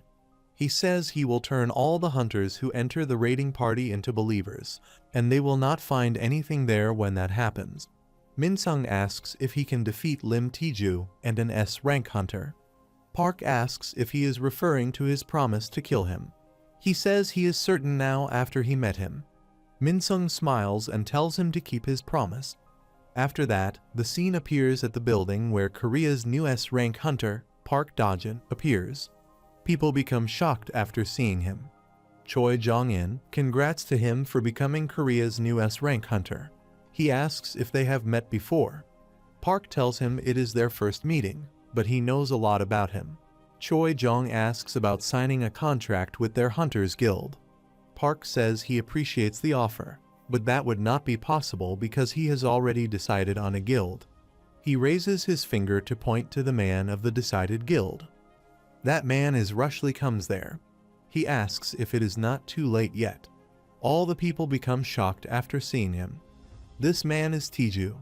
This means that Park has decided to join the Reaper Guild. 1 week later, Baek Miho, a rank hunter from the White Tiger Guild, joined the Paju Field raid at the request of the Hunter Association. She greets Minsung and introduces herself. Minsung smiles and tells his name. He says to him that she must be having a hard time because of the field dungeon. She replies it is only right to help. She thinks actors really are different. Minsung is pretending to be kind while being completely two-faced. She thinks everything happening in the Paju Field today will be exposed, and she will personally tear off that mask. She turns back and sees Park. He is the S rank who recently joined the Reaper Guild. She stares at Park and Minsung and thinks she has got her card to play. On the other hand, Suho calls the mining team and tells them to grab a pickaxe for each. They are ready to go because the Paju Field raid begins. After that, the scene appears at the office of Chairman Wu. He says the Paju Field should be starting soon. He thinks they need to obtain solid evidence in this raid. There should be nothing to worry about, considering the hunters that are participating in this raid. A rank hunter, Baek Miho, is participating in the raid. In case something happens, they have Hunter Choi Jong-in and another S-rank hunter on standby. However, the new S-rank hunter, Park Dajin, who suddenly appeared, could be an unpredictable variable. He joined the Grim Reaper Guild as they started the Paju Field raid. He thinks he cannot help, but the situation is going in Lee Min-sung's favor. There is one more thing bothering him. Suho is joining the excavation crew. Chairman Wu wonders if it is a confidence or fate. He approved his participation as part of the excavation crew, but does not know if that is the right decision. He thinks if all this is a part of Suho's plan, he will have to help. On the other side, the scene appears at the Paju Fled dungeon, where salamander monsters appear. They are ejecting fire from their mouth. A hunter blocks the fire through his shield. He calls to strike the team and says he cannot last long. Miho comes near him. The hunter becomes shocked after seeing her. She fights with that salamander monster. At this instant, the other monster attacked from behind. She moves towards that monster and beats it. She kills 2 salamanders. She turns back and sees Lee Min-sung is not joining the battle. He thinks if he is taking hunting as a joke. While she is distracting, a salamander comes near him to attack. This instant, Park takes down a salamander with one attack. She becomes shocked. Park says to her to be careful. Park wore casual clothes to a raid, and she thought he was just a kid despite being in S rank. Park stares at salamanders, the necks of salamanders separate from their body with his mana. Miho says everything has wrapped up here, and this ended sooner than expected. She says Paju Field has too few monsters. Minsung is smoking. He taught and asked if she realized that. He smiles and says they perform routine monster cullings to maintain the dungeons that the Grim Reaper Guild is in charge of, which is why it is no threat to the outside world. She thinks guilds usually do not care about routine monster cullings, and there is no need to enter the dungeon daily. He thinks something is weird in here. Minsung says that the boss monster room is over there. He thinks he will never find anything that can incriminate him. The demons have dismantled the factory and are hiding within the Paju Field. Minsung thinks they will never find traces of the factory or escape this place with a sane mind. After that, the scene appears at Paju Field where Demon Mermu tells the Mist Burns that he cannot believe they cannot meet the Apostle even though he is here, and they could be making so much stardust with all this idle time. It is such a waste to have the materials sitting around. Suho feels the presence of a demon at the Paju Field. He comes near the gate. Baru is also with him. He opens the doors. The demon Mermu becomes shocked after seeing him, and he asks who he is. Suho runs towards the demons and attacks with Vulcan's horns. The demon flies with just one attack. Suho stares at the demon. Baru says he sent the head of a demon flying with just one attack, and it guesses the daily quests with that darn crocodile are paying off. Suho thinks these people do not have a mind of their own. Paju Field indeed has a stardust factory. The demon Mermu changes his appearance into an octopus and says that he was not expecting the person who is getting in the way of their great plans, whom the apostle mentioned, to come here. Suho looks at the demon. The demon says he will become a great gift to the apostle. After that, the scene appears at the mine dungeon where the mining team is digging. There is no end to digging. A miner asks how this many magic essence crystals accumulated when a guild manages this dungeon. He asks if they have another way to earn money besides selling these crystals. His face is sweating. He cleans his face with his muffler and tells another miner that he heard an E-rank collection member come in with them, and he cannot believe that they allowed an E-rank hunter to enter a B-rank dungeon. He asks what they were thinking. The other miner tells him not to be too trashy with him, and he is still young, so it is nice to see someone young working hard. He asks if he was the one who assigned that newbie to work at the dungeon's entrance. That miner feels embarrassed and asks if he caught on to that. The other miner shouts and says he always puts him on the front lines. He says his handcart seems to carry 4 times the normal amount. He tells him to help him once they are done here. After that, the scene appears in Paju Field, where Suho stands before the monsters. Baru tells Suho that those monsters have magic powers. Suho replies that he can also feel it because his sense stats have increased. He is about the same level as an A-rank hunter, like Hunter Randolph, whom they met at the Pyramid Field. He thought there must have been a reason for the Hunter Association to order the Grim Reaper Guild to clear the field-type dungeon, and he joined as a part of the collection team. He thinks if the Hunter Association also realized what is going on with the Stardust, if the Hunter Association's interest in Lee Min-sung grows, it will be harder for him to get the Iterum Apostle from him. Suho asks where the Apostle is now. There is an octopus monster. He thinks that just like the Apostle is after the boy with the black mask, he also goes after the Apostle. He directs his tentacles towards Suho. These tentacles caught his legs. The monster says to Suho that he will see him very soon because he intends to crush him thoroughly and put him into a coma-like state before offering him to the Apostle. His tentacles have caught him. The monster tells him that he cannot escape from his overwhelming strength. Suho becomes shocked. He reminds the scene when he completed his training. His teammates look very excited after seeing his strong body. Amut says to Suho that he was not expecting him to be able to complete his training by himself in just 5 days. Amut says to him that his body has gotten stronger. Suho laughs and lies on the floor. He thinks adding all the stat points he got from the daily quests into his strength was a good idea. He also gained a skill that raises his strength. His teammates look at Suho. Amut says he is the strongest human he has seen so far. Suho breaks his tentacles with his strength. The monster becomes shocked. Suho stares. Essel suddenly feels his body lighter. Baru tells Suho that the octopus is quite chewy. Suho asks if he was able to find out anything about Itaram Apostle. Baru says that he thinks of the Itaram Apostle as a shining light, but cannot find out many details about him. Suho thinks he has no choice but to get information from Lee Min-sung, who is in charge of the whole Stardust factory. He thinks he needs to start evacuating the people here first. On the other side, Park feels that the presence of the demons has disappeared. He thinks that if the Hunter Association does not do that, they will reach the Paju Field Boss Monster Room. Miho was not able to find anything on their way here. She thinks if Paju Field is supposed to be the place that makes Stardust.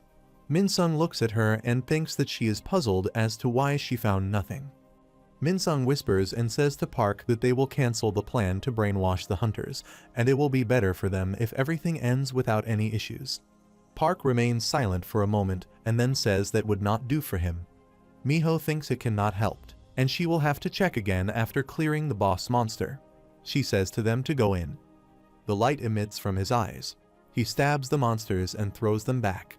He asks the octopus monster again where the Itaram Apostle is. The monster looks at him aggressively. The monster shouts. Suho grasps his mouth with Vulcan's horns and separates it from his body. Suho says that he will have to find out without him saying anything. He throws up his mouth and calls Baru to eat its mouth. Baru replies yes. While Baru opens his mouth to eat, the monsters call the apostle and say it is a pity he will not get to see the picture he is painting. But thanks to his help, they can destroy the Latier household, who are the loathsome traitors of demon kind. Min-sung becomes shocked. Min-sung asks what she is doing. Park replies that he told him already. He pierces the stardust in his neck and says he will be turning all the hunters in this party into followers. He says to him that someone they choose to be on their side must have a certain value, and to work with an A rank like him to kill an S rank like Lim Tiju was a strange proposal from the start. Park comes close to him and says that he will have to make use of him to get his hands on Lim Tiju. Min-sung grins his teeth. He becomes aggressive. He shouts and asks if he would get brainwashed by someone like him. Suddenly, light appears. Min-sung looks upward. The apostle sign appears, which says to him to move as the Supreme One wishes. His brain is washed. Park moves ahead. He puts his hand on his shoulder when he reaches close to him. Then, he moves ahead to get his next target. He is looking at Miho. Kang Jin-hyuk glances around after defeating his opponent and notices his severely injured comrades. He calls out to his master, Alice, and asks if anyone is still alive. In despair, he questions whether this cursed tower of trials demands the loss of everyone close to him just for him to reach the top and escape the dungeon. Later, he regains consciousness in his bed, where Guguma is sitting beside him. He turns his gaze to the familiar figure and softly calls his name. Guguma responds with a chirp just as Alice approaches and remarks that he has finally woken up. Andrea, overjoyed, also expresses her excitement and immediately jumps onto Jinhyuk along with Alice. Taemin, who is present as well, explains that Jinhyuk has been unconscious for an entire week due to the overuse of his mana paths. Andrea questions why he had pushed himself to such an extent, admitting that she had feared he might never wake again. She scolds him gently, asking if he realizes how difficult it had been for Alice to nurse him throughout the ordeal. Jinhyuk expresses his gratitude to all of them. The scene then shifts to a graveyard, where the narrator describes a snowy winter morning. A funeral is being held by the Awakened Association to honor those who lost their lives during the largest outbreak ever recorded on Earth. He notes that a vast crowd has gathered, many drawn by the appearance of rankers from across the globe who have come to pay their respects. Thanks to extensive preparations made beforehand, casualties have been kept to a minimum. Most of the deceased are identified as players who had volunteered to assist in the battle. Meanwhile, Han Sangjin stands on the stage and delivers a speech, stating that thanks to the sacrifice of 121 players, their home has been protected from the invasion.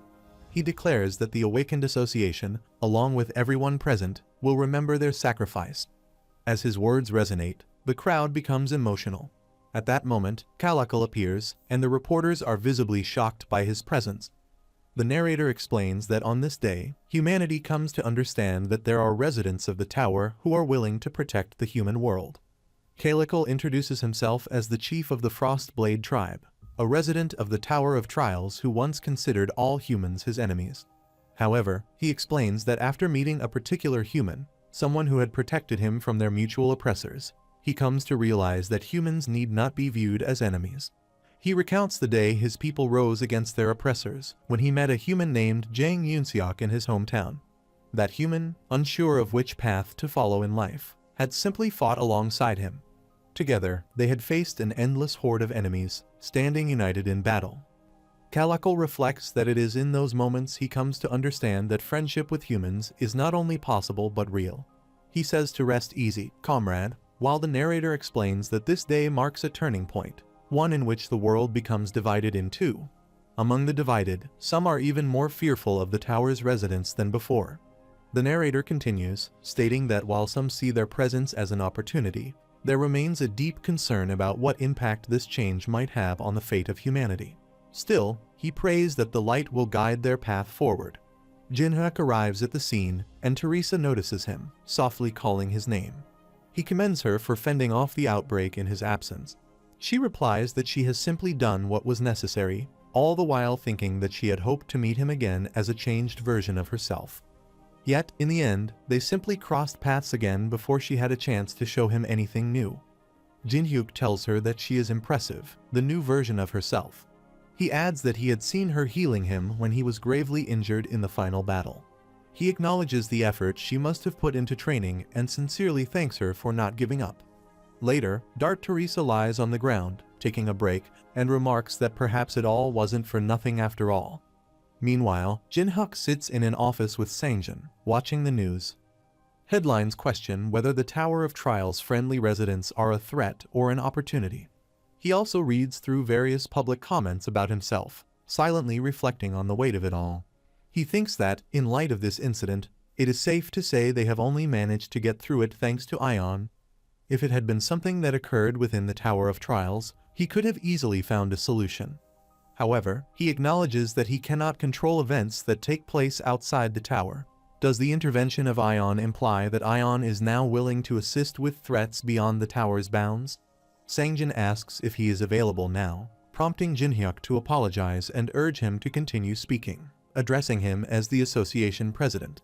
Sangjin explains that he has used Takeshi to manipulate the media and summon the tower's residents to Earth, for which he is deeply grateful. However, he questions why the massive gates still remain open. Jinhyuk notices a portal door opening into the city and remarks that he had believed the outbreak to be over. What they had fought earlier was not the ancient creature itself, but merely a squad that had been sent ahead. When Sangjin asks what he means by that, Jinhyuk explains that, according to a source within the tower, the creature of the 50th floor initiates an invasion by dispatching a squad to sow chaos in enemy territory. Sangjin reacts in disbelief, noting how powerful the enemies are, and wonders what that implies. Jinhyuk walks toward the window and confirms that the invasion is not yet over. Sangjin then suggests that the gate must now be open so they can find a way to close it. Jinhyuk responds that he must search for it, adding that there is always a solution to everything. They both gaze through the window at the widening crack of the gate outside. The scene shifts to Yu Chenong's mansion, where Jinhyuk expresses his amazement. Andrea laughs and comments that it would be nearly impossible to find another place like this. She explains that this is her grandfather's secret weapon, used whenever he needed to treat the aftereffects of mana overuse. It is a fusion of modern industrialization and the tower's mysticism, the world's first mana hot spring. At that moment, her master arrives and greets Jinhyuk warmly. Jinhyuk looks at him, calls him master, and finds himself reflecting on all his friends and comrades. Waliang also arrives there with her master and sits in the pool. She states that infusing magic into the hot spring water is truly an incredible feat of technology. She explains that thanks to this innovation, the Supreme One has significantly recovered. Chuhonsa sits in the pool while enjoying a drink and remarks that the world outside the tower is truly wonderful, especially this carbonated beverage, which she finds to be quite the marvel. She wonders why the Central Plains never had anything like it. She adds that if not for her loyalty as a martial artist, she would have settled down here. Jinhyuk asks Chuhonsa why she is there. She responds by questioning whether it is fair for only that old man to enjoy the hot spring, and insists that this old lady should be allowed to use it as well. Alice also arrives and runs toward the pool, demanding not to be left out of the good stuff. Andrea agrees and rushes in behind her, attempting to enter the pool, but quickly feels the heat of the water. She asks how everyone else is able to endure such high temperatures. Alice hugs Andrea and tells her that she is still too young to appreciate it fully, encouraging her to come in and assuring her that she will understand once she does. Guguma then pulls Andrea into the pool while she screams that it is too hot and pleads for someone to save her. The master shouts for silence and demands that he be allowed to cultivate peace as their noise has become unbearable. Walyung grabs him in an attempt to stop his outburst just as Alice, Guguma, and Andrea run out of the pool. Jinhyuk thinks that, thankfully, the master appears to be fine. An elder arrives and calls out to Jinhyuk from behind, requesting a moment of his time. Jinhyuk walks with him and expresses gratitude for responding to his sudden request. The elder replies that if it were Jinhyuk's request, there would be little he would not do. He explains that the master's damaged magic circuit is currently being treated smoothly, but this meeting was not called because of the magic circuit. He goes on to say that the master's body is presently in a condition as if it has been exposed to strong radiation over an extended period. He reveals that cancer cells have spread extensively throughout his system, and he cannot guarantee how much longer the master will continue to live. Meanwhile, Jinhyuk recalls the sight of his master playing in the pool with the girls. The scene shifts to the Tower of Trials, on the 25th floor, within the underground passage of Tian Mountain. Samaja walks alongside the Sima commander and asks whether there is still no sign of Wuhofa. The commander replies that a thorough search has been conducted starting from the 21st floor, but only remnants and traces remain. It appears that Wuhofa has left those levels behind. He recalls the elder and reflects on the Dark Emperor, the dragon of heavenly authority. During their duel, the emperor took his poisonous blow and managed to walk away to reach his disciples. He thinks that he has exposed him to poisonous stones for an extended period, yet the emperor only coughed a few times without showing any signs of dying. He reflects that when he attempted to eliminate him, the emperor vanished like a ghost. He must admit that the emperor possesses an extraordinarily stubborn life force. Sima calls out to Samaja and mentions that while Samaja has declared his intention to conquer the Central Plains, the current heavenly demon sect lacks the strength to face the Miram Alliance. He asks how Samaja plans to handle so many powerful masters. Samaja responds by questioning whether Sima believes he brought him here without a purpose. He states that he brought him here to showcase the power necessary to conquer the Central Plains. They arrive at a location where they see a large gathering of goblins. One of the goblins announces that Samaja has arrived at last, and as promised, he has gathered them all in one place. Samaja urges them not to be alarmed and explains that the individuals before them are the ones who provided the power he needs to conquer the Central Plains benefactors from the Tower of Trials. The goblin remarks on the overwhelming aura they radiate, wondering how many entities the primordial being has sent. The goblin replies that, as a vanguard, approximately 3,000 entities were dispatched. Sima comments on the eerie energy, questioning what exactly these beings are. The goblin, after some thought, admits that they have no specific name and suggests considering what might be fitting. Samaja responds that something suited to the atmosphere of the Miram would be appropriate. He proposes calling them Kangxi, to which Sima inquires what that term means. Samaja places a hand on Sima's shoulder and, addressing him by name, declares that Sima will become his right hand, the new heavenly demon, and will lead the Kangxi army to the Central Plains. Sima then orders his army to prepare for their mission to march to the Central Plains, crush the arrogant Miram Alliance, and claim the entire Middle Realm, all in the name of the new heavenly demon.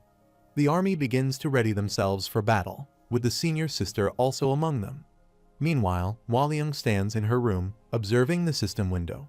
She speaks with the senior sister, who confirms that, as she had heard, over 3,000 Kangxi are heading toward the Central Plains. The senior sister notes that although they are being called Kangxi, they are monsters imbued with a terrifying, unfamiliar presence. She remarks that if they succeed in conquering the Central Plains with these creatures, nothing will remain from the 21st to the 25th floor. Walyung asks her why she would share such critical information with her. She replies that it is because she serves someone who is capable of stopping this catastrophe. After some time, Walyung comes to meet Jinhyuk and informs him of the situation. He thinks, as expected, the invasion within Shub Nigarath's tower has already begun. and the apparition points of the entities have been seized to form an organized army. Although he is concerned about his master's condition, he knows he must step forward to halt the invasion in the mid-layers. He instructs her to remain behind and assist in the master's recovery for the time being, as he will proceed to the mid-layers first. As he begins to walk away, she responds with a nod but warns that if the master learns he has left without a word, he may feel deeply disappointed. Jinhyuk replies that she should tell the master this soon. This disciple will require his strength, so he must recover by then. She acknowledges the message with an understanding response. The scene then shifts to the 25th floor of the Tower of Trials in Loyang, where the Miram Alliance leader, Ma Tibong, announces that the meeting shall begin. Another officer agrees and begins with a report. Tibong explains that the Kangxi army of the Heavenly Demon sect is wielding an unprecedented level of power and is steadily advancing toward the Central Plains. He points to a location on the map and states that the elite warriors of the Kunlun sect were defeated in a single clash and have been forced to retreat. He asks whether this means the Kunlun elites alone are not capable of holding them back. He had believed that the Heavenly Demon sect had been greatly weakened after the disappearance of the Heavenly Demon, but to think they still possess such power is beyond his expectations. Another leader states that, at this rate, every sect in the Central Plains will be defeated one by one and that all of them must unite if they hope to stand against this threat. Yet another leader suddenly shouts, suggesting that his sect should take the lead. This sparks tension as others question the relevance of taking the lead in this crisis. Seolin asks whether he brought it up because he was confident in his own strength. She internally curses the Miram Alliance, thinking that even though they barely have enough strength combined, everyone is still focused on avoiding the smallest sacrifice. She realizes that someone must take control of the situation and guide it in the right direction. She activates her tracking scroll. The system window notifies that the tracking scroll has been activated, followed by a sudden blast in the area. At that moment, Jinhyuk and Chohonsa arrive. Tibong turns to them and asks if the woman before him is indeed Chohonsa. Seolin and the leader of a prominent Miram noble family ask Jinhyuk if he is indeed Kang Jinhyuk. Seolin then turns to Chohonsa and questions whether she truly understands who that man is and yet still chooses to bring him here. The noble family leader asserts that the man standing before them is the second in command of the demonic sect and the direct disciple of the Dark Emperor, someone who has disrupted the Martial Alliance's operations countless times. A third leader asks what he means by that, while a fourth inquires whether the man is truly Kang Jinhyuk. Chuwonsa calmly urges them to restrain themselves for her sake. She sits down and states that this individual does not follow the doctrines of the demonic sect. She affirms that she can personally vouch for him, and as they have said, he is indeed the disciple of the Dark Emperor. She reminds them that he is the very same disciple who saved everyone present from the Ice Demon. Furthermore, as they are all aware, the Dark Emperor has been betrayed by the demonic sect and is now being pursued in a truly pitiful situation. She questions whether treating someone as an enemy, especially when that person has come to aid them in such dire circumstances, would not reflect poorly on their judgment. One of the masters responds that since Lady Chuhonsa has spoken on his behalf, they will not treat him as an enemy. However, he adds that they do not require the assistance of someone so deeply tainted by corruption to begin with. Wudang sect elder So Yuhyun shouts, demanding to know whether Jinhyuk truly believes the Orthodox masters could ever lose to the likes of the demonic sect. Jinhyuk looks at them and thinks that even the 9 great sects, the Miram noble families, and all the elder-level figures of the Orthodox faction are gathered here. Yet every single one of them is at a level that his master could crush within 5 moves. Every time he sees them, he wonders if the Orthodox faction ever spends time training, or if they merely waste their days with endless chatter. He opens a system window and comments that he finally understands how high the Orthodox elders hold their pride. However, this matter cannot be resolved with the Central Plains alone. He explains that the coming battle will determine the fate of the entire Middle region. Therefore, he suggests they at least consider hearing his proposal. Meanwhile, in the gym, the Archbishop continues his training, flexing his muscles and saying that he can finally feel his faith slowly being restored. He asks how the others are feeling. Mackenzie responds that it feels great, while Judro remarks that his entire body feels filled with faith. Then, addressing the Archbishop, Judro asks why he protects rebels like him and Mackenzie, and even goes so far as to shelter them. The Archbishop replies that under normal circumstances, individuals like them would be required to perform corrective labor, just like Bainchtelm. He says that punishment is what sinners are supposed to receive. Another person responds that he is truly grateful for the treatment he has been given, but at the same time, his guilt continues to grow. The Archbishop tells him to hold on to that guilty heart, for the Goddess of Light always offers a chance to those who sincerely repent for their sins. He adds that soon, the opportunity to atone will be granted. Then he claps his hands and says the break is over, and they must move into the next set with even greater divine energy. Both men respond with affirmation and resume their exercises. Meanwhile, Alice walks through the market with Yusung. As she stops to look at a roast chicken, she comments that it looks delicious. Yusung asks whether she truly needs to eat it right now. She turns to him and says that his way of speaking is quite irritating. Still, since he is the subordinate of her contractor, she will let it slide this time. Jin-hyuk arrives at the scene and asks what she means by calling him a subordinate. She looks at him and says he is finally here, then asks whether the discussion with the Martial Alliance went well. Jin-hyuk replies that there is still some cleanup left, but more or less it has gone as expected. Yusung then asks about the master.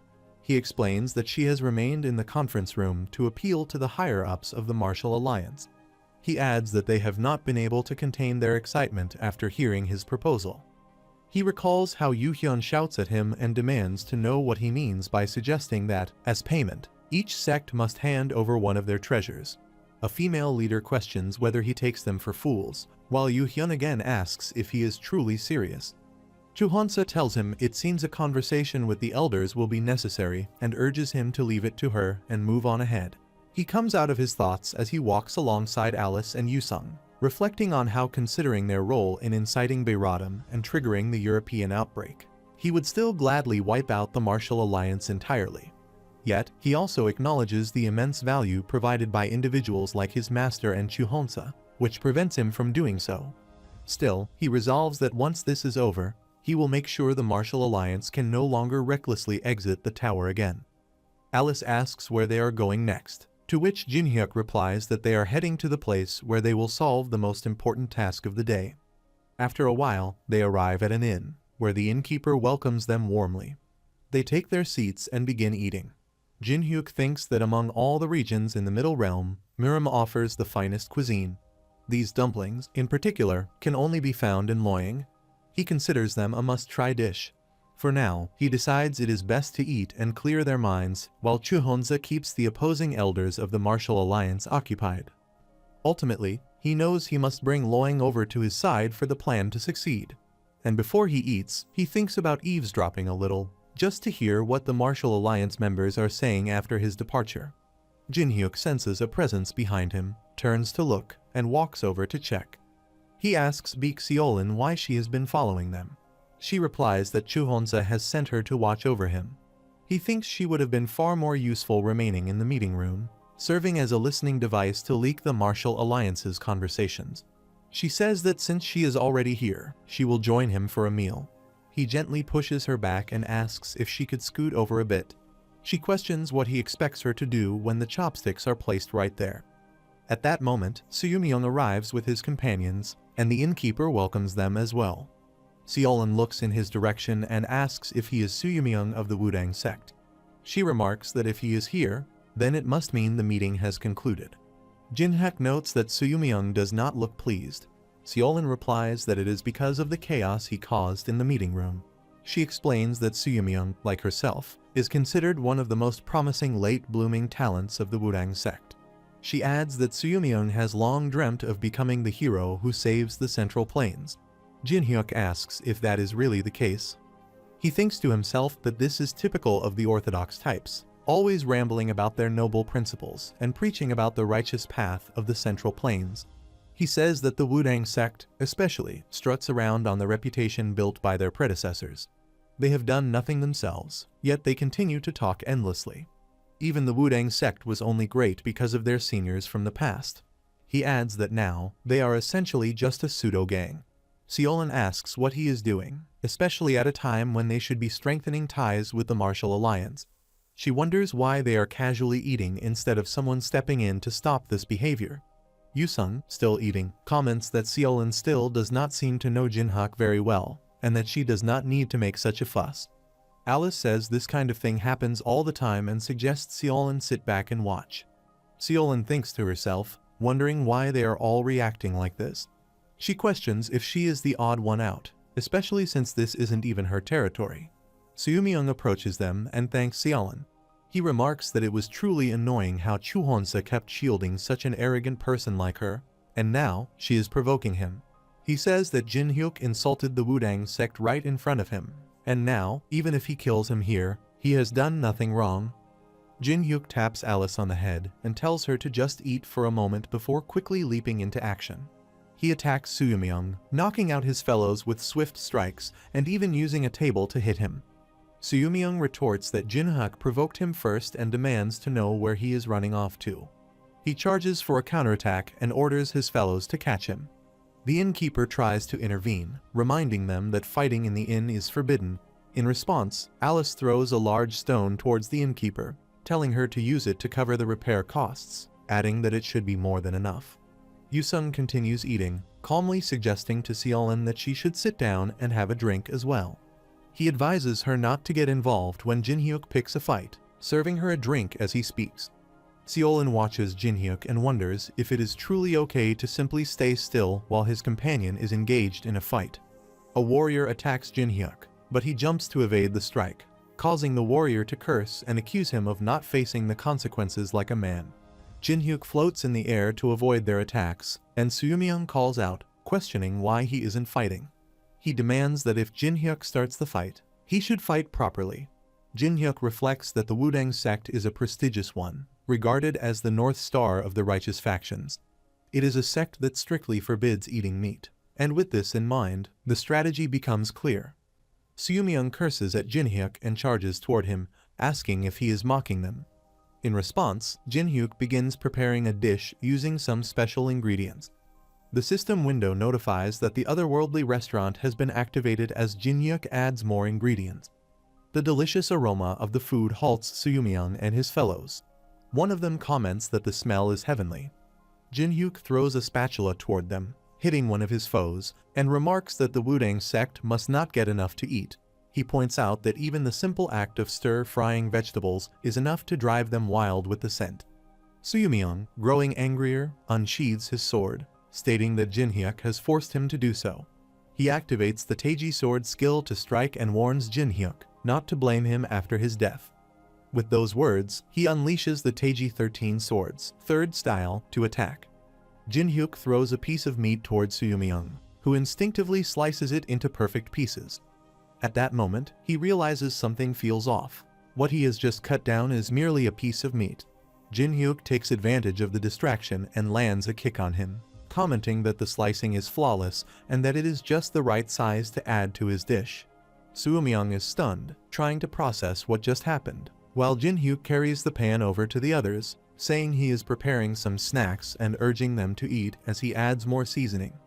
Seomyeong watches him in disbelief, thinking that his swordsmanship, the very technique he has honed as Wudang's top disciple, has just been used to slice meat. Worse, he has been taken down with a single kick. In frustration, he strikes the ground and demands that Jinhyuk truly believes he can walk away unharmed after humiliating him here. He tries to rise, declaring that if he dies, the masters of the righteous sects will hunt Jinhyuk down to the ends of the world. But before he can say more, Jinhyuk walks up to him and feeds him a bite of the food. He comments that Seomyeong talks too much. Overwhelmed by the taste, Seomyeong becomes emotional. As the flavors fill his mouth, memories resurface. He recalls his mother feeding him as a child, gently saying not to cry and to just eat because the food would make the pain go away. She tells him he is eating so bravely, reminds him that a man must not cry just because he falls, and calls him her dear Mayang. She urges him to eat a lot, grow strong, and become a wonderful man who will make his mother proud. He comes out of his thoughts and begins to cry bitterly, calling out to his mother. Jinhyuk asks whether this is truly something worth crying over. Alice says they should try some of the food as well, while Jinhyuk replies that seeing someone cry while eating his cooking is touching, but he wonders what they should do about this situation. The system window notifies that the recording is ending. He puts away his camera and comments that the dish was filled with the meat Suyumyung himself had sliced and added. He remarks that the future head of the Wudang sect has eaten meat and broken the sect's strict prohibition. Suyumyung, confused, asks what he means by that. Sometime later, at the palace, Tbong addresses Chuhonsa, saying there is no point in being so stubborn. No matter how much she vouches for him, it is not convincing enough. He asks her to lower her sword and have a proper discussion. At that moment, Yumyong arrives and respectfully addresses the senior members of the Martial Alliance, requesting that they hear him out. He bows deeply and declares that Jin Hyuk is the only one capable of defeating the demonic sect's forces and pleads with them to trust him, just this once. He adds that he, Yuhyun, the top disciple of the Wudang sect, is willing to vouch for Jin Hyuk's abilities. Tbong asks what is happening here and how the successor of the notoriously strict Wudang sect can be vouching for him. Johonsa reflects that just earlier, So Yuhyun had been glaring at Jin Hyuk as if he intended to kill him. She wonders how he has managed to bring him to his side in such a short span of time. As expected, she thinks, young Master Jin Hyuk possesses an unfathomable depth. That cunning old man, the Dark Emperor, truly has chosen a remarkable disciple. Meanwhile, Jin Hyuk quietly whispers to Suyumyung that he is doing well and should keep it up. If this continues, the recorded footage will not need to be released. Seolin observes and mutters that he should not allow himself to be manipulated like this if he is. At that moment, Tbong arrives and comments that even the prodigies of Wudang have stepped forward. There must be a reason for such trust. He declares that he will hand over command to Jin Hyuk and tells him to demonstrate his capabilities. Yuhyun speaks up, reminding them that, no matter what, Jin Hyuk is still an outsider. Tbong responds that perhaps Jin Hyuk truly will save the Central Plains and any personal grudges can be dealt with after the situation has been resolved. Jin Hyuk claps his hands and calls everyone to gather around, declaring that their new commander will now show them how this war should be fought. He places a small flag on the map, marking a specific location. Meanwhile, in a different area, a woman urgently calls out to Commander Shiva. When he asks what is wrong, she reports that the path for their advance has completely collapsed and can no longer be traversed. He demands clarification and questions what she means by that, wondering why the path cannot simply be cleared. Before he can act, a sudden ambush begins as massive rocks are hurled toward them from all directions. Commander Shiva creates a barrier to shield himself and his army from the rock attack, while the system window is being activated to notify the deployment of the barrier. He declares that it is a rock and commands protection. Yusung and Seolin hurl the rocks at them with the support of their warriors when they see the barrier being formed around Commander Shiva, and they comment that it is terrifying. Yusung observes everything and remarks that a massive falling rock attack has no effect. It is as if a new type of Jiangshi is being developed by the demonic cult. He believes their advancement aligns exactly with his earlier suspicion and wonders how they had so accurately predicted their arrival. He then orders Seolin to proceed to the next area. He states that the strategy he requested involves keeping the demonic cult's Jiangshi unit occupied for as long as possible. Commander Shiva contacts Samaja and informs him that something feels amiss. They have been ambushed on every route of their advance over the past few days. He explains that it seems as though someone has entirely deciphered their movements, suggesting that the forces of the Miram Alliance have changed in some way. Samaja reflects that the involvement of the Dark Emperor's disciple appears likely once again, and he suspects that this time, his objective must be something greater. He contemplates that if the world could be seized so easily, it would hold no true worth. He concludes that he now has no choice but to unveil his trump card. The scene shifts to the Imperial Capital on the 21st floor, where Arun is forging a sword when the system window notifies that a video call is being connected. Jin Hyuk asks whether the work is progressing well, and Arun responds that it certainly is. He affirms that the day has finally arrived for him to work on the legendary dragon-slaying sword, Bamon. He adds that his heart, as Arun, races with such fervor for the first time since he enhanced Jin Hyuk's dagger. Jin Hyuk expresses satisfaction, remarking that it is good to enjoy one's work, but he then inquires about the other project he had assigned. Arun responds with mild surprise, saying that a particular task has already been completed. The materials Jin Hyuk provided have made the process effortless, and the item will be sent together with Bamon shortly. Jin Hyuk reflects that matters are proceeding smoothly on Arun's end, Now, the only remaining preparations must be completed on his side. He walks alongside Yumyong, who observes the war survivors and remarks that the situation is the same here as well. The territory has been devastated. Yumyong glances at a mother attempting to comfort her frightened child, who has been crying out of fear. He turns to Jinhyuk and questions why, despite Jinhak's claim that the demonic cult's army would be stopped, their forces are only patrolling such remote areas. Jinhyuk responds that he must simply follow him and serve as his identification tag. He suddenly asks why the man has started talking so much. Does he really believe they have grown close? Should he simply release the video to Wudang? At that moment, Teresa arrives and calls out to Jinhyuk. Yumyong glances at her and asks if she is a kitten from the Empire. Jinhyuk replies that she is not, she is his companion, and he should show her some respect. Yumyong agrees, bows, and greets her courteously. Teresa leans in and whispers to Jinhyuk that it seems they have located the person he had been searching for, which is why she summoned him there. As he requested, she had investigated the regions that were attacked by the Jiangxi, and only this particular area had an unusually high number of survivors. She explains that, according to the village elder, during the Jiangxi assault, a man appeared and protected them. She then discreetly points towards someone sitting nearby, saying that the man over there is the one described. Though she cannot be certain if he is the person Jinhyuk is seeking, she advises caution that there is something unusual about him.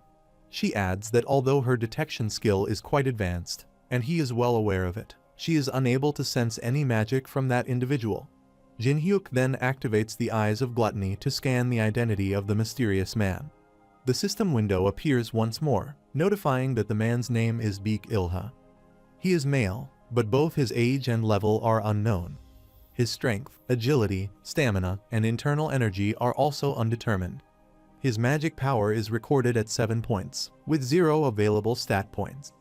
His known skills are Heavenly Demon Divine Art level unknown, Heavenly Demon Sovereign Steps level unknown, Heavenly Killing Kai level unknown, Heavenly Demon Annihilation Tribulation level unknown, and Heavenly Demon Rebound Kai level also unknown. The system window notifies that the details regarding the copy conditions have expanded. The Heavenly Demon has almost depleted his core energy. If assistance is provided to the Heavenly Demon in recovering his internal energy, the Heavenly Demon's Divine Art skill can be copied. The completion level depends on a prior understanding of the Heavenly Demon's Divine Art, with a maximum of 10 stars. Jinhyuk thinks he has finally found it as the system window notifies him of a special quest from an unknown source. The special quest reveals that the Heavenly Demon has no will to fight. However, if even the smallest flame of determination can be ignited within him, success may be possible. The system window further notifies that Jinhyuk can access the Heavenly Demon's memories of the battle where his internal energy was lost. Jinhyuk considers the new spirit language ring, thinking that it is a bold offer, but the conditions are rather tricky, helping the Heavenly Demon recover his lost internal energy and reignite his will. Meanwhile, a demonic bird sits on a tree, silently observing them. After a while, Yumyong calls for everyone to gather. The Muram Alliance has come to offer assistance. Everyone gathers around as Jinhyuk prepares food. The system window notifies that the otherworldly restaurant has been activated. Yumyong instructs the survivors to line up while Teresa serves food to the children. He observes that the people here, who have lost everything, are finding hope in a single warm meal. He looks at Jinhyuk and reflects on how he once thought of him as nothing more than a ruthless individual. Yet here he is with 2 bowls. He wonders if he could also do something like this. Jinhyuk takes a bowl of food to Ilha and offers it to him, stating that it's free. Ilha refuses, saying that it's enough and urging Jinhyuk to give it to someone else, as it is too precious to be eaten by someone like him. Jinhyuk notices that Ilha looks as though he hasn't eaten in a week, yet he is rejecting the food.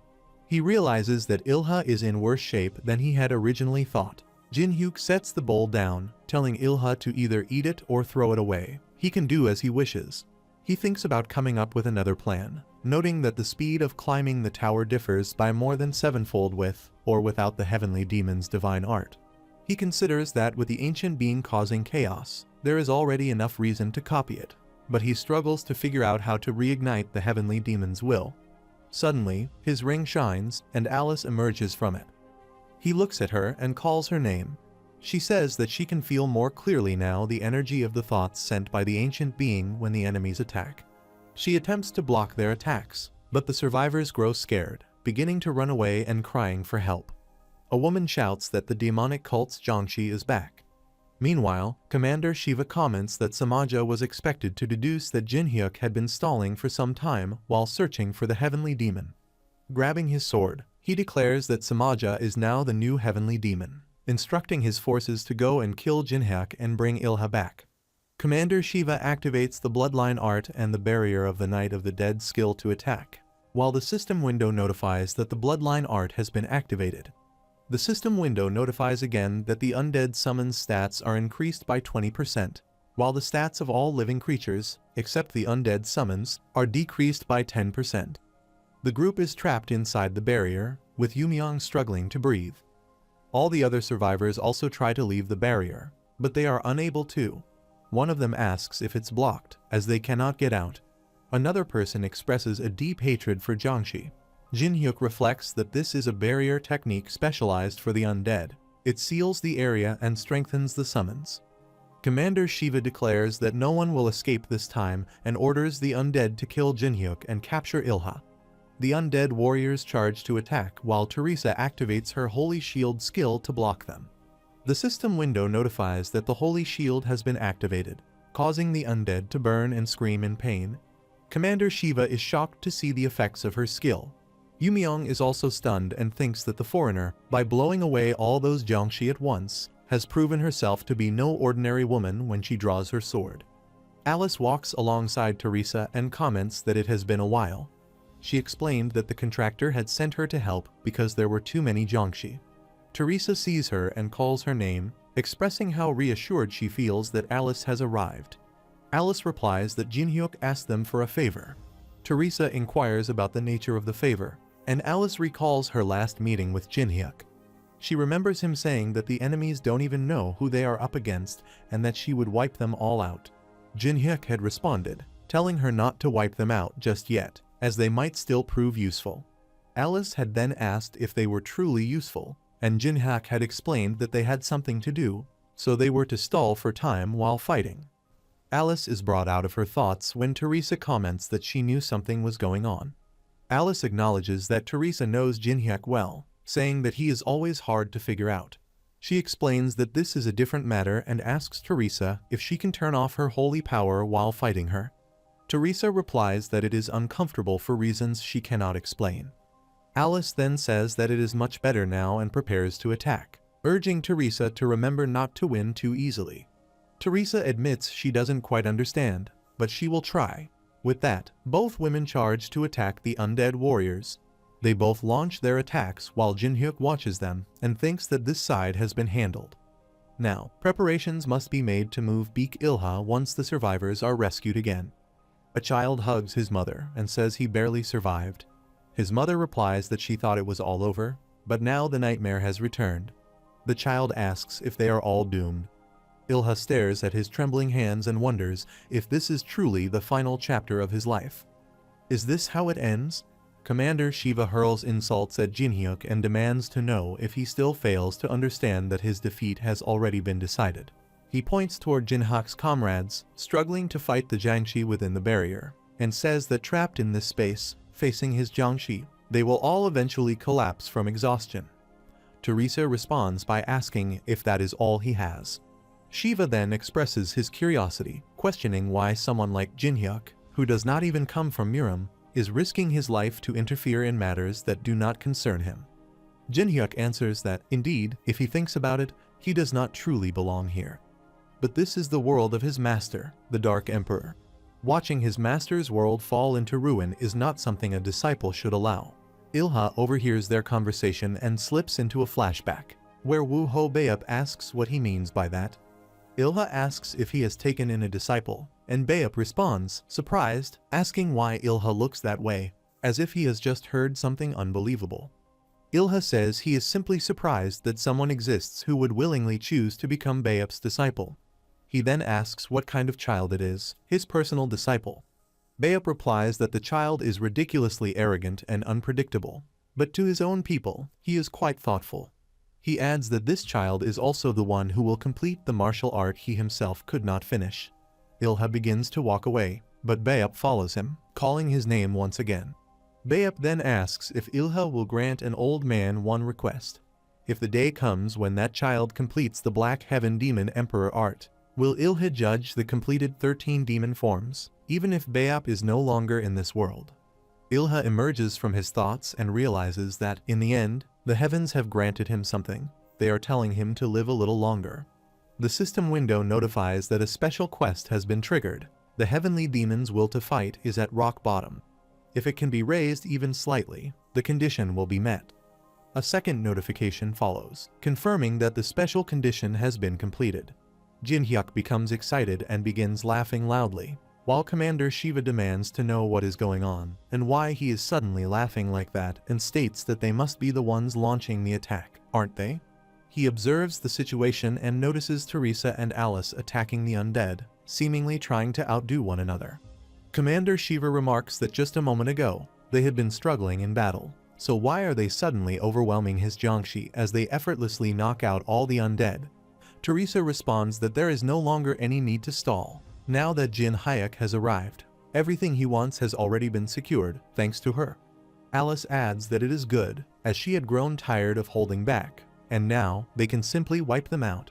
He taps her on the head and says it is not even worth their effort anymore, and that this stage should be given to someone more suited for it. She asks what he means by someone more suited, just as he summons T-Bone, who introduces himself with flair, claiming his entrance is like that of a phoenix. Jinhyuk instructs him that the thought forms are targeting his master and that he should take care of them. T-Bone responds affirmatively, saying of course he can, and dashes toward the undead, although he remarks that there are a bit too many for him to handle alone. Jinhyuk checks his system window and assures him that it is fine this time and that he will be more than enough. At that moment, the system window notifies that Orun's gift is being opened.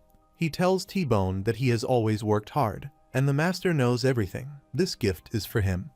T-Bone becomes emotional upon receiving the gift, saying that it is the best. Is this not too much of a reward for someone like him? He believes he was clearly born for this very moment. Just then, a giant Death Knight arrives on the battlefield as the system window notifies that the mounted Death Knight MK1 has appeared. Meanwhile, Arun examines a stack of documents and remarks that it is intriguing how Jinhyuk, as a player, came into possession of such a unique blueprint. He adds that, well, it probably does not matter now, just as the system window notifies that blueprint acquisition has been activated. He pulls an iron stick from a bucket, preparing to forge a new sword. As he begins melting the metal in the fire, he declares that he is a blacksmith, and regardless of what item is requested, he will only craft the highest quality. At the same time, T-Bone activates his skills, and the system window notifies that Skeleton OS has been activated and the booting sequence is loading. Another notification follows, confirming the passenger's signature, T-Bone. The system then confirms that the magic drive core output is at 99%. T-Bone transforms into a massive skeletal warrior, drawing the attention of everyone nearby. Alice, visibly surprised, asks if the youngest is now appearing rather dignified. T-Bone laughs and declares that it is finally his time to shine. He shouts that loyal T-Bone is deploying and charges forward, swiftly overwhelming and knocking out several enemies. He then charges toward Commander Shiva, who watches in disbelief. He wonders what on earth that creature is. Jinhyuk himself has not even made a move yet, and his Jiangshi is already completely overwhelmed. At this rate, he thinks, forgetting to gain merits and may not gain anything at all. He thinks that if this continues, he will never become Lord Samaja's right hand, which cannot be allowed to happen. In desperation, he slashes his own hand, activating the bloodline enhancement art skill to awaken his mana, and summons a monstrous entity. The creature lets out a deafening roar as he unleashes the Asura 1000-kill Jiangshi skill, causing a violent explosion in the area. T-Bone narrowly escapes the blast and rushes in for a counterattack, grabbing the commander as the two clash in a fierce struggle to overpower each other. T-Bone tries to restrain him, but the summoned monster forcefully pushes him back. He braces himself and attempts to block the next assault. Alice turns to Jinhyuk and asks if they should intervene, but Jinhyuk tells her to wait a moment. He then summons Salamander Bro, who arrives without delay. Salamander transforms into his giant form and activates Spirit Water Fire, unleashing flames in every direction. Soon after, Undyne appears as well, addressing T-Bone as a young one. T-Bone immediately recognizes her. She praises him, saying he has trained diligently all this time and has truly grown. They are proud of him. T-Bone becomes emotional at their presence, but they remind him that now is not the time for tears. T-Bone affirms that at this moment, nothing can stop him because he has earned the recognition of his brothers. He launches an assault on the monster, lifts it high into the sky, and hurls it toward Commander Shiva. Terrified, Shiva panics and pleads for a moment's pause, but T-Bone declares that the creature he summoned must be returned. He throws it directly at Shiva while activating the Elemental Diva skill, knocking the commander out along with his monstrous creation. The system window notifies that the Barrier Knight of the Dead is disappearing, while Salamander, Ravi, Undyne, and the others shower T-Bone with praise. T-Bone blushes when Undyne remarks that the youngest is truly impressive. Yumyong watches everything unfold and thinks that even after witnessing it with his own eyes, it is difficult to believe that the infamous Dark Commander of the demonic cult, who had once led an army of Jiangshi, has been completely crushed by mere summons. He reflects on how all those Jiangshi were wiped out as if it were just a warm-up exercise for Jinhyuk's allies. Teresa smiles as Alice suggests they should get a drink. Observing them, Yumyong realizes that this is no longer just Miram. This is a power that far exceeds the limits of the middle floors. He wonders who these people truly are. Without hesitation, he runs toward Jinhyuk, bows deeply before him, and acknowledges that they have done an excellent job if the enemy's advance has truly been halted. However, Jinhyuk refuses the compliment, stating that the forces of the demonic cult still have a long way to go. He thinks to himself that unless they close the gate with their own hands, the invasion will not come to an end. Alice comments that if the ancient entity continues to push forward with overwhelming numbers, even they might struggle to protect the middle floors. She questions whether things will truly be all right. Jinhyuk says it is fine through this battle. They now possess a reliable way to draw Samaja's attention and tell him to come along. He explains that he knows a method for regaining his lost power, the heavenly demon, Beek Ilha. The scene shifts to Loyang Fortress, where T-Bong reacts with shock, asking what he means by that. Jinruk confirms it. Samaja leads the entire Jiangshi army, and they head directly to Loyang. He thinks that Samaja must have been observing his movements, especially his journey to Loyang with the heavenly demon, so their enemies must already be taking action.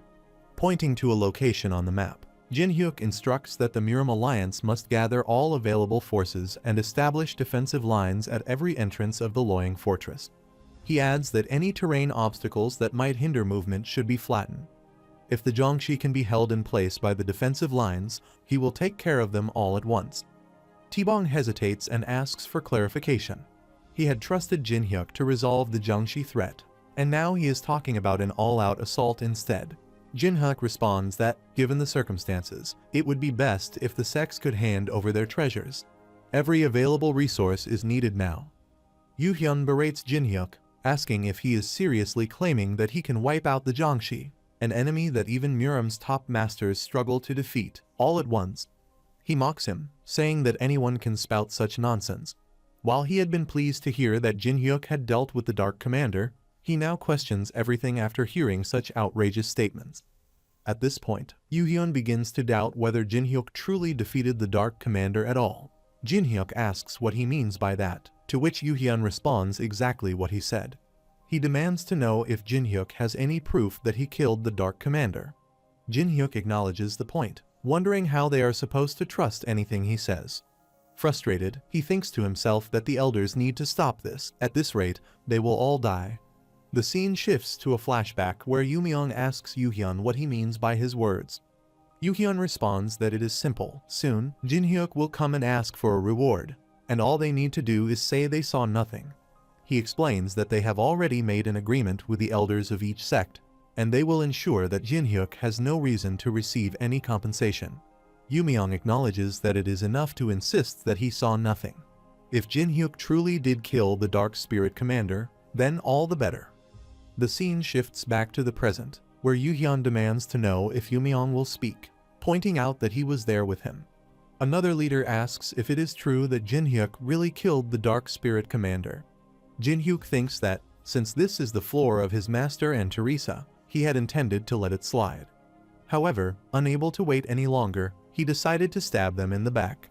He reflects that this is why righteous sect idiots need to be taught a lesson, wondering which one he should rip apart first to make them understand. Yumiong shouts for them to stop, addressing everyone. Yuhyun is shocked by his reaction. Yumiong declares that he saw it with his own eyes. Jinhyuk killed the Dark Spirit Commander. He emphasizes that Jinhyuk has helped the people of Zhongyuan more directly than anyone else. While they have been here, bickering over who should bear more losses, it is Jinhyuk, this man, who will truly lead Zhongyuan to victory in this war. He then requests the cooperation of the seniors of the Martial Alliance, expressing gratitude in advance for their support. He places all the treasures before them and states that these are the treasures each sect has voluntarily contributed, as requested. He adds that he hopes they will be of great help to the young master, and then prepares to take his leave. Jinhyuk grabs a sword and reflects that since Yumiong personally testified to his achievements, the Martial Alliance now has no choice but to compensate him. He wonders why Yumiong chose to go against the elders himself. Was it because Yumiong has a video of him eating meat? No, it doesn't seem like that. Jinhyuk thinks that, having experienced the righteous and demonic wars more than 10 times and having used Yumiong countless times, this is the first time something like this has happened. He dismisses the thought, thinking that it doesn't matter. He has taken the treasures from each sect, and that is enough. The system window notifies that Jasodin increases magic power by 75 stat points. Another system window notifies that Unrobek's robe increases movement speed by 30% and has the ability to deflect sword energy. He then focuses on the most important item. Holding a box, he opens it to find a returner's bracelet. The system window provides a notification about the returner's bracelet, stating that its acquisition difficulty is high. The description reveals that it is a bracelet used by someone who returned from another world while climbing the tower. Its effect allows the creation of a gate connected to another world under specific conditions. He thinks that with this, he is almost ready to deal with Samaja and puts on the bracelet. He then takes out a bottle and asks what kind of alcohol it is, noting that he didn't order anything like this. Alice arrives and informs him that she ordered it. She takes the bottle and walks out, asking if there is a problem, as she contributed as well. He responds that there isn't really an issue. At that moment, Yusung arrives and remarks that, once again, they have succeeded in extorting items from the residents. He adds that he will do anything to become stronger. Jinhyuk disagrees, saying that extortion is too strong a word. Anyone can see it was a fair trade. Yusung then asks what the plan is now, as reports from the scouts indicate that Samaja's army is getting closer, while Jinhyuk continues to check his items. Yusung points out that by blocking the routes Jinhyuk had indicated, they have only bought themselves time. However, if Samaja attacks Loing with his reinforced Jiangxi troops, Zhongyuan will be destroyed. Jinhyuk acknowledges that this is true, but only if Samaja himself attacks Loing. He reassures Yusung that he has a plan for that. Jinhyuk hands him a sword and tells him to take it. Yusung accepts the sword and draws it from its cover. The system window notifies him about the Hwalma Plum Blossom Sword, which has an attack power of 26,400 and a durability of 5,000 out of 5,000. The description states that it is a sword made from 10,000-year-old cold iron, a treasure given only to those who bear the title of Plum Blossom Swordmaster. Yusung asks what exactly Jinhyuk plans to make him do in order to give him something like this. Jinhyuk looks at him and asks what he means by making him do something between them, as he is simply giving it to him. The scene shifts to the next day, where the narrator describes that many people have begun to move, some to show loyalty to their master, some to protect the middle floors from the primordial being, and some to keep a promise. They all move as the masters walk alongside Jinhyuk and his companions. Yusung remarks that everyone is gathering to protect Loing, and Jinhyuk's plan is to head deep into the mountains. Jinhyuk responds that Yusung should just wait and see, but Yusung warns that if he makes him do anything strange again, he won't let it slide. Jinhyuk replies that Yusung is too suspicious, as they are meeting for the first time. He then introduces himself as the former heavenly demon of the heavenly demon cult, Beek Ilha. Yusung, stunned, says the heavenly demon. Jinhyuk confirms, stating that's right, and asks if Yusung can't sense any magic power at all. He explains that he has completely exhausted his true essence, Kai, at this point. He says that in his current state, he is just slightly stronger than an average person, which is why they are going to help him regain his internal energy. He activates his mana and draws a pattern on the ground, explaining that the method is simple. He will use a barrier to gather the refined magic power scattered in the air and create a space where it can be absorbed into his body. Jinhyuk tells Ilha to sit in a meditation posture and circulate his energy, warning him not to stop midway just because he is happy to see him again. Ilha asks if this is the Wuho method. At that moment, Master Wuho arrives with Chohonza and Wallyung. Wuho says he thought he would never see Ilha again, but now, being able to meet the Supreme One like this, he is deeply grateful and bows in front of Ilha. Wuho starts coughing, and Wallyung tries to help him. Yusung asks what happened to Wuho's condition, and Wallyung explains that Master Wuho recently overexerted himself fighting an awakened Yaksha, which has caused his body to deteriorate significantly. Chohonsa asks Ilha if he understands now. She mentions that while he was gone, the Dark Emperor had to endure much hardship. Ilha asks if she is referring to Chuhan's shadow. Chohonsa replies that she does not know where he has been or what he has been doing, but his absence has thrown Zhongyuan into chaos. She also mentioned that he has lost all his internal energy. Ilha asks if she has come here just to insult him with Chuhan's shadow. She responds that he should not speak without knowing the full situation and that she came to help so that he could take responsibility until the end. Ilha thinks to himself that a 10-star barrier, the Ether Territory, is being deployed. Jinhyuk announces that the preparations are complete and asks Ilha to assume the meditation posture now. From this point on, the two of them will begin the process of restoring Ilha's lost internal energy through a duel. Ilha sits in meditation as the system window notifies him that he is entering energy circulation and breathing mode. At the same time, Master Wuho and Chohonsa use their mana to protect Ilha, properly activate his mana, and initiate the healing process. The system window then notifies that the energies of yin and yang are colliding, generating a massive amount of ether energy. It further notifies that, due to the effect of the barrier, the ether energy is being absorbed by the target. Jinhyuk watches them and thinks that Master is already overexerting himself in the duel. Wallyung is expected to take good care of him. Now, then, it is time to observe how he copies the heavenly demon divine art and begins Ilha's healing process.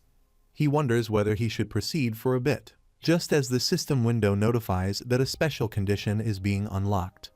The system reports that it is entering Ilha's memories and is reconstructing a portion of them. Interaction is currently not possible. It then notifies that system authorization permits spectating in an incorporeal state.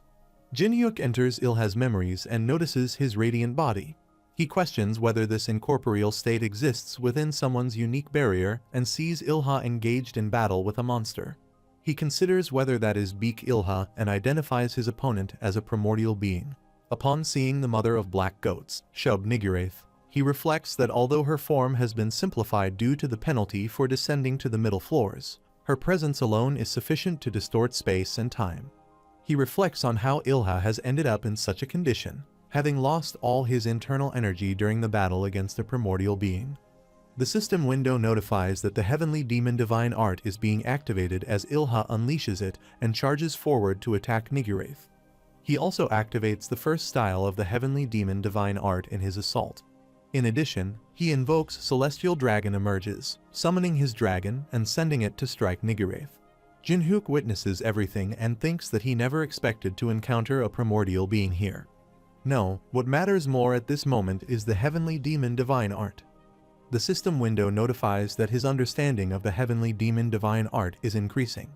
He becomes determined to observe every movement Ilha makes while using the technique. The system once again notifies that his comprehension of the heavenly demon divine art continues to improve. The scene transitions to Loyang, where an army is gathering. A master voices his concern, questioning how many Jiangshi are approaching, and remarks that the situation is so dire, it has forced the martial alliance to mobilize all of its martial artists. T-Bone and numerous other creatures arrive on the scene. T-Bone addresses the martial alliance, telling them not to worry as their forces have already arrived. The alliance members are stunned by the sight, and T-Bone declares that as long as their master stands with them, defeat is not possible. A master remarks that the spirit lords might understand it, but questions what exactly that is, wondering if it is some kind of dark sorcery used by the demonic cult. Another master responds that now is not the time for debate, as long as it appears powerful, that alone is what matters. The first master replies with uncertainty, while Xiaolin reflects that Samaja's army will arrive soon, and this war will determine not only the fate of Zhongyuan, but also that of the middle floors. She wonders where Chun Yusung is and what he is doing at this moment. Meanwhile, Yusung is training with Chuhonsa's sword, and Chuhonsa assists him in mastering it. Yusung recognizes the weapon as Master's Chuhon's sword. Even gazing at it makes him feel as if it is engraving itself into his very bones and flesh. He resolves to make it his, no matter what it takes. Elsewhere, Jinhyuk remains within Ilha's reconstructed memories, while the system window continuously notifies them that his understanding of the heavenly demon divine art is steadily increasing. Ilha is still locked in fierce combat with Nigarath. He activates the sixth style of the heavenly demon divine art and unleashes the heavenly demon's great annihilation. Nigarath seizes the dragon with her demonic strings, crushes it effortlessly, and smiles coldly at him. Jinhyuk thinks that while Ilha's heavenly demon divine art is remarkable, it still proves insufficient against a primordial being. He wonders if this marks the end as Ilha collapses. Nigarath taunts him, asking if that is the extent of his power. She states that she knows he possesses it, the cursed holy relic that grants entry into his domain. She declares that she has come to claim it, revealing a crown in her hand. The system notifies that the holy relic, the crown of tyranny, has been identified. Jinhyuk is stunned at the sight, questioning if that truly is the crown of tyranny, one of the 7 crowns required to challenge the 50th floor. The realization dawns on him that Ilha had possessed it all along. Nigarath says that, as expected, Ilha has failed. She demands that he surrender the crown and embrace peace in death. But Ilha, summoning the last of his strength, insists that if the crown falls into her hands now, there would be no one in the future capable of stopping someone as reckless as her, the mother of black goats. With a final burst of energy, he rushes to strike her and screams that he will ensure she never finds it again. The system window notifies that Ilha has exhausted all of his true essence Kai. He hurls the crown away from her just as Jinhyuk witnesses the act and realizes that Ilha has spent the last of his strength to throw it. He understands that he must pursue it immediately. Nigarath screams in fury and dashes after the crown in a desperate attempt to seize it. The system window notifies that the crown of tyranny has left the unique barrier. It then confirms that the crown of tyranny has departed from the floor. Another notification appears, informing Jinhyuk that the reconstruction of Ilha's memory is nearing its conclusion, and a countdown begins. Finally, the system announces that Ilha's memory reconstruction has ended. Meanwhile, the disciple of the Mind Demon Commander, the Scarlet Demonic Spirit, addresses the army and commands them to look ahead. He points toward Loing and instructs the Jiangshi to conquer the Muram Alliance in the name of the newly risen heavenly demon divine cult, demanding vengeance for his master. He reflects that, because of that cursed Mind Demon Commander, he once believed he would never gain recognition. Yet now, he cannot believe such an opportunity has been presented to him. He believes that if he succeeds in conquering Loing, the position of right guard will be as good as his. Jinhyuk, standing atop a mountain, observes the scene and remarks that Jiangshi can be seen stretching all the way to the horizon. Xiaolin, standing beside him, estimates that their numbers must reach at least 10,000. At the same time, the Muram Alliance begins its advance. Hwangbo steps forward and questions whether they truly have a chance of victory. T-Bone watches the Alliance's fighters closely and senses their growing unease. Realizing that morale needs to be raised, he questions aloud why no one is charging yet. He mocks the hesitation, saying the Muram warriors seem rather frightened, a sentiment he considers understandable. Without waiting further, he dashes ahead with his comrades, shouting that if the others are afraid, they should stay behind because his group is already on the move. Hwangbo demands what he means by calling them scared and shouts that the Muram Alliance cannot be treated like a group of cowards. With that, he charges forward after T-Bone. The rest of the alliance follows, rushing into battle. Suddenly, a figure swiftly dashes toward the Jiangshi, prompting T-Bone to question what just passed by overhead. He senses an energy strikingly similar to Master's.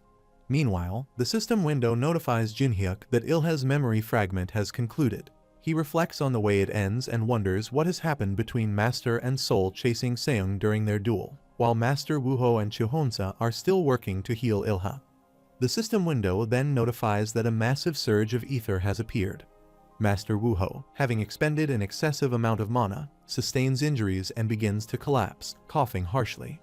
Waliang addresses him as Dark Emperor and warns that continuing further is too dangerous, and he is already overexerting himself. Master Wuho refuses to stop. As blood begins to spill from his mouth, he insists that the duel must go on until the Supreme can regain his strength, even if he must vomit blood and die in the process. Jinherk steps in and asks what he is talking about. He reminds Master that he has only just managed to save him, and if he starts speaking of death now, that would be far too troublesome. Master attempts to speak, but Jinhyuk stops him and says he never expected the day would come when he would say this. He then calls Yusung forward, announcing that they are going to replenish the depleted ether. He declares that since it is a duel, they should see how much Yusung has grown. Yusung responds that this is exactly what he has been waiting for. He charges toward Jinhyuk and activates the soul-chasing sword. The system window notifies that the soul-chasing sword has been activated. In response, Jinhyuk activates the Dark Heavenly Demon Emperor arts, and the system window confirms its activation. As they clash, the system window notifies that opposing energies are colliding and an immense amount of ether is being generated. Master watches them and remarks that both of their disciples are now dueling with the martial arts they have devoted their entire lives to mastering. Chuhonsa agrees, saying that from a master's perspective, the sight is truly remarkable. Meanwhile, Ilha remains in deep meditation as Master Wuho and Chuhonsa continue to heal him through their advanced techniques. The system window notifies that a massive amount of ether is being absorbed. Suddenly, Ilha opens his eyes, and a surge of powerful mana erupts from him in a brilliant flash of light, forcing everyone nearby to retreat from its overwhelming force. The system window notifies that Ilha's innate core energy is being restored as Ilha walks toward Jinhyuk, examining his hands. The system window then notifies that he has met the conditions to copy the Heavenly Demon Divine Arts and has succeeded in doing so. Another notification follows, stating that due to his advanced understanding, the skill rank of the Heavenly Demon Divine Arts is being adjusted. A further notification appears, detailing that the difficulty of acquiring the 10-star Heavenly Demon Divine Arts is rated at the SSS level. This divine art is composed of 12 fundamental techniques and possesses destructive attack power on the scale of a divine being. Jinhyuk is thrilled upon seeing this notification and thinks to himself that if it's a 10-star rank, this marks the first time he has ever obtained such a high-level Heavenly Demon Divine Art. Ilha acknowledges his debt to Jinhyuk and expresses his gratitude. Meanwhile, Master Wuho reflects that for the Supreme to bow his head in this way is the highest form of appreciation he can receive from his disciple, and he feels a pang of jealousy. Jinhyuk, however, dismisses the significance of Ilha's bow, telling him not to make such a big deal of it. There is still much to be done, he points out, and it's not as if Ilha can use the Heavenly Demon Divine Arts everywhere. Jinhyuk's tone remains casual about the gesture of respect.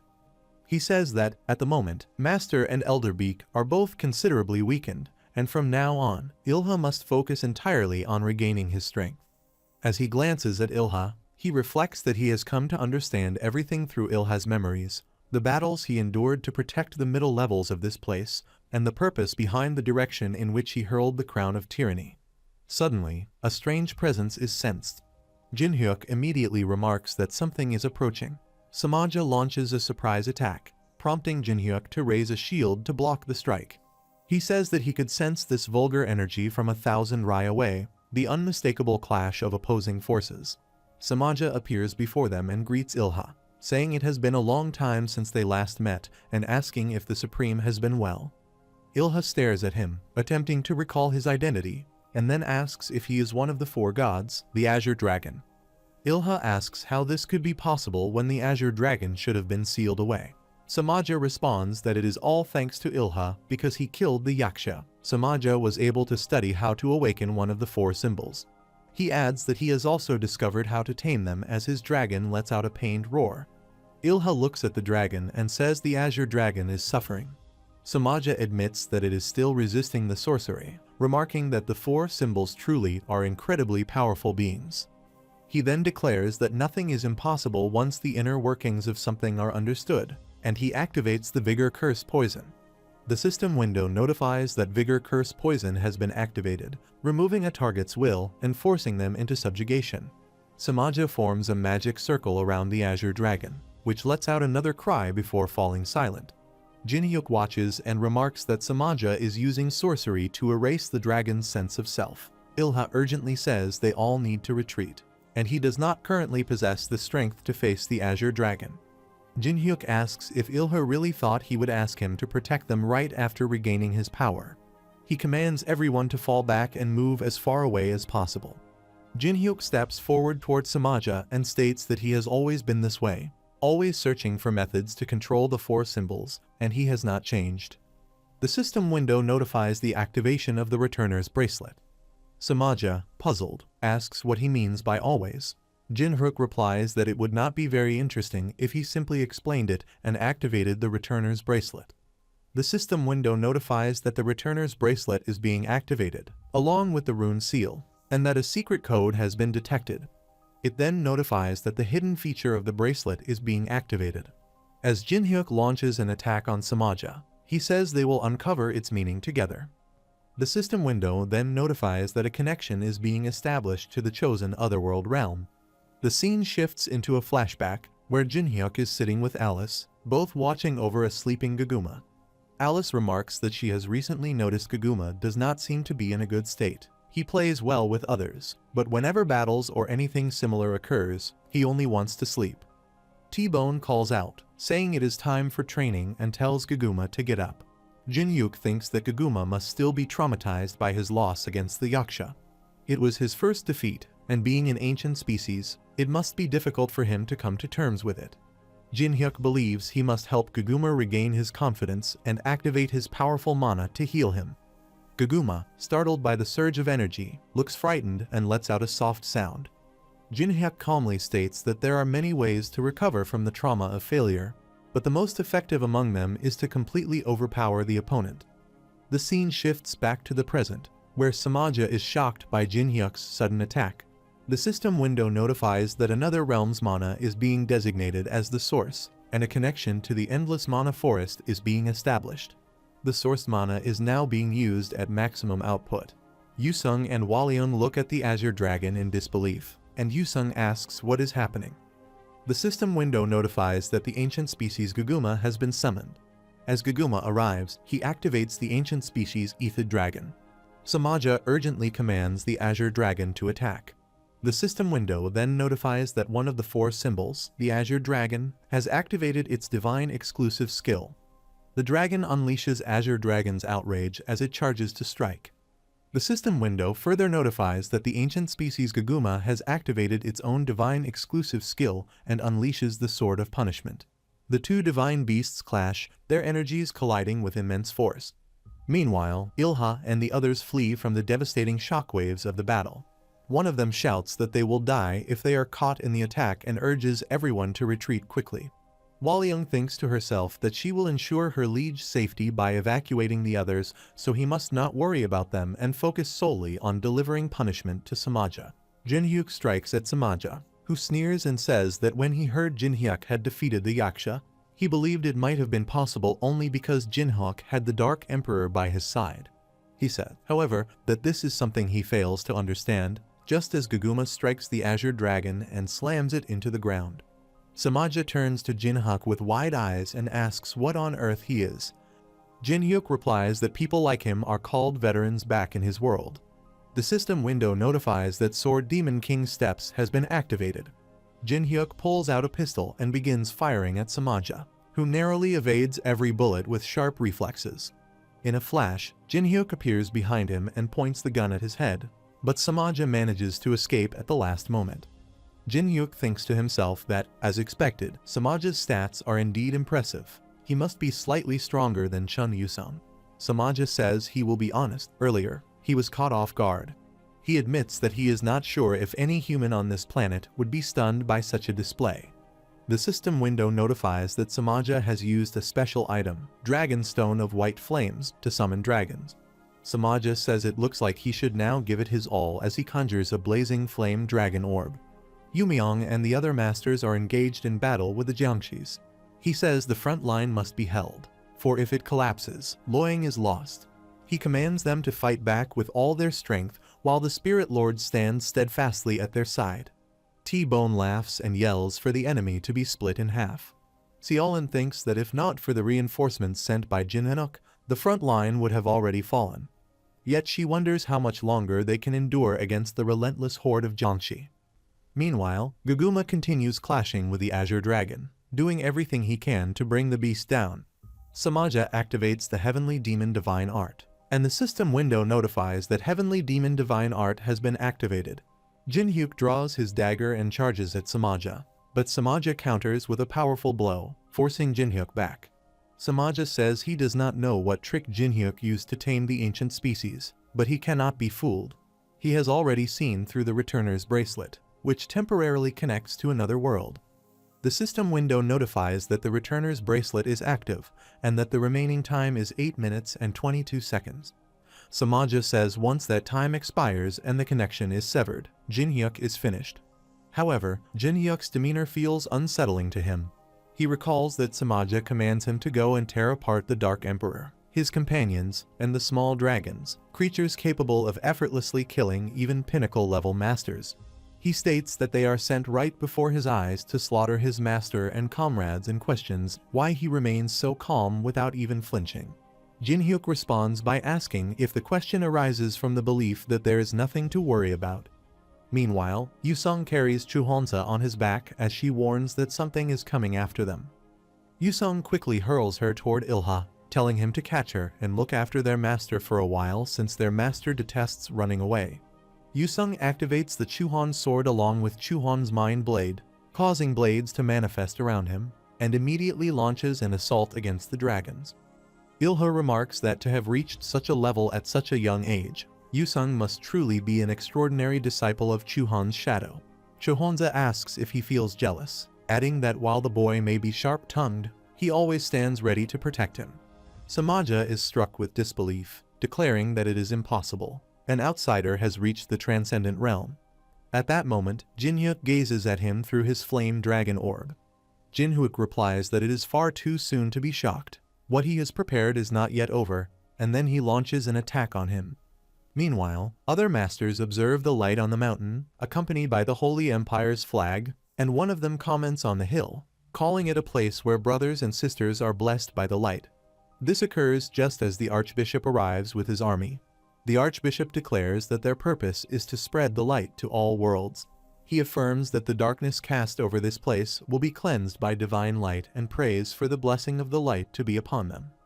Mackenzie roars in response, while Judro echoes the Archbishop's words, wishing the blessing of light upon them as they charge forward to attack the Jiangxi.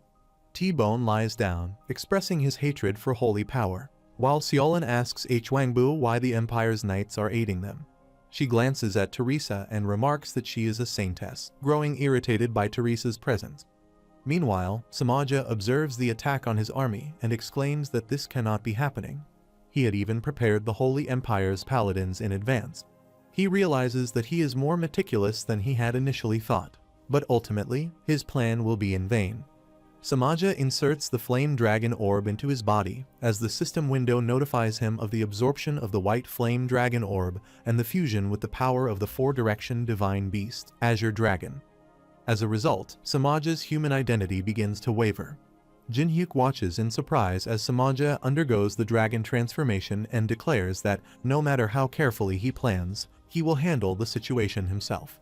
He shouts for the disturbances to stop and vanishes, launching a lightning strike that spreads into the woods, attacking Jinhyuk. The scene shifts into a flashback where Guguma sleeps alongside Gnome, Ravi, Salamander, and Sylph. In his sleep, Guguma repeatedly screams about mosquitoes and eventually wakes up with a loud cry, causing the others to awaken as well. Sylph addresses him as Captain, while Gnome asks if he has experienced another nightmare. Guguma snaps out of his thoughts and lets out a roar as Jinhyuk affirms the situation, stating that Guguma must come to realize once again how powerful he truly is. Jinhyuk launches an attack on Samaja, who blocks it yet finds the situation increasingly bizarre. He observes that the ancient species is completely dominating the battlefield. He considers that the summoning time should be nearing its end. Yet the Azure Dragon is still not being defeated. He reflects that even after using his final trump card, Dragonification, and unleashing a relentless barrage of attacks, the outcome remains unchanged.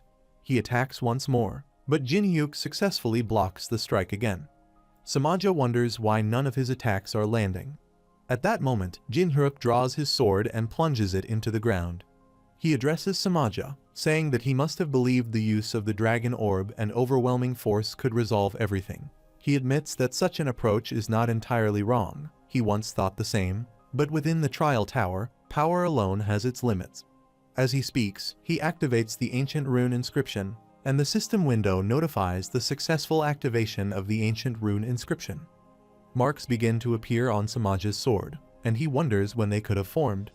The system window notifies that a 4-star barrier gravity field has been activated, along with a 6-star barrier restraint. Jin-hyuk's skill takes hold of Samaja's body as he attempts to stab the orb with his hand. Samaja finds it incomprehensible. He cannot move, and his body begins to freeze. He realizes, in disbelief, that every single attack launched earlier had been aimed at inscribing this pattern onto his sword. From a distance, Jin-hyuk approaches and addresses him, saying that since their time is nearly over, he ought to reveal something. He explains that the world he lives in, the Trial Tower, is not a place that can be conquered by sheer power alone. In order to climb this tower, what is truly needed is something more. Meanwhile, Judro and Mackenzie continue to battle the Jiangxi. Jin-hyuk goes on to say that what is required is a meticulously calculated plan and the confidence born from countless cycles of trial and error. He glances at his bracelet just as the system window notifies him that the remaining time on the returner's bracelet has expired, and the manifestation of the ancient species Gaguma has come to an end. At the same time, Gaguma slams the Azure Dragon into the ground once again. On the other side of the battlefield, Alice completes the creation of a magical trap and declares that it is finished. She smiles, eager to see what her contractor has devised this time, ready to enjoy the unfolding spectacle. They succeed in trapping the Azure Dragon within a magical formation, as the system window notifies him that the 10-star barrier, Divine Beast Trap, has been activated. Simultaneously, the effects of the Divine Beast's trap are completely removed. Another notification appears, stating that solitude amidst chaos has been lifted and lost reasoning is now being regained. Samaja witnesses this and attempts to scream. He realizes that the moment the summoning time ends, the spell he had cast on the Azure Dragon is broken. Jin-hyuk speaks to Samaja, stating that from the way he swung his sword, to his footsteps, to the way he thought, even down to the precise moment the returner's bracelet expired, every detail had been meticulously calculated through hard-earned experience. He declares that once again, within this trial tower, Samaja has provoked someone he should never have dared to touch, his master, the Dark Emperor. At that moment, he recalls his master, Wuho. Samaja curses and demands clarity, asking him to speak in a way he can understand. He questions what Jinhak means once again. Without further response, Jin-hyuk activates the Heavenly Demon Divine Art as the system window confirms its activation. He recalls his first encounter with his master and reflects that from the very beginning, from the moment they met, through all the days when he wandered aimlessly, it was his master, and only his master, who truly guided him. He enters a flashback where he learns new skills from his master and spends joyful moments by his side. As the memory fades, the system window notifies that Bamung's special effect, Dragon Slayer, has been activated, and the blade pierces him. Another flashback follows. He stands before his master's grave, telling himself to get a grip. He reminds himself that this is merely a virtual reality game, and he has nothing else left to do anyway. He tells himself he can start over as many times as necessary. But if he ever begins again, no matter what happens, he will never allow his master to die. He returns to the present as the system window notifies him that the summoned dragonlings have vanished. All the dragons disappear, and Yusung asks if it is truly over. Meanwhile, the Holy Emperor's army also secures victory. Mackenzie asks if the battle is truly over, and Teresa arrives, offering words of praise. She commends everyone for their efforts, acknowledging that it must have been a sudden request. She adds that she is certain the Goddess of Light will be pleased as well. Mackenzie and Judro bow respectfully before her, while Sorolin watches silently and reflects. Despite everything they have done, Teresa extended a hand to help them.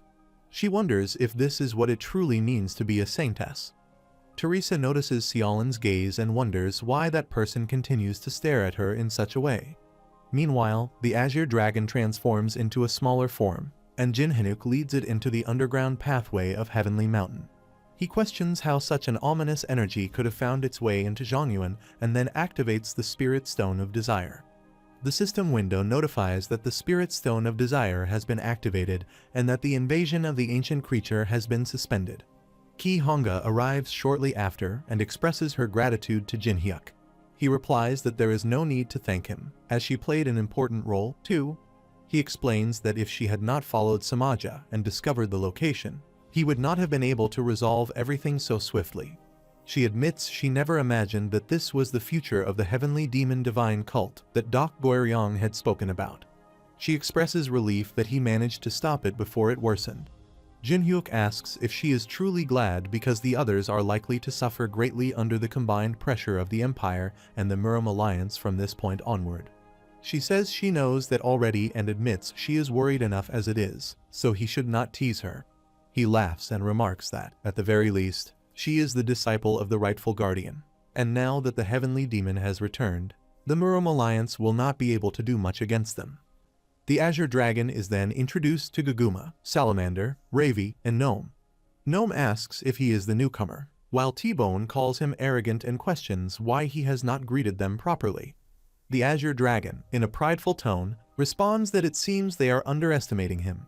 He demands to know how mere elemental spirits dare to look down on him, one of the four symbols.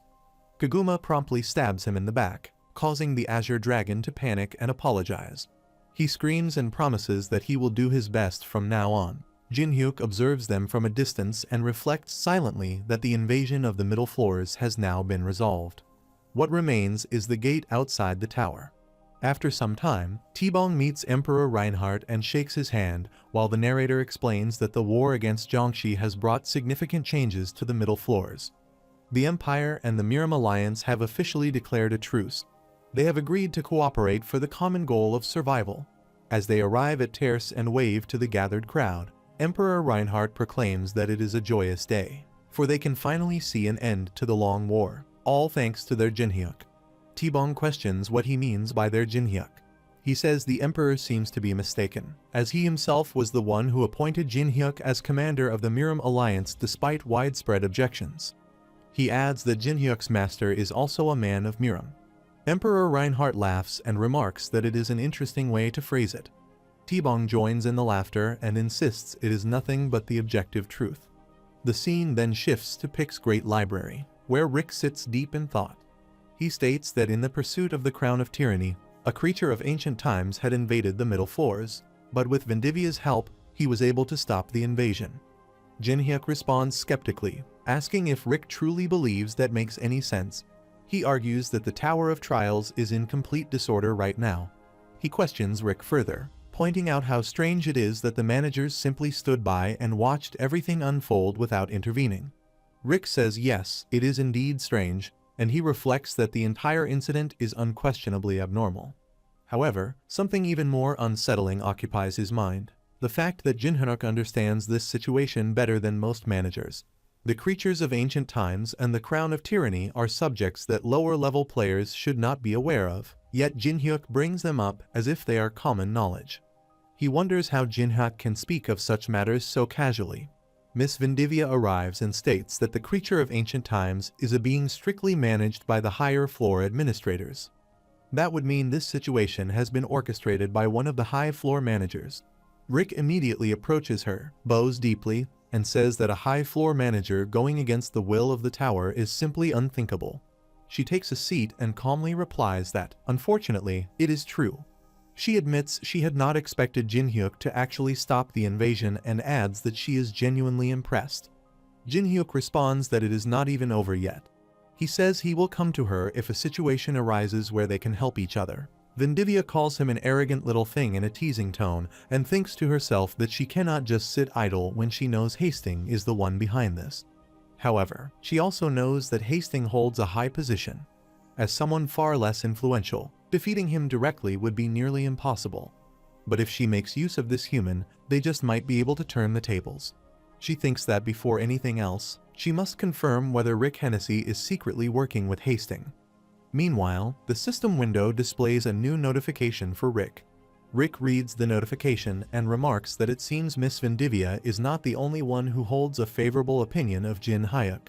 As he checks the system window, he sees that both the Empire and the Miram Alliance have officially requested the managers to organize a partner selection event for Jin Hyuk. The scene shifts to the venue of the partner contest, where fireworks begin to light up the sky. An announcer proclaims that a rare spectacle is about to begin, the grandest event on the middle floors. The entry fee is only 350 coins. Jin Hyuk arrives at the scene and asks Rick what he is up to. Rick replies with feigned innocence, saying he is surprised Jin Hyuk does not already know about the event. He explains that it is a public proposal ceremony for players hosted by the governing forces of the Tower of Trials. According to him, both the Empire and the Miram Alliance have requested this event with Jin Hyuk at its center, likely to clarify his political standing within the middle floors.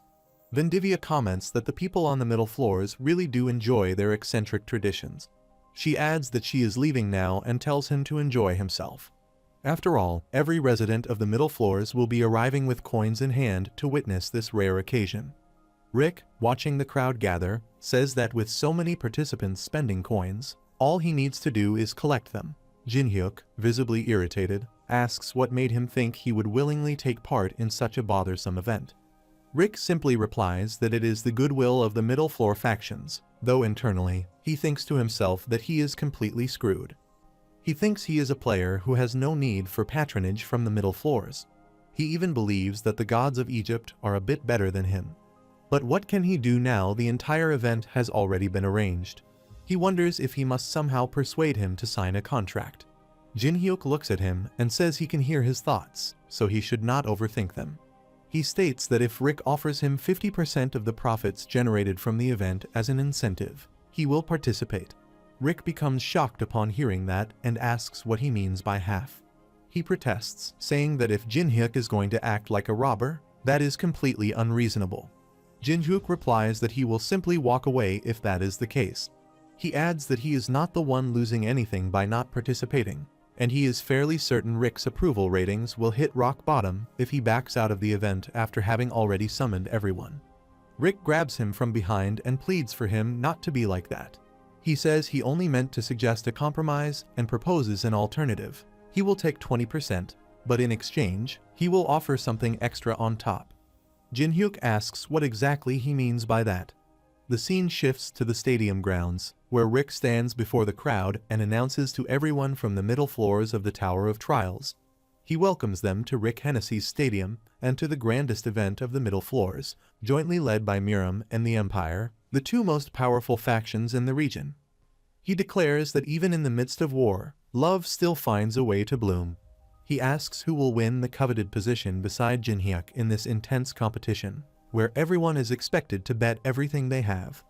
Rick announces that the selection process for the stage will now begin. He explains that a button should appear in front of him, and all he needs to do is press it repeatedly as fast as possible. Each press of the button represents a coin spent from the pocket of a faction leader. The team that spends the most coins within the given time will earn the right to choose today's stage. He then says it is time to find out who has more to spare and initiates the countdown. As the competition begins, he exclaims that it is insane. An unbelievable number of coins are being spent in real time. He wonders aloud whether this is what one might call pleasure without responsibility, or perhaps an emotional release from sentiments long held in.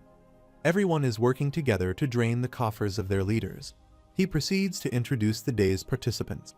First, he presents the Princess of the Empire, Victoria.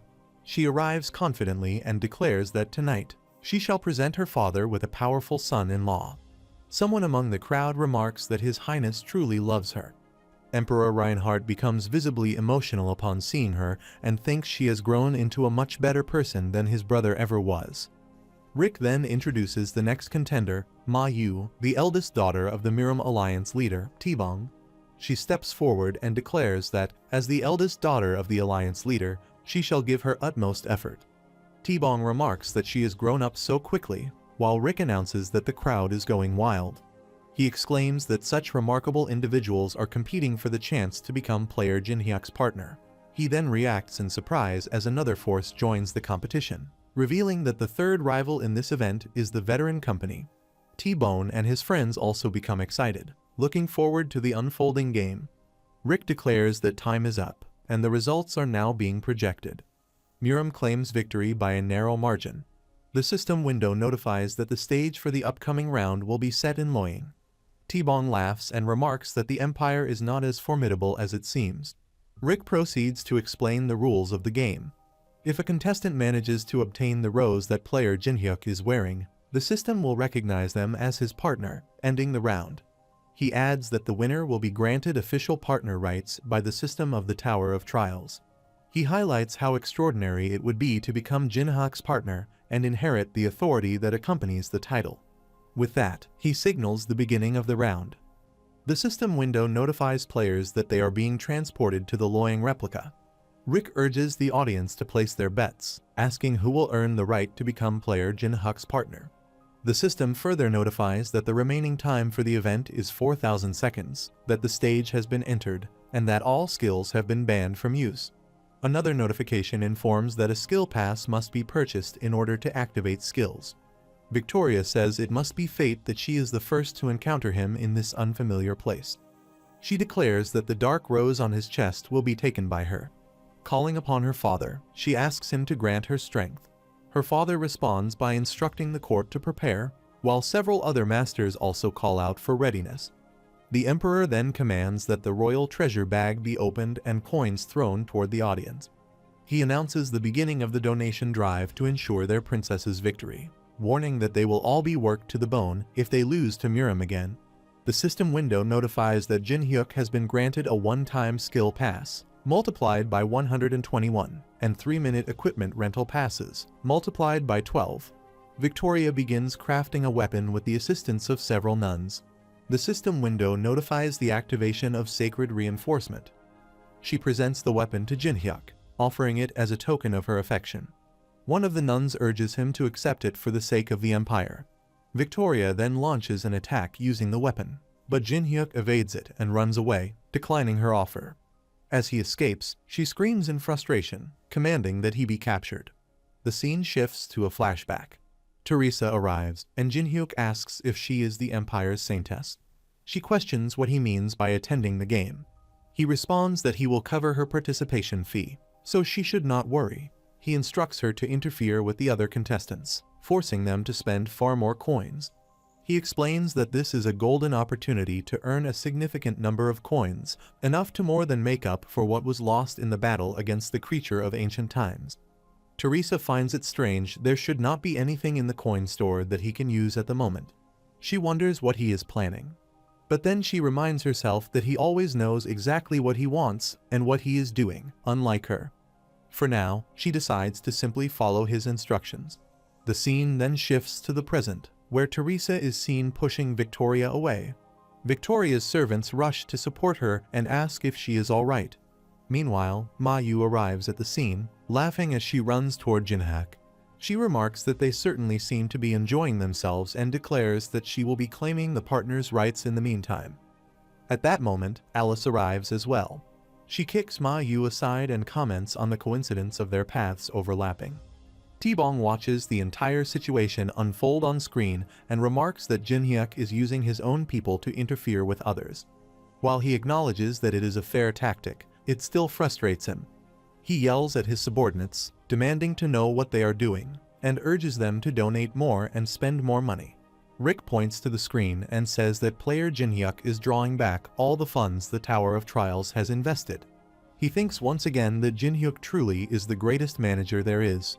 After some time, Master Wuho opens his eyes. Someone nearby asks if he is awake. Master Wuho inquires about his whereabouts, and the person replies that he has returned to his home to recover. He then reminds him, referring to him as the Dark Emperor, that he had been told last time he needed complete rest. He had not yet fully recovered. He explains that if he had used any more mana than he has, he would have been killed on the spot, and his lifespan has already been shortened significantly as it is. He warns not to make it any shorter. Meanwhile, Master Wuho asks whether Jinhyuk is alright. Jin-hyuk replies that he already knows the answer and that there is no need to worry about him under any circumstances. He adds that Jin-hyuk must be doing something beyond their understanding once again, forging ahead in his own way, so Master Wooho should now focus only on himself. Master Wooho responds that he understands and is glad to hear it. On the other hand, Victoria orders her servants to find out where Jin-hyuk has gone, instructing them to split up and search for him.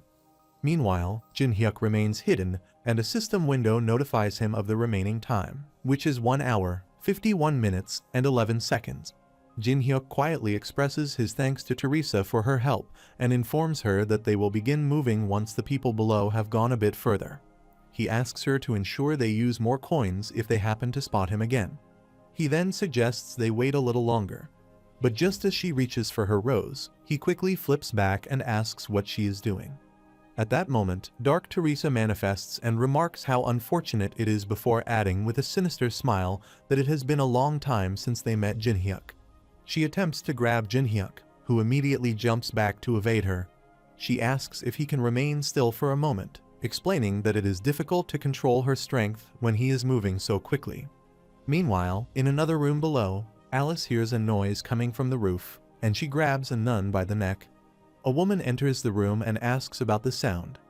Alice replies that it is nothing, just something unexpected, and then knocks out both nuns. Back above, Jin-hyuk tries to restrain Dark Teresa by grasping her wrists and asks how she is able to emerge on her own. He states that he is certain Teresa has succeeded in suppressing her. Dark Teresa laughs and questions what he means by suppressing her, warning him not to insult her ego like that. However, she admits he is right, and she cannot possess the goody two-shoes body at will. She then asks if he is aware of Teresa's cowardly side. A memory resurfaces, where Teresa pleads for her help and says that she wants the rose, asking if she can assist her. Dark Teresa recalls thinking that Teresa must truly desire it. She herself confesses she likes him as well, but to her, he is business. Besides, even if she claims him, it is not as if he will truly belong to her. Teresa, in the memory, responds that she understands that. Still, she expresses her desire to have something of Jin-hyuk, believing that because Dark Teresa is a manifestation of her repressed emotions, she might be able to understand. Dark Teresa declares that if she receives the rose, she will use Teresa's body for 3 days. She snaps out of her thoughts and leaps forward to seize the rose. At that moment, Jin-hyuk jumps out of the window just as Ma-yu and Victoria spot him. They shout that player Jin-hyuk has been seen and urge others to catch him. Jin-hyuk thinks to himself that it is an unexpected loophole in the system. Teresa's personality switching is not being restricted, even though her stats have been altered. He concludes that the system does not classify it as a skill. Dark Teresa leaps out after him, yelling for him to stop and declaring that those 3 days of freedom belong to her. Alice calls out to her group to move just as a system window displays the remaining time, 2 hours and 3 seconds. T-Bong watches all of this unfold while Jin-hyuk calculates that only 2 hours remain. If he can endure for just 2 more hours without being captured, he will earn an enormous number of coins without aligning himself with any faction. He jumps high again, determined. Eventually, the remaining time runs out, and all participants are teleported back. Rick announces that the partner game of the middle floors has now concluded.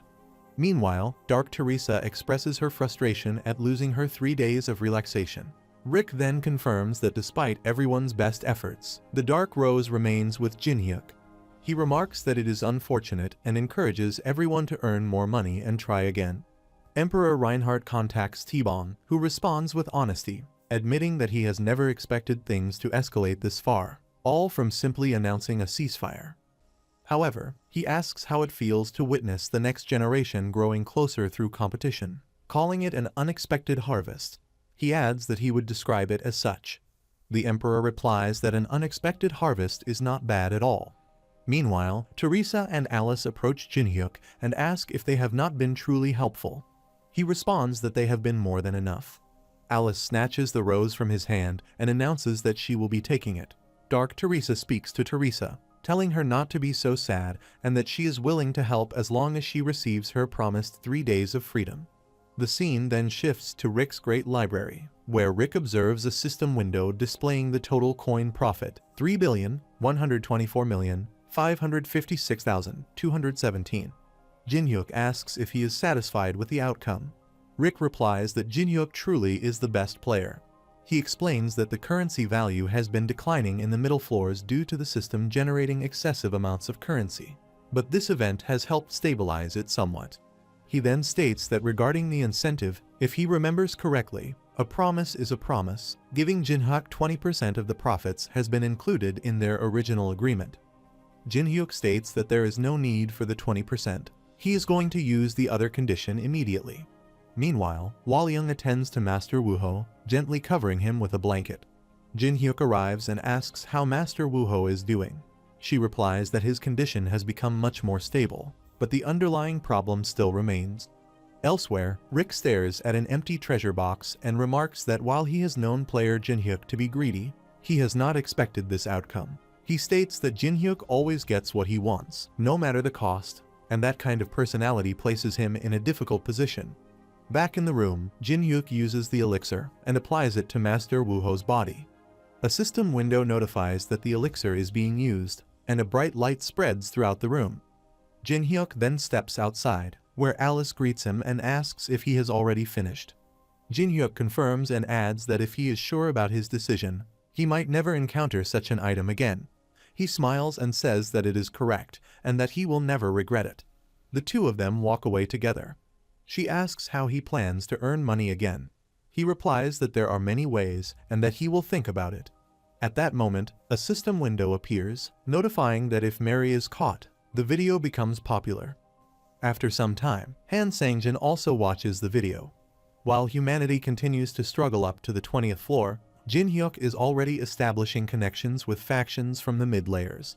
Sangjin remarks that although he has always known Jinhyuk is special, he never ceases to impress them. Meanwhile, Jinhyuk, seated in front of him and casually eating ice cream, thinks that this guy is just too competent. He says it is all merely part of his coin farming strategy. He then asks whether there has been any progress in studying the persistent gate. Sangjin confirms, stating that the Soulstone of Craving, which Jinhyuk has provided, has proven incredibly useful in decoding the gate. He explains that it has been a valuable opportunity to properly study the Tower of Trials. Among the discoveries, the most notable one is that they can now analyze the gate's mana to predict when an outbreak will occur. With further research, they may even learn how to close the gates. Jinhyuk thinks that Chairman Sangjin is more capable than he had expected. Even if an outbreak does occur, a backup plan will now exist. He feels relieved, believing that as he continues to climb the Tower of Trials, he can worry less about the outside world. Suddenly, Sangjin appears shocked as he looks out the window and announces that the gate has disappeared. After some time, Sangjin delivers a briefing during a meeting. He explains that at first, the phenomenon was mistaken for an earthquake, but a mana signature similar to that of the gate near the Awakeners Association had begun to be detected in the Pacific Ocean. He reports that an island is being formed at the location, and he addresses the gathered Awakeners, stating that, as they can see, this foreign island is expanding continuously at a rate that defies all known scientific logic. He announces that the gate is expected to open in approximately 11 hours, and the cooperation of all Awakeners is required. Tenwai remarks that with a new continent emerging in the middle of the Pacific, they might not need to view it purely as a negative development. It could be a land rich in resources that is waiting to be explored. Sangjin responds that such discussions can only take place if the gate is successfully closed. If the island continues to grow at the current rate, coastal cities around the world will face submersion. Taewai shouts in alarm, pointing out that their guild headquarters is located along the coast. Jinhyuk looks at him and thinks about Shub Nigarath, wondering if it has altered its tactics because he keeps closing the target gates. He recognizes that this situation bears a resemblance to how an entire floor is sometimes erased within the Tower of Trials. He thinks that the ancient being possesses enough power to affect the outside world to such an extent. Jinho scoffs, saying that the world is ending due to rising sea levels, which sounds like a joke, while Kitty mutters in frustration, asking what they are supposed to do now. Jinhyuk walks towards Sangjin and states that approximately 11 hours remain until the gate is expected to open, and support from every nation is absolutely essential. Sangjin asks what kind of support is required exactly, to which Jinhyuk responds that even if they are Awakeners, They cannot swim all day in the middle of the ocean unless they can activate glacial shaping. A system window appears, notifying that glacial shaping is being activated. Jinhyuk explains that they need solid ground to stand on as well. Meanwhile, the head of the Cheplatino family, Hisons de Cheplatino, walks into her palace and places a dark flower on a table. She remarks that after Decassus, even the head of Levicida has been eliminated. She states that among those who have been sent to the tower levels under the orders of the senior administrator, not a single one has returned alive. She admits that the morale of the blood clans has been shattered, addressing Exensian. At that moment, the head of the Adirexia family, Exensian de Adirexia, arrives, looks out of the window, and comments that the man, Jinhyuk, who protects Alice, has even managed to stop the ancient being summoned by Hastings. He reflects that if the result of trying to confine Alice and expand their influence is this, then that is all their ambition has amounted to. Nietzsche, the head of the Demon Association, arrives and remarks that Exensian seems disappointed. He states that life is inherently empty, that new heads can always be elected, and that the fallen can be replaced by the next generation. He adds that even the noble blood clans are not so different if they are to be honest. Hisons asks if he is not the leader of the demons with whom they have made a pact and questions whether they have ever granted him permission to come this far.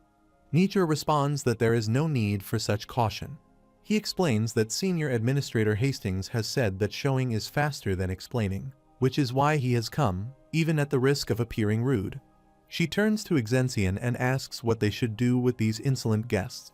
Exensian replies that she may do as she pleases. He expects nothing more from demons. Hisons nods and says understood. In that case, she activates Blood Whip, and the system window notifies that Blood Whip is being activated. She declares that she will proceed with summary execution. Another woman nearby thinks that after surviving so many ordeals, she is going to die pointlessly here. Hisons suddenly exclaims in confusion that her skill has been nullified. Nietzsche asks what she thinks of his power now. He questions whether she still holds no expectations for the demons and then removes his mask.